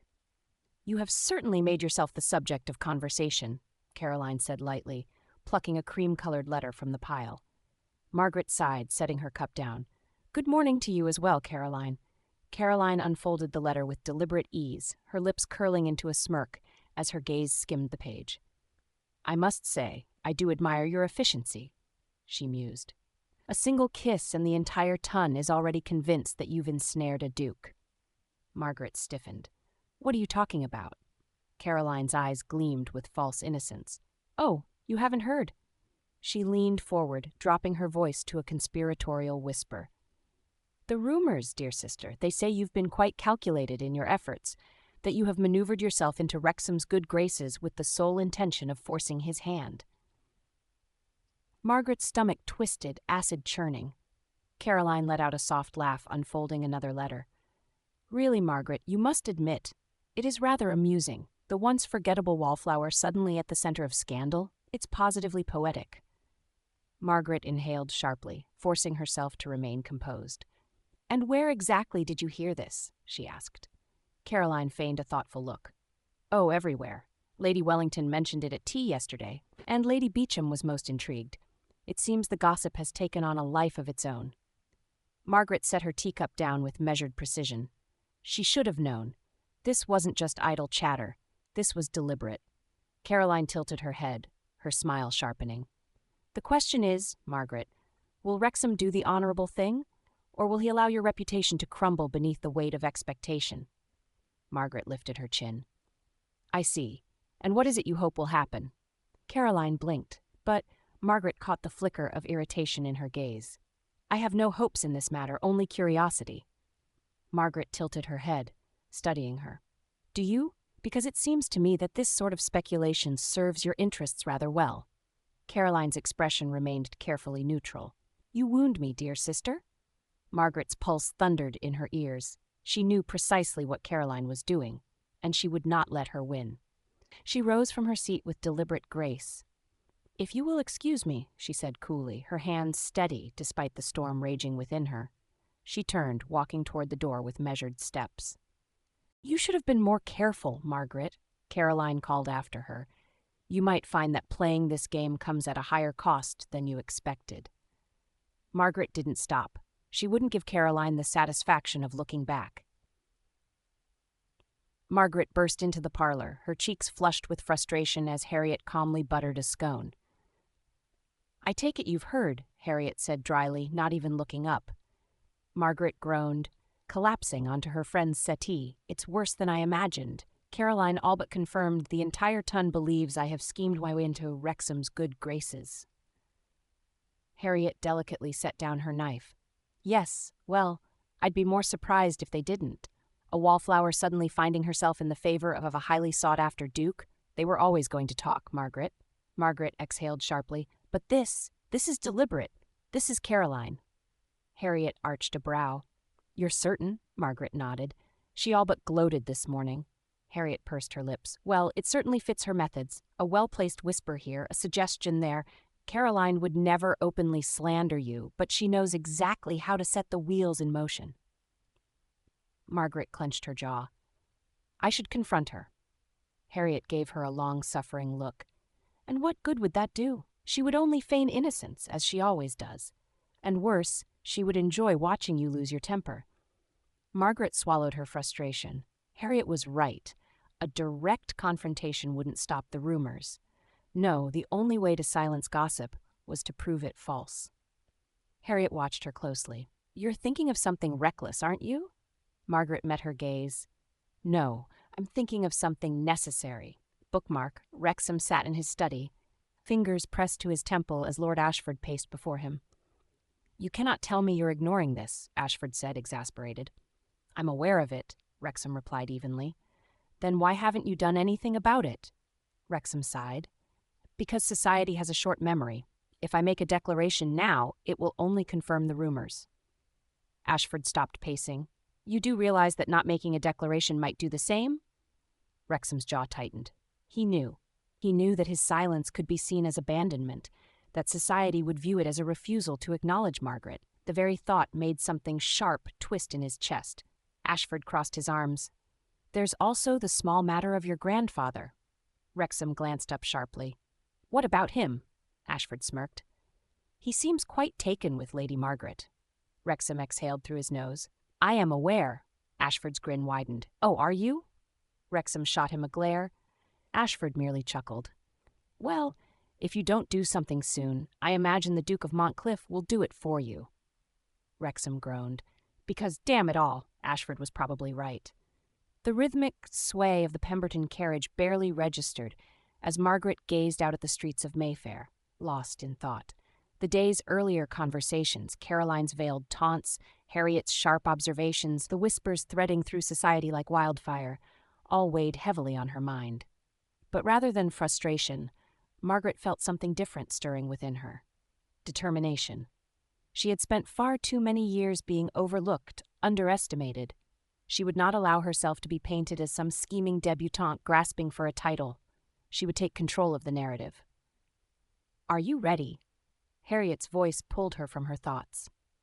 Margaret turned to face her dearest friend, who sat opposite her in the dimly lit carriage. Harriet's expression was a blend of amusement and approval. Margaret exhaled slowly, smoothing her gloves. "I believe so." Harriet arched a brow. "Not just believe, you must know." Margaret lifted her chin. "Then yes, I know." The carriage slowed, and the footman opened the door, revealing the stately facade of Lady Pembroke's townhouse. Lanterns cast a golden glow over the cobblestone, and the murmur of conversation drifted from within. Margaret stepped out with measured grace, her gown of dark golden silk falling in gentle waves around her. To complement it, she wore gold and lapis lazuli jewelry. She had chosen the colors deliberately, not overly bold, but impossible to overlook. A statement, a reminder. Harriet looped her arm through Margaret's, murmuring, "You do realize that every person in that room is waiting to see if you will cower or shine." Margaret smiled slightly. "Then I suppose I shall have to blind them." Harriet grinned. "That's the spirit." With that, they ascended the steps. Margaret did not hesitate. She would not give them the satisfaction. The moment Margaret crossed the threshold, she felt the shift, a pause in conversation, a flicker of glances, subtle but unmistakable, the soft murmur of gossip weaving through the room like threads on a loom. Margaret had anticipated it, expected it, and so she smiled. Not a weak, uncertain smile, a knowing smile. One that said, "Yes, I hear you whispering," and "No, I do not care." Harriet squeezed her arm lightly before peeling away to greet their hostess, Lady Pembroke. Margaret continued forward, her steps unhurried, her expression serene. She would not shrink, not today. Lady Beauchamp, seated near the far end of the drawing-room, turned slightly as Margaret passed. A flicker of surprise crossed the older woman's features before she quickly masked it with feigned indifference. Margaret suppressed the urge to smirk knowingly at the older woman.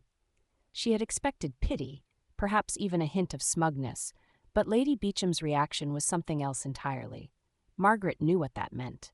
She thought I would falter. She thought I would be too ashamed to show my face. Margaret tilted her chin ever so slightly and let herself meet Lady Beauchamp's gaze, just for a second, just enough to let her know she had noticed. Then, with practiced ease, Margaret walked over to the young Viscountess Harcourt and engaged her in conversation, effectively dismissing Lady Beauchamp without a word. From the far side of the drawing-room, Wrexham watched Margaret command the space without saying a single word. It was infuriatingly impressive. "She's handling herself well," Montcalf observed, sipping his brandy. Wrexham exhaled slowly. "Yes." Montcalf cast him a pointed look. "And you're just going to stand here?" Wrexham shot him a glare. "What would you have me do? Make a grand declaration in the middle of Lady Pembroke's ballroom?" Montcalf smirked. "If you had an ounce of your father's dramatic flair, perhaps. But I suppose subtlety is more your way." Hugh clenched his jaw. "She is managing it." Montcalf sighed, setting his glass down. "Yes, but that does not mean she should have to do it alone." Wrexham said nothing, because he knew his grandfather was right. Margaret was handling the whispers, the scrutiny, the weight of expectation with perfect composure. But should she have to? His silence on the matter had allowed the rumors to persist.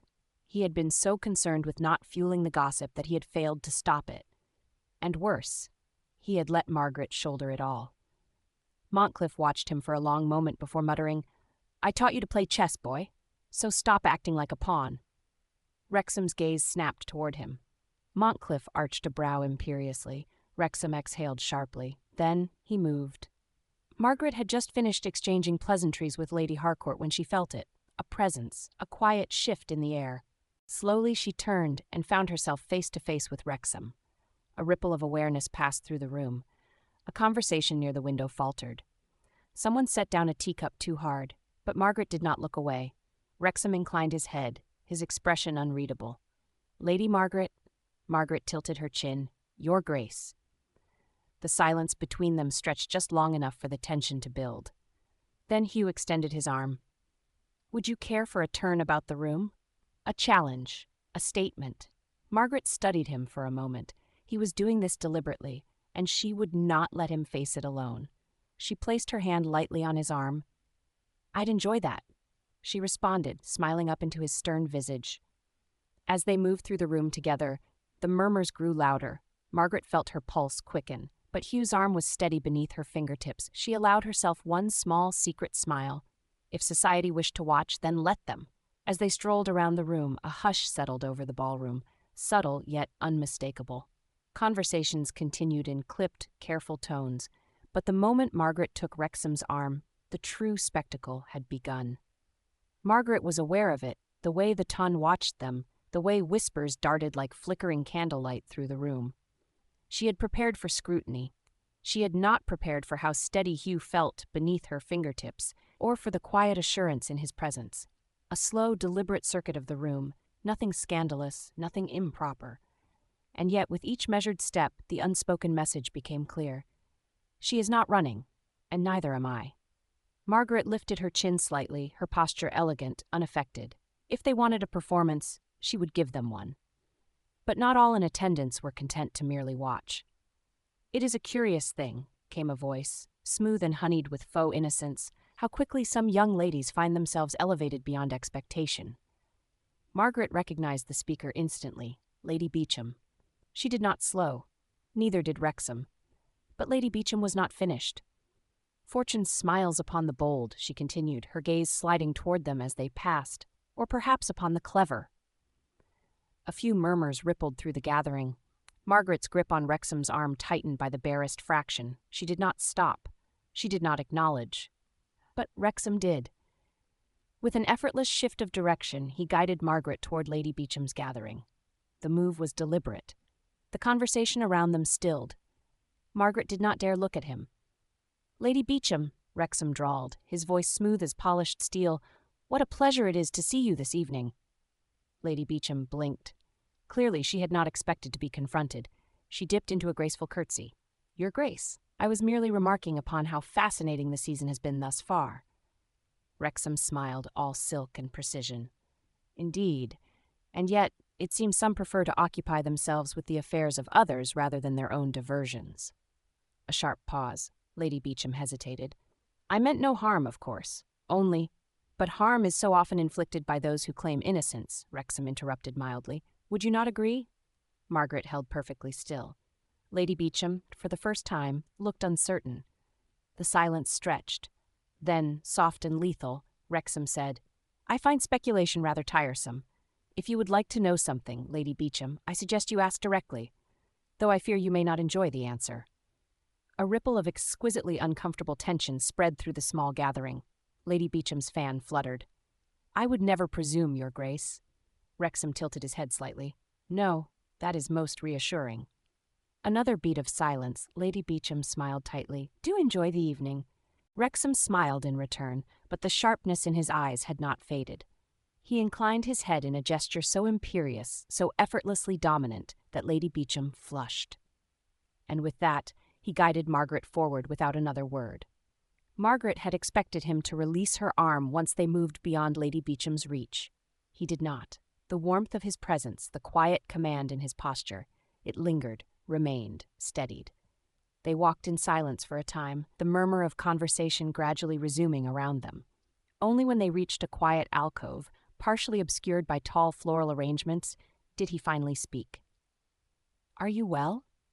Margaret glanced up at him. For all his unbothered composure, there was something in his gaze, something that spoke of a barely leashed temper, of control held in careful check. Margaret exhaled slowly. "I am well." Wrexham studied her for a long moment. Margaret had the strangest feeling that he was deciding something. Then at last he murmured, "Good," and his fingers brushed lightly over hers, barely a touch, barely anything at all. And yet her pulse roared. Margaret swallowed. "You did not have to do that." Wrexham's lips quirked. "And yet I did." Silence, then lower, softer. "I will not have you questioned, Margaret." Margaret's breath hitched. A challenge danced on the tip of her tongue. "But then, Your Grace." A voice disrupting the moment.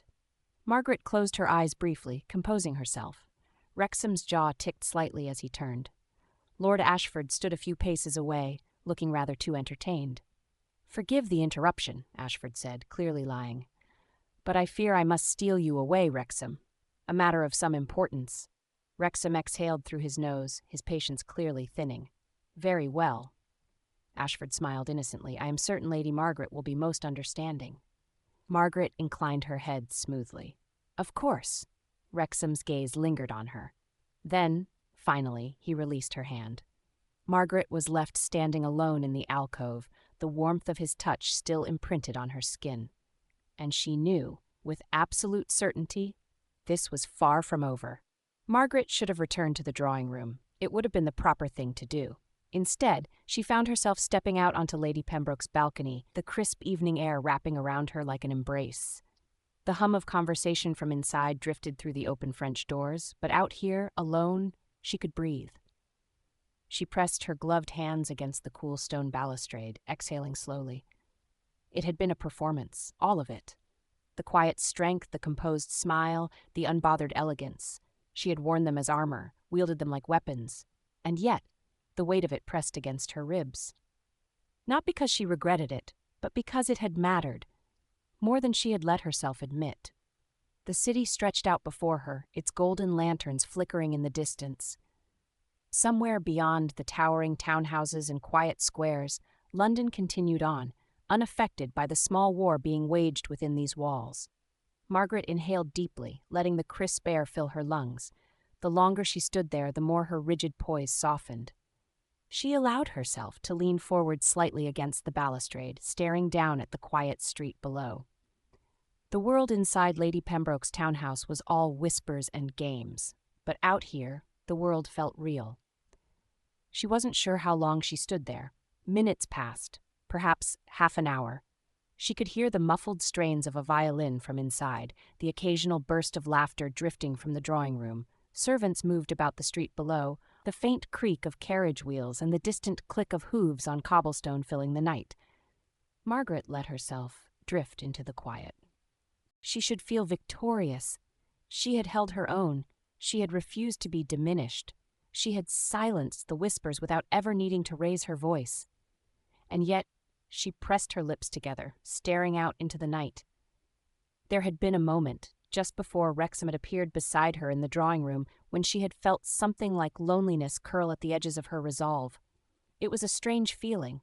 She had always known how to stand alone. She had spent most of her life doing just that. And yet, tonight, for the first time in a very long time, she had not wanted to. There was a soft rustling behind her. Margaret didn't turn immediately. She knew who it was. A few seconds passed before Wrexham came to stand beside her, silent and steady. He did not speak right away, and somehow that said more than words could. Margaret finally glanced at him. "So, what did Lord Ashford want?" Wrexham came to stand fully beside her, his posture deceptively at ease. "Nothing important. Just a question about a mutual investment. He could have asked me the next time we saw each other at White's, but the man does love to make things difficult." Silence stretched between them, while Margaret thought about his answer, filled only by the whisper of the breeze through the treetops. Then, Wrexham said softly, "You handled yourself well tonight." Margaret's fingers curled slightly against the stone railing. "I had no choice," she murmured. Wrexham exhaled through his nose, the sound almost like a quiet huff of agreement. "You did." Margaret turned her head slightly, just enough to study his profile. He looked out over the city, but his expression was unreadable. "You didn't have to do that," she said quietly. Wrexham finally looked at her. "And yet, I did." Margaret inhaled sharply, the echo of their earlier exchange hitting her deeper than she expected. She swallowed. "You made a statement tonight." "Yes," Wrexham admitted. "I did."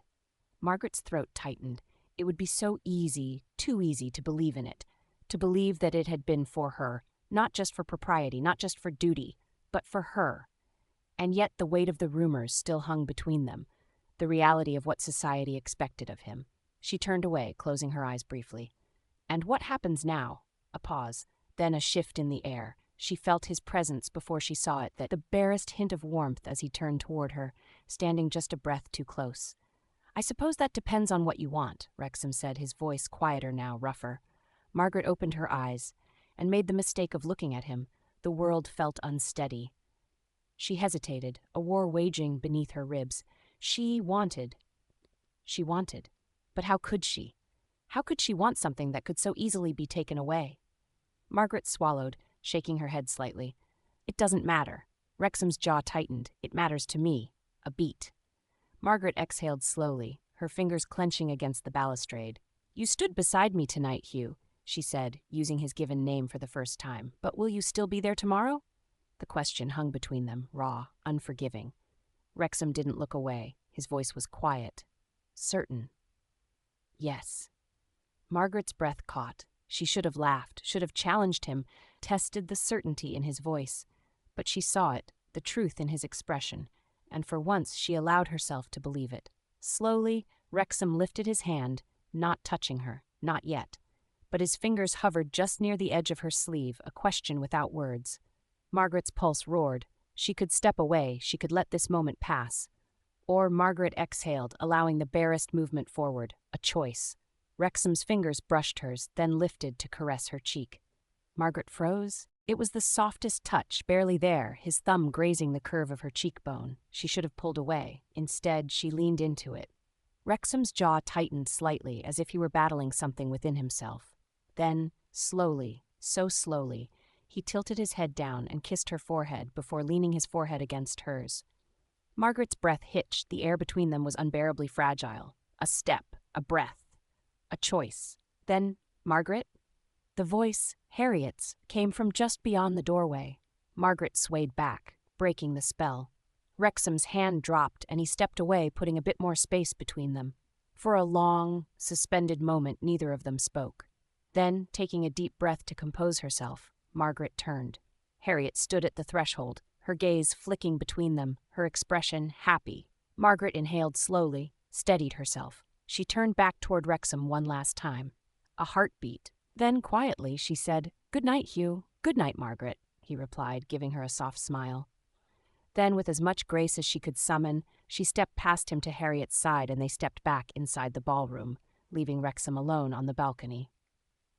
Chapter 8. The morning after Lady Pembroke's soirée dawned grey and overcast, as though the sky itself had chosen to keep its secrets hidden behind a veil. Margaret sat by the window in her bedchamber, a half-finished letter resting in her lap and a neglected cup of tea cooling on the side table. She hadn't slept well.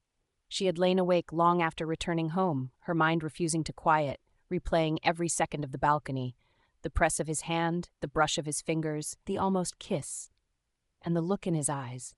That had been the most dangerous part. Not the nearness, not the touch, but the way he had looked at her, as though she were not merely something he wanted, but someone he needed. It terrified her more than anything else, not because she didn't want to believe it, but because she very much did. Outside, the city still held the hush of morning, distant hoofbeats echoing off damp cobblestone, the occasional rattle of carriage wheels, the muffled calls of vendors just beginning to set up stalls. The clouds hung low, brushing the rooftops in a pale gray wash that seemed to muffle sound and slow time. A knock on the door broke her reverie, followed by the familiar creak of hinges and Harriet's voice. "You look as if you're composing a letter to your executioner." Margaret didn't turn. "I don't know what I'm composing. I've rewritten the same 3 lines 5 times. Harriet entered, already dressed in a fashionable soft lilac walking gown, her hair pinned in a loose chignon that made her look both effortlessly elegant and mildly mischievous. She walked over and plucked the letter from Margaret's lap, reading the top line aloud with amusement. "Dear Lady Pembroke, thank you for a lovely evening. The floral arrangements were breathtaking." "Were they?"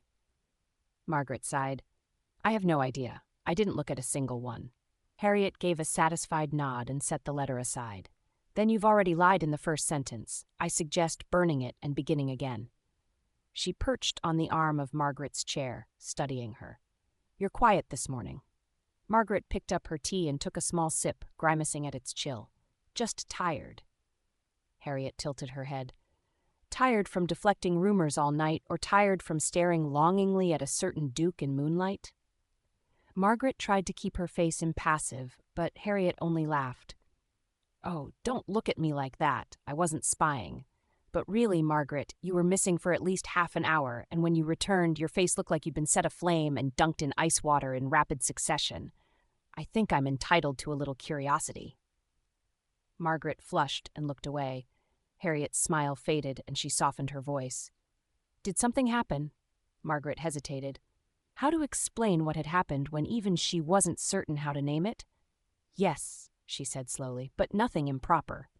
"Well, that's disappointingly vague." Harriet leaned forward, nudging her lightly. "Did he kiss you again?" Margaret's breath hitched, and that was answer enough. Harriet's eyes widened. "Oh, he did."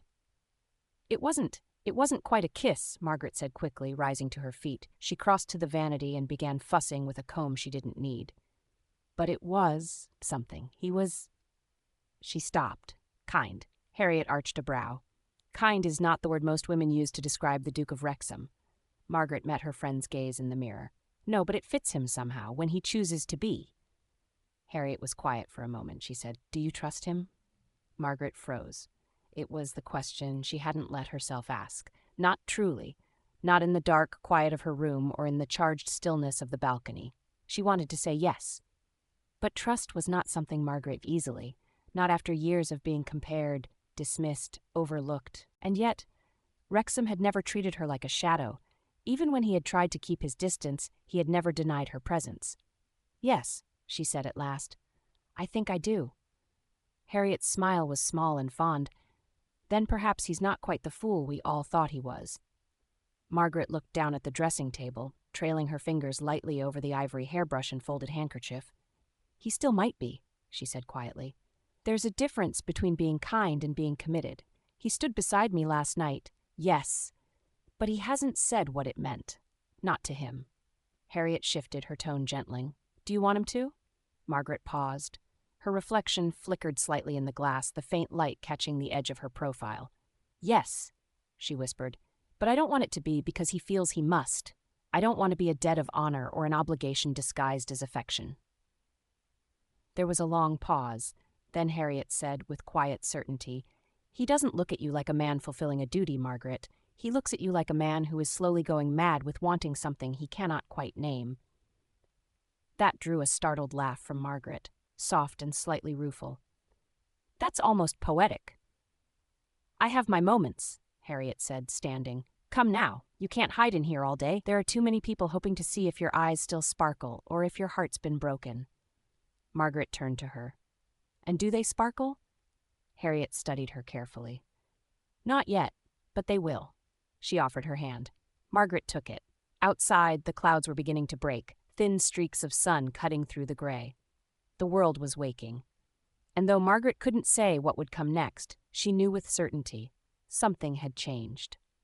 Wrexham descended the staircase of his London townhouse, pulling his waistcoat snug and mentally preparing himself for the day's correspondence. He had barely slept, not that he expected rest to come easily anymore. He found the drawing room occupied.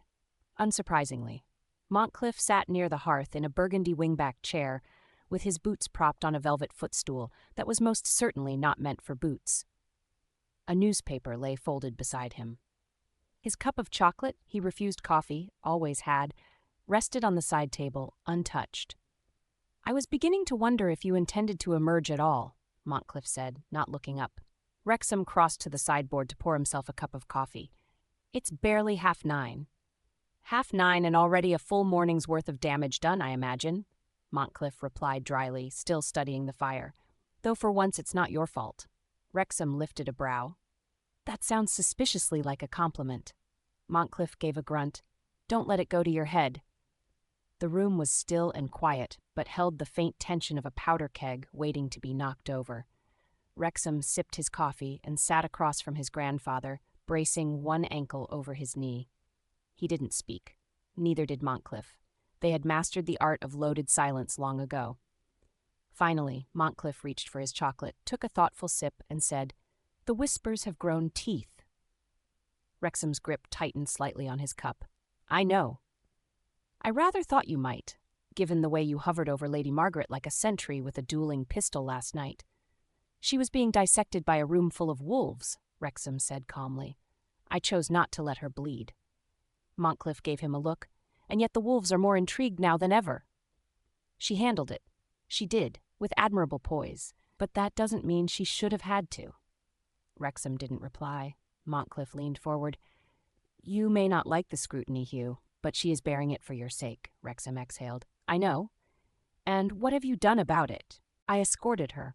I stood beside her. I defended her when the moment demanded it. Montcliff's voice sharpened. And yet you haven't spoken a word of your intentions to her. You've made gestures, yes, but you haven't given her clarity, and clarity is a courtesy she's earned tenfold. The fire crackled softly, filling the space between them. Wrexham stood, moving to the window. The early light of day was filtering through the gauzy drapes, casting watery gold over the floorboards. Outside, a pair of delivery carts passed, their wheels groaning over the cobbles. He watched them absently. I'm not holding back because I doubt her, he said at last. I'm holding back because I've never wanted anything this much. Montcliff's expression didn't soften, but something behind his eyes changed. I know, he said, almost gently. Wrexham turned, startled. You think I don't remember what that feels like? Montcliff went on. To want something or someone so badly that you fear speaking it aloud might break it? He stood slowly, walking to the hearth. But here is the difference between us. I was lucky. My Catherine knew before I ever opened my fool mouth that I loved her. She had the patience to wait for me to catch up. He looked at Wrexham, something wry and wistful in his tone. You don't have that luxury. Not with this girl. Wrexham swallowed hard. She's not a girl. No, Montcliff agreed. She's a woman who could have any number of suitors now if she chose. She's shown herself, and the ton has noticed. There was a beat. Then, without preamble, Stockton's boy is sniffing around. Wrexham's spine stiffened. What? Montcliff gave him a meaningful look. Saw him speaking to her quite enthusiastically at Lady Pembroke's. I dare say she was too polite to brush him off, but the boy has interest, and if he has sense, he'll make it known. The silence stretched. Montcliff continued, softer now. Do you think Lady Margaret owes you her attention indefinitely, Wrexham? That she'll simply wait until you sort through whatever confusion keeps you circling her like a lost ship? Wrexham turned away. His throat felt tight. I'm not confused. No. Wrexham faced him fully. I love her. Montcliff didn't blink. Then say it to her. I will. When? Soon. Montcliff crossed his arms. Soon is a word cowards use when they want the comfort of intention without the cost of commitment. Wrexham's jaw tensed. You're enjoying this far too much. Oh, I'm miserable, Montcliff said, taking up his chocolate again.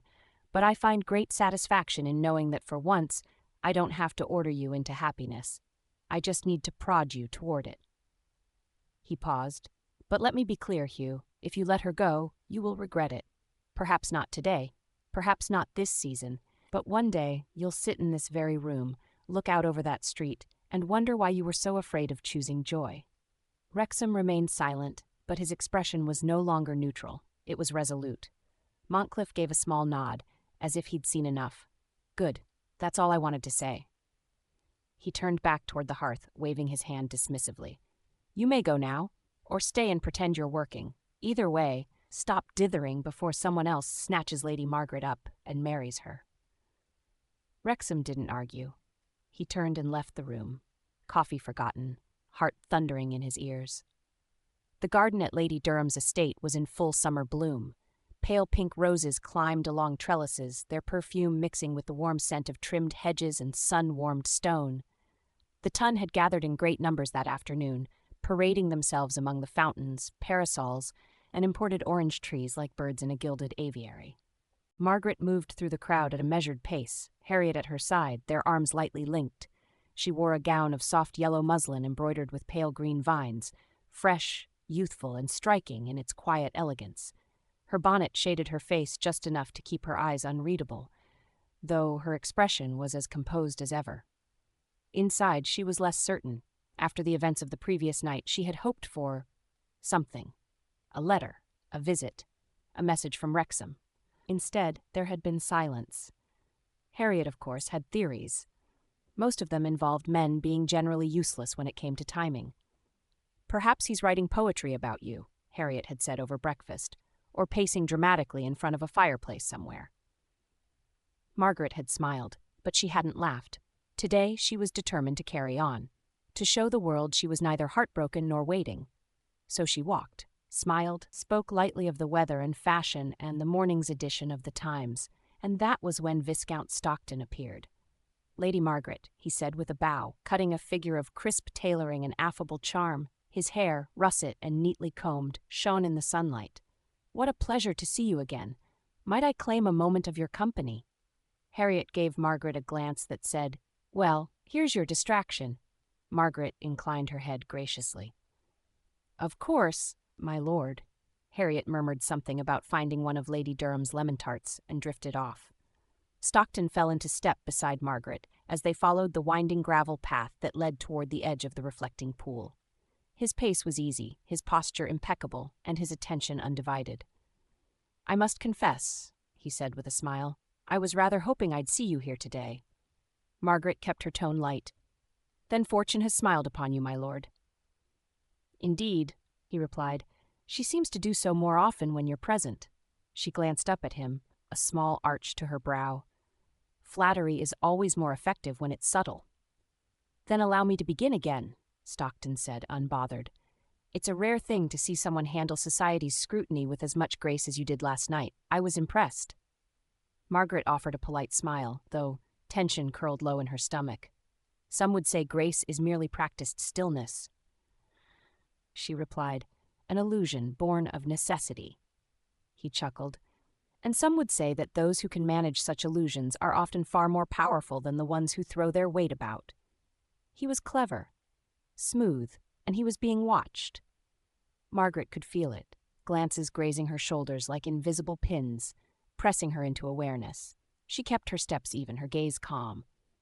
"You've gained quite a following this season," Stockton said after a moment, "though I dare say not all of them have your best interests at heart." Margaret tilted her head. "That's a rather bold observation, my lord." "Forgive me," he said, looking more amused than repentant. "I'm a bold sort." "You're certainly direct." "Would you prefer me to be evasive?" Margaret smiled just a little. "No, but I'm well accustomed to navigating indirect conversation. A little ambiguity keeps the mind sharp." "True, but I find I prefer clarity, especially when I have something worth saying." He stopped near the edge of the pool and turned to face her fully. The laughter in his eyes had faded, replaced with something more focused. "I admire you, Lady Margaret, and I know I'm far from the only one." Margaret's throat tightened. "I don't presume," Stockton went on. "Nor do I offer empty compliments. But I would like to call upon you formally. With your permission." There was no great drama in his voice, no desperation.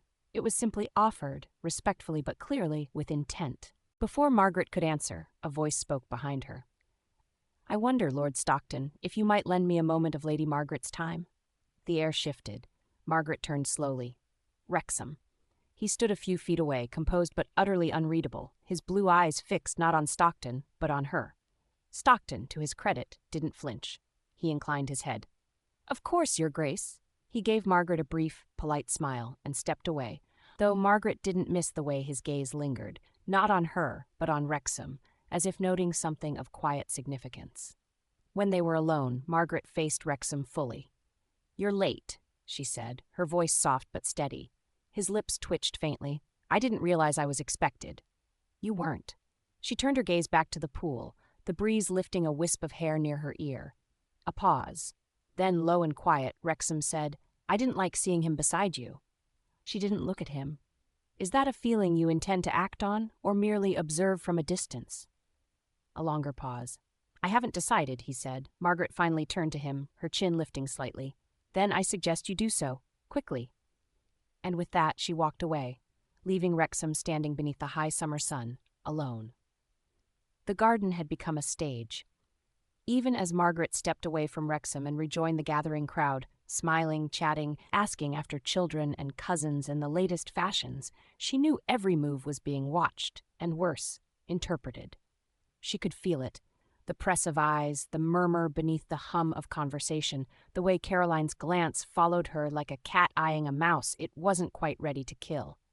Harriet drifted to her side, a plate of pastries in hand, and offered her one with barely concealed sympathy. "I saw Viscount Stockton," she murmured, "and I saw the Duke."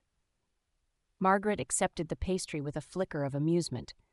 "Then I don't need to tell you anything." "True," Harriet said, popping a sugared almond tart into her mouth, "but it's so much more fun when you do." Margaret shook her head and took a small bite, even though her appetite had vanished. "He was angry," she said finally, "but not enough to do anything about it." Harriet arched a brow.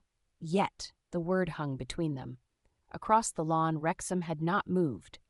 He stood beneath the shadow of a poplar tree, perfectly composed, surrounded by no one, speaking to no one.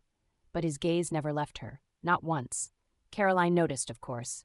She glided to Margaret's side with the smile of someone who smelled weakness and wore it like perfume.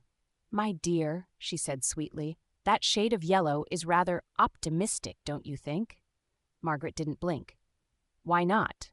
A little optimism is fashionable this season." Caroline's lips twitched. "And what of boldness? That seems to be in vogue as well, or so I gather from your recent associations." Margaret tilted her head. "Some things never go out of style." Caroline's eyes narrowed just slightly, then she turned to Harriet. "Lady Pemberton, you're looking flushed. Do take care not to overindulge in lemon tarts." "Thank you for your concern," Harriet said with an edge of sugar that could cut glass. "But unlike some, I'm perfectly content with my current habits." Caroline's smile grew brittle. Habits can be hard to break, even the unfortunate ones. Margaret opened her mouth to reply, but froze, because he was moving. Wrexham stepped forward from the edge of the lawn, his stride measured and unmistakable, his gaze locked on her like a compass finding true north. The entire gathering seemed to hush around him, as if the very air took notice of his approach. He didn't glance at the other guests, not at Stockton, who turned with a knowing look, not at Lady Durham, not even at Caroline. His eyes were fixed on Margaret. The silence thickened, and then he stopped just in front of her, bowed slightly, and said, "May I speak with you, Lady Margaret?" She hesitated. "Just for a heartbeat." Then she nodded. He extended his arm. She placed her hand in the crook of his elbow, and they turned away from the crowd together. The whispers that followed them were not whispers at all. They were a storm. They said nothing until they reached the far edge of the garden, where a marble bench overlooked a narrow hedge-lined path.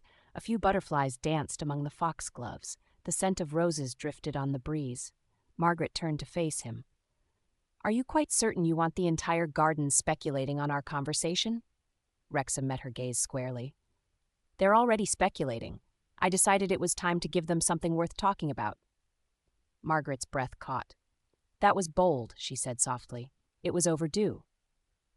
She studied him, searching for hesitation, for pretense. She found neither. "I've spent weeks trying to remain silent," he said, "trying to be careful, respectful, distant. And yet you weren't," she murmured. "No," he admitted, "and I don't want to be." There was a beat of silence, heavy and warm. "I watched you last night, and again today, and I realized I've been—" He stopped. "Afraid. Not of you. Of what it might mean to want someone who doesn't fit into the neat, tidy life I built to keep myself safe." Margaret didn't flinch. "And what changed your mind?" He gave a quiet, almost rueful smile. "You did," she swallowed, "because you refused to step back, because you have never once hidden from me your opinions, your temper, your sharpness, your wit, even when I deserved the full force of it." Margaret's heart thudded. "And I'm tired," he said, "of being safe." His hand found hers, gloved and trembling, and held it lightly. "I'm not asking you for anything today. I just want you to know that whatever comes next, it's not going to happen without you." Her eyes burned. She blinked, but the heat remained. "You're doing this in front of the entire ton," she whispered. "I know. Stockton is still watching. I know. Caroline is almost certainly plotting something new." He smiled faintly. "That too." She didn't move, but she didn't let go of his hand either. "You're going to cause a stir," she said finally. "I sincerely hope so." A laugh escaped her, quiet and half-wild. "You arrogant, infuriating man."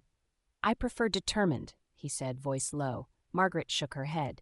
But she did not step away, and for the first time truly, the balance had shifted, not because he'd taken her hand in public, but because he was no longer trying to take it secretly. He was showing the world and her what he wanted, and that was something Margaret had never been given before. Not just desire, but choice. She lifted her chin just a little, then let them talk.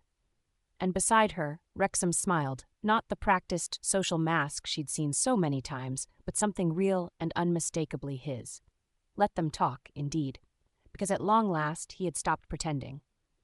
Later that evening, the warmth of the afternoon had given way to a soft, gold-hued twilight. London was quieter in that hour between dinner and the calling hour, when carriages stilled and parlors grew hushed. In Harriet's townhouse, Margaret sat by the drawing-room hearth, her shawl draped loosely over her shoulders. The fire crackled low, its light flickering across the pale damask walls and casting long shadows beneath the wainscoting. Harriet had long since retreated upstairs to write letters, or, more likely, to give Margaret space, which was both kind and maddening. Margaret stared into the fire, replaying the entire day in her mind. The moment Hugh took her hand, the look in Caroline's eyes, the hush that followed them like a slow, gathering storm. She should have felt triumphant, vindicated. Instead, all she could feel was the weight of 1,000 unanswered questions pressing against her ribs. What did this mean? What would come next? Was this real, or just another performance? A soft knock at the front door broke the stillness. Margaret didn't stir, assuming it was another caller for Harriet or some late delivery. She remained seated, one hand absently tightening her shawl. But a moment later, footsteps sounded in the hallway, and then the door opened. She looked up, and there he was, Wrexham. No coat, no gloves, just his shirt sleeves and waistcoat, and that unreadable look in his eyes that never failed to make her forget how to breathe. "Lady Pemberton's butler allowed me in," he said quietly. "I hope I'm not intruding." Margaret rose slowly, unsure what she felt. "No," she said, "but you don't usually call in the evening. I don't usually do many of the things I've done lately." A pause. "I hoped you might be here," he added, more softly. "Lady Pemberton didn't look surprised when she came down that I had arrived." She nodded, and he stepped inside, closing the door gently behind him. The silence was thick. Not awkward, but heavy with all the things that had gone unsaid for too long. He came to stand a few feet from her, hands clasped behind his back. The flickering firelight caught the planes of his face, softening the sharpness of his features, but his voice, when it came, was low and firm. "I haven't handled this well." Margaret looked up, surprised. He didn't wait for her reply. "I've made you feel uncertain when you've deserved nothing but clarity. I let my fear of what others might say dictate my behavior, and I treated your dignity as something fragile when it is, in fact, the strongest thing about you." Margaret swallowed. Her voice was quiet when she spoke. "You didn't owe me anything." "I owe you everything," he said. And just like that, the air left the room. Wrexham took a slow breath, as though steadying himself. "I've been fighting this from the moment I returned to town, not because I didn't want you, but because I wanted you too much, and that terrified me. It still does." He looked at her now, truly looked. "But watching you walk away today, I realized I've been a coward. I thought if I waited long enough, if I stayed cautious, it would protect us both. Instead, I made you carry the burden of my indecision." He took a step forward. "You deserved better than that." Margaret held herself still, as though afraid that if she moved, the moment would vanish like breath on glass. "And I'm not asking you for absolution," he added. "But I am asking you for a chance. A real one. Not half measures, not quiet moments in dark corners. But something open, something true." Her throat tightened. "Why now?" "Because today I finally saw how close I was to losing you." His eyes dropped briefly to her hands. "And because I couldn't stand the thought of anyone else having what I was too afraid to claim." The confession sat between them, raw and glinting like an uncut stone. Margaret stared at him for a long moment. Then, softly, she said, "You waited a long time to say it." "I know, and you said it beautifully." She smiled faintly. "But that doesn't mean I'm going to simply fall at your feet. I wouldn't want you to." He stepped forward again. They were only a pace apart now. "I don't want to win you," he said. "I want to walk beside you, on your terms, not mine." She exhaled, something warm and dangerous catching in her chest. "You're a very difficult man, Hugh." His hand lifted, gently brushing a loose curl away from her cheek. "You make it worth the effort." Her eyes fluttered closed, just for a second. When she opened them, he was still there, closer now, his presence a quiet gravity drawing her in. "I won't ask for more tonight," he said, "but I will ask you to think on it." "And what exactly am I meant to think on?" she asked, though her voice had softened. He reached for her hand, lacing his fingers through hers. "What it would mean," he said quietly, "if you let me stand beside you, not just at garden parties and drawing rooms, but everywhere. Her breath caught again. And she nodded. She didn't say yes, not yet, but she didn't say no. He squeezed her hand gently, then let it go, and stepped back. "Good night, Margaret."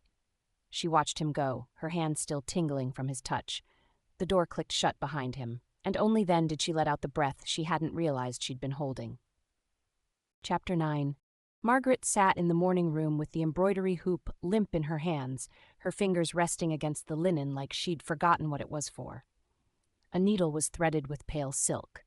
The color meant to resemble the inside of a rose petal, but she'd barely completed 2 stitches in half an hour. The room was quiet.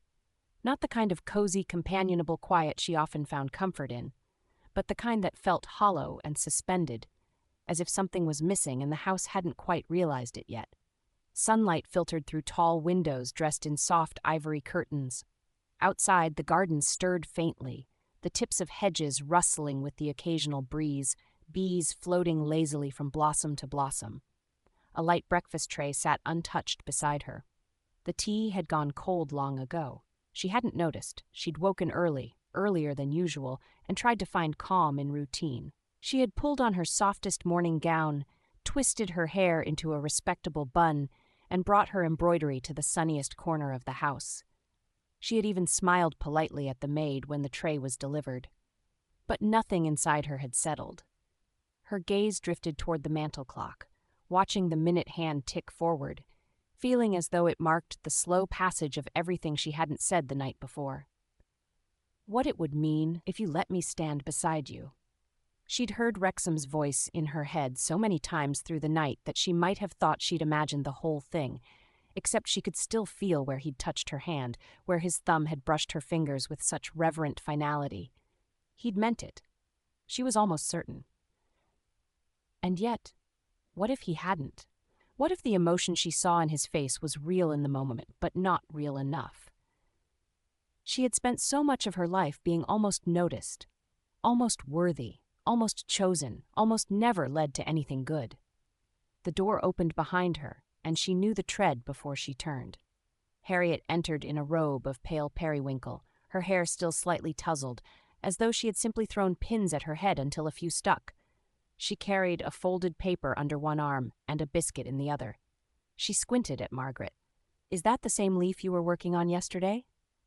Margaret looked down and found she had stitched and unstitched the same curve of a vine 3 times over. The thread was beginning to fray. "Yes," she admitted, "though I doubt it resembles anything found in nature now." Harriet crossed to her and offered the biscuit, which Margaret took out of obligation more than desire. "Let me guess," Harriet said, settling into the chair opposite her. "You haven't eaten. You've been sitting here thinking yourself into knots, and you're trying to stitch your way through emotional upheaval using silk thread and stubbornness." Margaret let out a tired breath. "Is it so obvious?" "Oh," painfully. "Your posture is dreadful." Margaret managed a small smile. "I thought it would all feel different today, like something inside me would know what to do now." "Ah." Harriet folded her legs beneath her and leaned forward. "You were expecting clarity. That was your first mistake." Margaret lifted the embroidery again, then dropped it. "I hate feeling like this." "Like what?" Margaret paused. "Like I'm waiting." Harriet studied her carefully. "You're not, though." "Aren't I?" "No, you're deciding." Margaret looked down. "That's a generous interpretation." "It's the correct one." Harriet tossed the biscuit wrapper onto the tray and reached for the paper. "May I read you something dreadful from the society pages? There's a poem about someone's dog debuting at Almack's. It might restore your will to live." Margaret chuckled under her breath.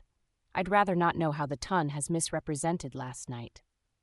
"Suit yourself," Harriet said, though she folded the paper neatly and set it aside. "But I will say, you were talked about. There's a very polite blurb about Viscount Stockton expressing interest in Lady Margaret S., followed by a rather dramatic paragraph about a certain duke and his unusual attentions." "Wonderful," Margaret muttered. "Now I'm a curiosity again." "No," Harriet said, her voice gentler now. "You're being seen. Truly. And I think it's terrifying you." Margaret looked away. The silence stretched until she said softly, "Do you think he meant it?" Harriet didn't answer right away. Instead, she asked, "Do you want him to have meant it?" Margaret nodded without hesitation. "Yes. Then why not believe it?" Margaret didn't look at her, because it's easier not to. Harriet's voice softened. Margaret, it's not him, she said quickly. Not really. It's what comes next, what people will say, what I'll have to be. I've spent so long becoming comfortable in the background. I've only just begun to feel like I have any control at all. And to hand it over now just because he's finally decided he wants me. She stopped. Harriet reached out, covered her hand. You're not handing over anything, she said. He's not asking you to be less. He's asking if he can be beside you. That's different. Margaret's breath caught. He doesn't want to rescue you, Harriet said. He wants to choose you and let you choose him back. Margaret stared down at their joined hands. After a moment, she said, I think I'm afraid that if I say yes, it will all slip away, that I'll wake up and find I dreamed the whole thing.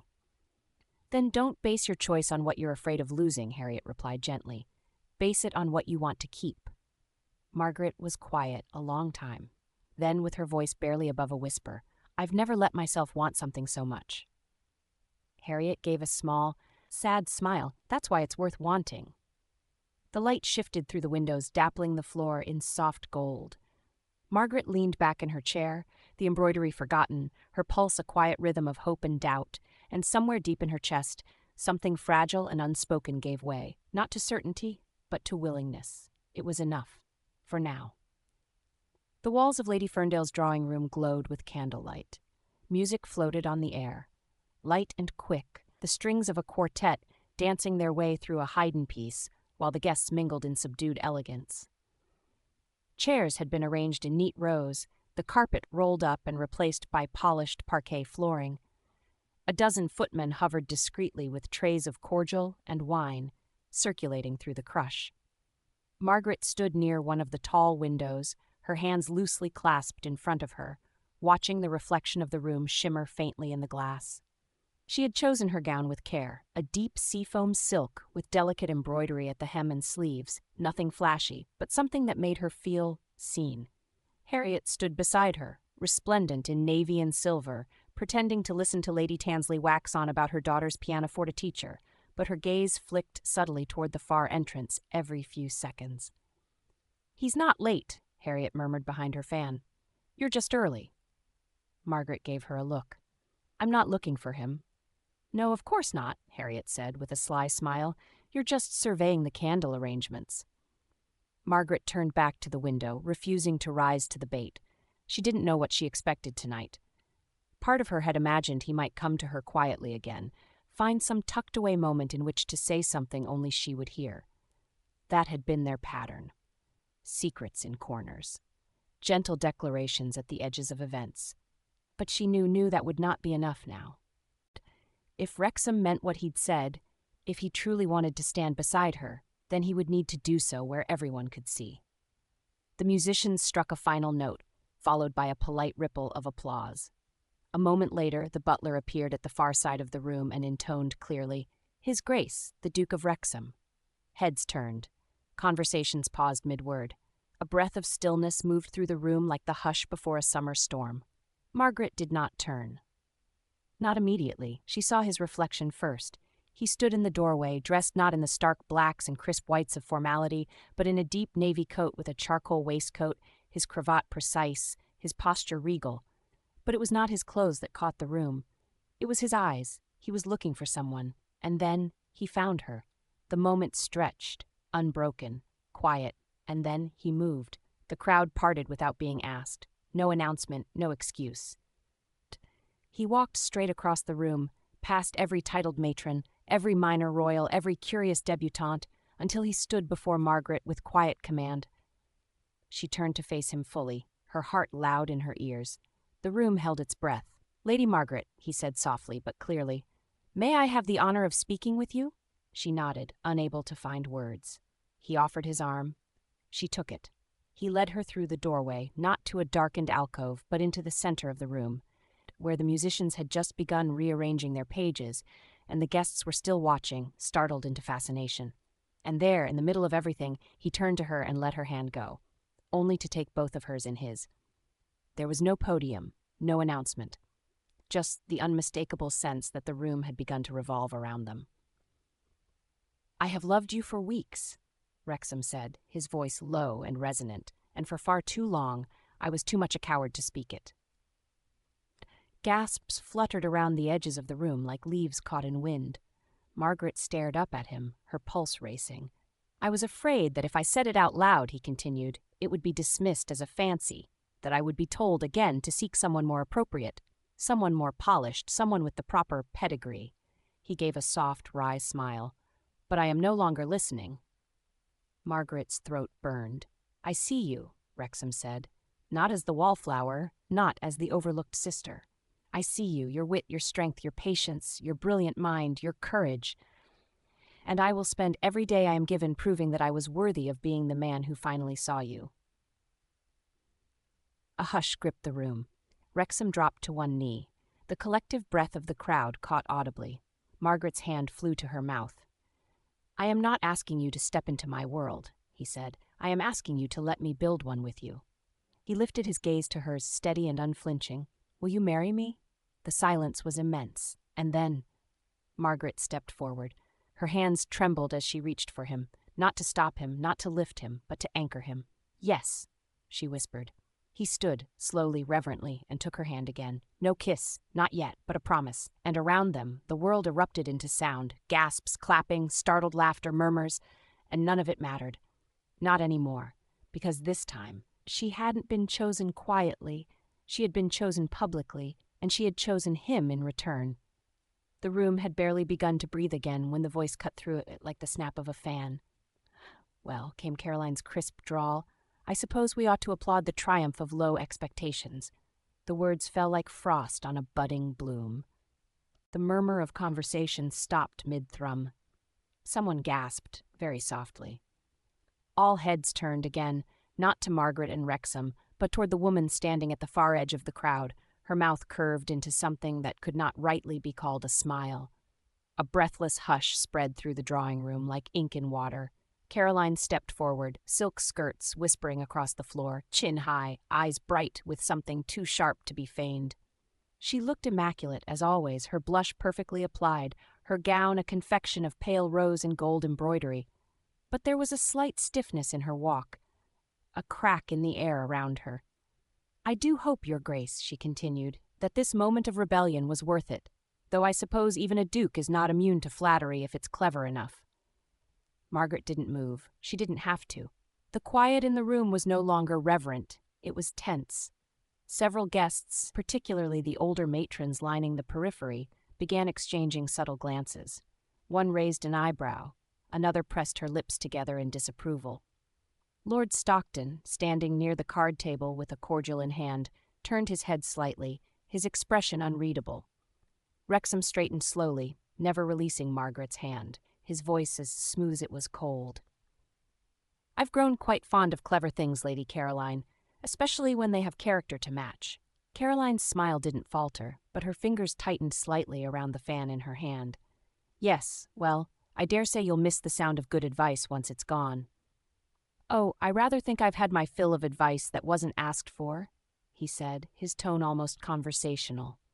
From behind them, someone let out a soft laugh that was quickly stifled. Lady Ferndale, the hostess, blinked several times and began fanning herself with an increasing urgency that had nothing to do with the temperature of the room. Margaret caught a flicker in Caroline's gaze then, a tiny crack, the first ripple of composure shifting off its moorings. Really, came a familiar voice from somewhere near the punch bowl. Lady Pemberton, her tone edged with a smile so polished it gleamed. One would think you'd be pleased, Caroline. You've always prided yourself on lifting others up, haven't you? There was a polite ripple of laughter, small, precise, dangerous. Caroline turned slightly. Do be careful, Lady Pemberton. Some of us recall how quickly favor can change direction. Oh, I've no fear of it, Harriet said, stepping lightly forward with a champagne glass in hand and a look that could fell an army. Though I will say it's rather refreshing to see a woman rise for her own merits, rather than having to borrow someone else's. A sharp ripple of murmurs circled the room. Caroline's breath caught. Her fingers tightened again, the fan flexing in her grasp. From near the musicians, Viscount Stockton took a slow sip of wine and said idly to no one in particular, "There's something quite elegant about sincerity. Rare, too. especially in Mayfair. Montcliff's cane gave a sharp tap against the parquet as he made his leisurely way into view. "I believe I once cautioned you, Lady Caroline," he said pleasantly, "that ambition untethered from grace rarely ends well. Perhaps you thought I meant someone else." Caroline's face was still, but her eyes betrayed her, darting, calculating, searching for an ally. None came. Even her own circle had gone still. One of the feather-clad ladies she dined with regularly took a subtle step back. "What a pity," she said finally, softly, with a smile meant for knives. "I suppose we've all chosen our masks," Margaret spoke then, quietly, calmly. "No," she said, her voice as steady as the candlelight, "I've simply stopped wearing one." The silence snapped. Caroline stared at her, really stared, as if seeing her for the first time, and perhaps she was. For a heartbeat, she looked as if she might say something else. Something cruel or cutting or clever enough to claw back even a scrap of the control she once wielded like a blade. But she said nothing. Instead, she turned, slowly, carefully, and walked out. Her back was straight, her expression blank. But the silence she left behind was not admiration. It was relief. And Margaret, who had spent a lifetime watching her sister fill every room with light that burned, stood tall in the calm that followed. No gloating, no triumph, just peace. Harriet slipped beside her, leaned in, and whispered, "Well, that was fun." Margaret exhaled, eyes still on the door. "I didn't have to say a word." "You didn't need to," Harriet said. "She unraveled all on her own." Margaret smiled then, not small, not hidden, not tucked beneath polite corners, just open, free, and beside her, Wrexham lifted her hand once more and pressed a kiss to her knuckles, a promise, one the world had just seen, and one Caroline could never touch again. Applause swelled through the room like a wave, polite at first, then more enthusiastic, genuine, even. A few guests smiled openly, others cast sidelong glances, already calculating what this moment meant, what alliances would shift, which doors would open or close. But none of it reached Margaret. Not really. She was still staring at Wrexham, still feeling the echo of his words ringing through her chest, still wondering how it was possible that the world could look exactly the same and yet feel entirely altered. Wrexham hadn't moved. He still held her hand, his grip steady as the swirl of the ton resumed its slow motion around them. For a few seconds more, no one dared to approach. And then Lady Durham swept forward, all elegance and embroidery. "Your Grace, Lady Margaret." What an extraordinary announcement. A surprise, certainly, but a delightful one. Others followed quickly, murmurs of congratulations, cautious admiration. Even Viscount Stockton, ever composed, offered Wrexham a brief nod before turning to Margaret with a wry smile. "I dare say you've changed the landscape of the season in one evening." Margaret smiled faintly, grateful for the kindness in his tone, but her fingers curled more tightly around Wrexham's. He looked down at her then, truly looked, and saw what no one else seemed to notice, the faint edge of overwhelm behind her smile, the weight of so many eyes. He leaned in, his voice pitched only for her. "Would you care for some air?" Relief bloomed behind her ribs. "Yes, please." Still holding her hand, he guided her through the maze of guests, politely nodding, thanking, murmuring regrets. A path opened almost instinctively, whether out of deference or sheer curiosity. No one blocked their way. Harriet caught Margaret's eye as they passed and gave a tiny nod of approval. She understood. The double doors leading to the terrace stood open, letting in a wash of cooler air. And then quiet. Lanterns bobbed gently in the evening breeze, casting long shadows across the marble floor. Beyond them, the garden waited in silver stillness. Margaret took a breath, the first full one in what felt like hours. And Wrexham was there beside her, solid and calm, still hers. The swell of voices behind them was muffled by brocade curtains and tall windows, but even out on the terrace, Margaret could still feel the lingering tension of what had just occurred. Inside, the ton was already buzzing, too polite to say anything aloud just yet, but the rustle of fans and strategic glances would soon give way to sharper murmurs and speculation. Out here, however, it was quiet. Cool air kissed her cheeks, carrying with it the scent of night roses and damp stone. Somewhere deeper in the garden, a nightingale gave a brief, wistful trill, as though it too had been stirred by what it witnessed indoors.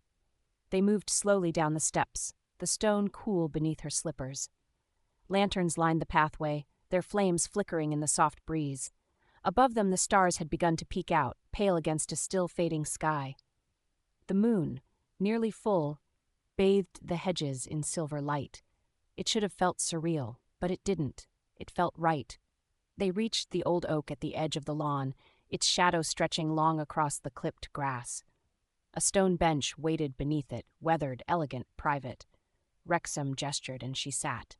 He joined her a moment later, their shoulders nearly brushing. For a long while neither of them spoke. The wind stirred the hem of her gown, the silk whispering faintly. She clasped her hands in her lap to still their tremble, though it wasn't fear anymore. It was something like awe. "Tonight has been eventful," she said at last. Wrexham gave a soft huff of a laugh. "To say the least." He angled toward her, expression earnest. The lines around his eyes softened in the moonlight. "Margaret," he began, "I meant every word I said in there. But I want you to know, my feelings didn't bloom under pressure. They didn't come from being provoked or pushed. They came from you, from every moment you stood your ground, every time you said what no one else dared to say." She didn't look at him, not yet. Instead, she let her gaze drift to the lanterns glowing along the garden paths. "I spent so long fading into the background," she murmured. "It became comfortable, safe, unseen, felt simpler."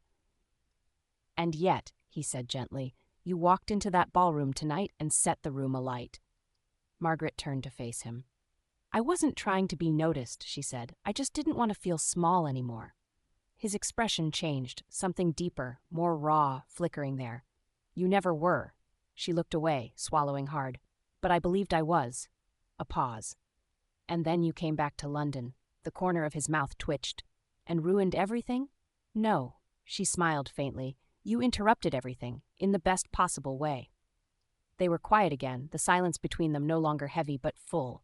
Wrexham's hand found hers, not urgently, not in a rush, but with slow reverence. His thumb traced along her knuckles. "I don't want a life where you're in the background," he said. "Not ever. I want you beside me, equal, fierce, brilliant, entirely yourself." Margaret's throat tightened. "And I want to be there, Hugh, not because you rescued me, but because I chose to step forward." He exhaled, deep and quiet, like a man unclenching at last. "You've changed me," he said after a moment. "I didn't know how much I'd settled into loneliness until I saw you laughing at something absurd and realized how silent everything had been before you." Margaret's heart cracked a little, in the best way. She turned more fully toward him. "You once said intrigue was my greatest weapon." "I was wrong," he replied. "It's your honesty, that's what undid me." She laughed, breathless. "It undid me too." He lifted her hand, pressed a kiss to her knuckles, then turned it and pressed one to her palm. "You've already said yes," he said, voice soft. "But I think we'll spend a lifetime saying yes to each other, in all the little ways." She nodded, tears pricking at her eyes. "Yes," she whispered. He leaned in, and this time there was no crowd to notice, no eyes, no pressure. Just the two of them, seated under a tree in the quiet dark. When his lips met hers, it wasn't showy or hurried. It was warm, steady, and sure. A beginning. Not a performance, a promise. Epilogue. 1 year later. The drawing room in the Wrexham townhouse was flooded with soft afternoon light, filtered through the tall, lace-curtained windows that overlooked Berkeley Square. A fire crackled in the hearth, not out of necessity, but for comfort. And somewhere in the hall, familiar footsteps echoed as the butler ushered in another wave of guests. Margaret moved with quiet ease through the space, exchanging greetings, offering plates, adjusting cushions, all the small but elegant flourishes that now came naturally to her. Not because she had studied them, but because she no longer questioned her place in the center of a room. It had been nearly a year since the proposal that had turned the season on its head, nearly a year since her sister's composure cracked like porcelain, nearly a year since Wrexham had asked her to stand beside him, and meant it, and she had, every day since. She stood at the sideboard, spooning clotted cream onto a scone, when she felt the now familiar brush of a warm hand at the small of her back. "You're hiding," Wrexham murmured, voice amused. Margaret didn't look up. "I'm replenishing the lemon curd." "And avoiding Lady Dalrymple, who has launched into a new theory about how novels disrupt digestion." She smiled. "That woman has waged war on literature for 3 decades. Shall I save you? I think she's moved on to Harriet. It's too late." He leaned in, pressing a brief kiss to her temple. You've become very good at this. At what? Running the heart of this house.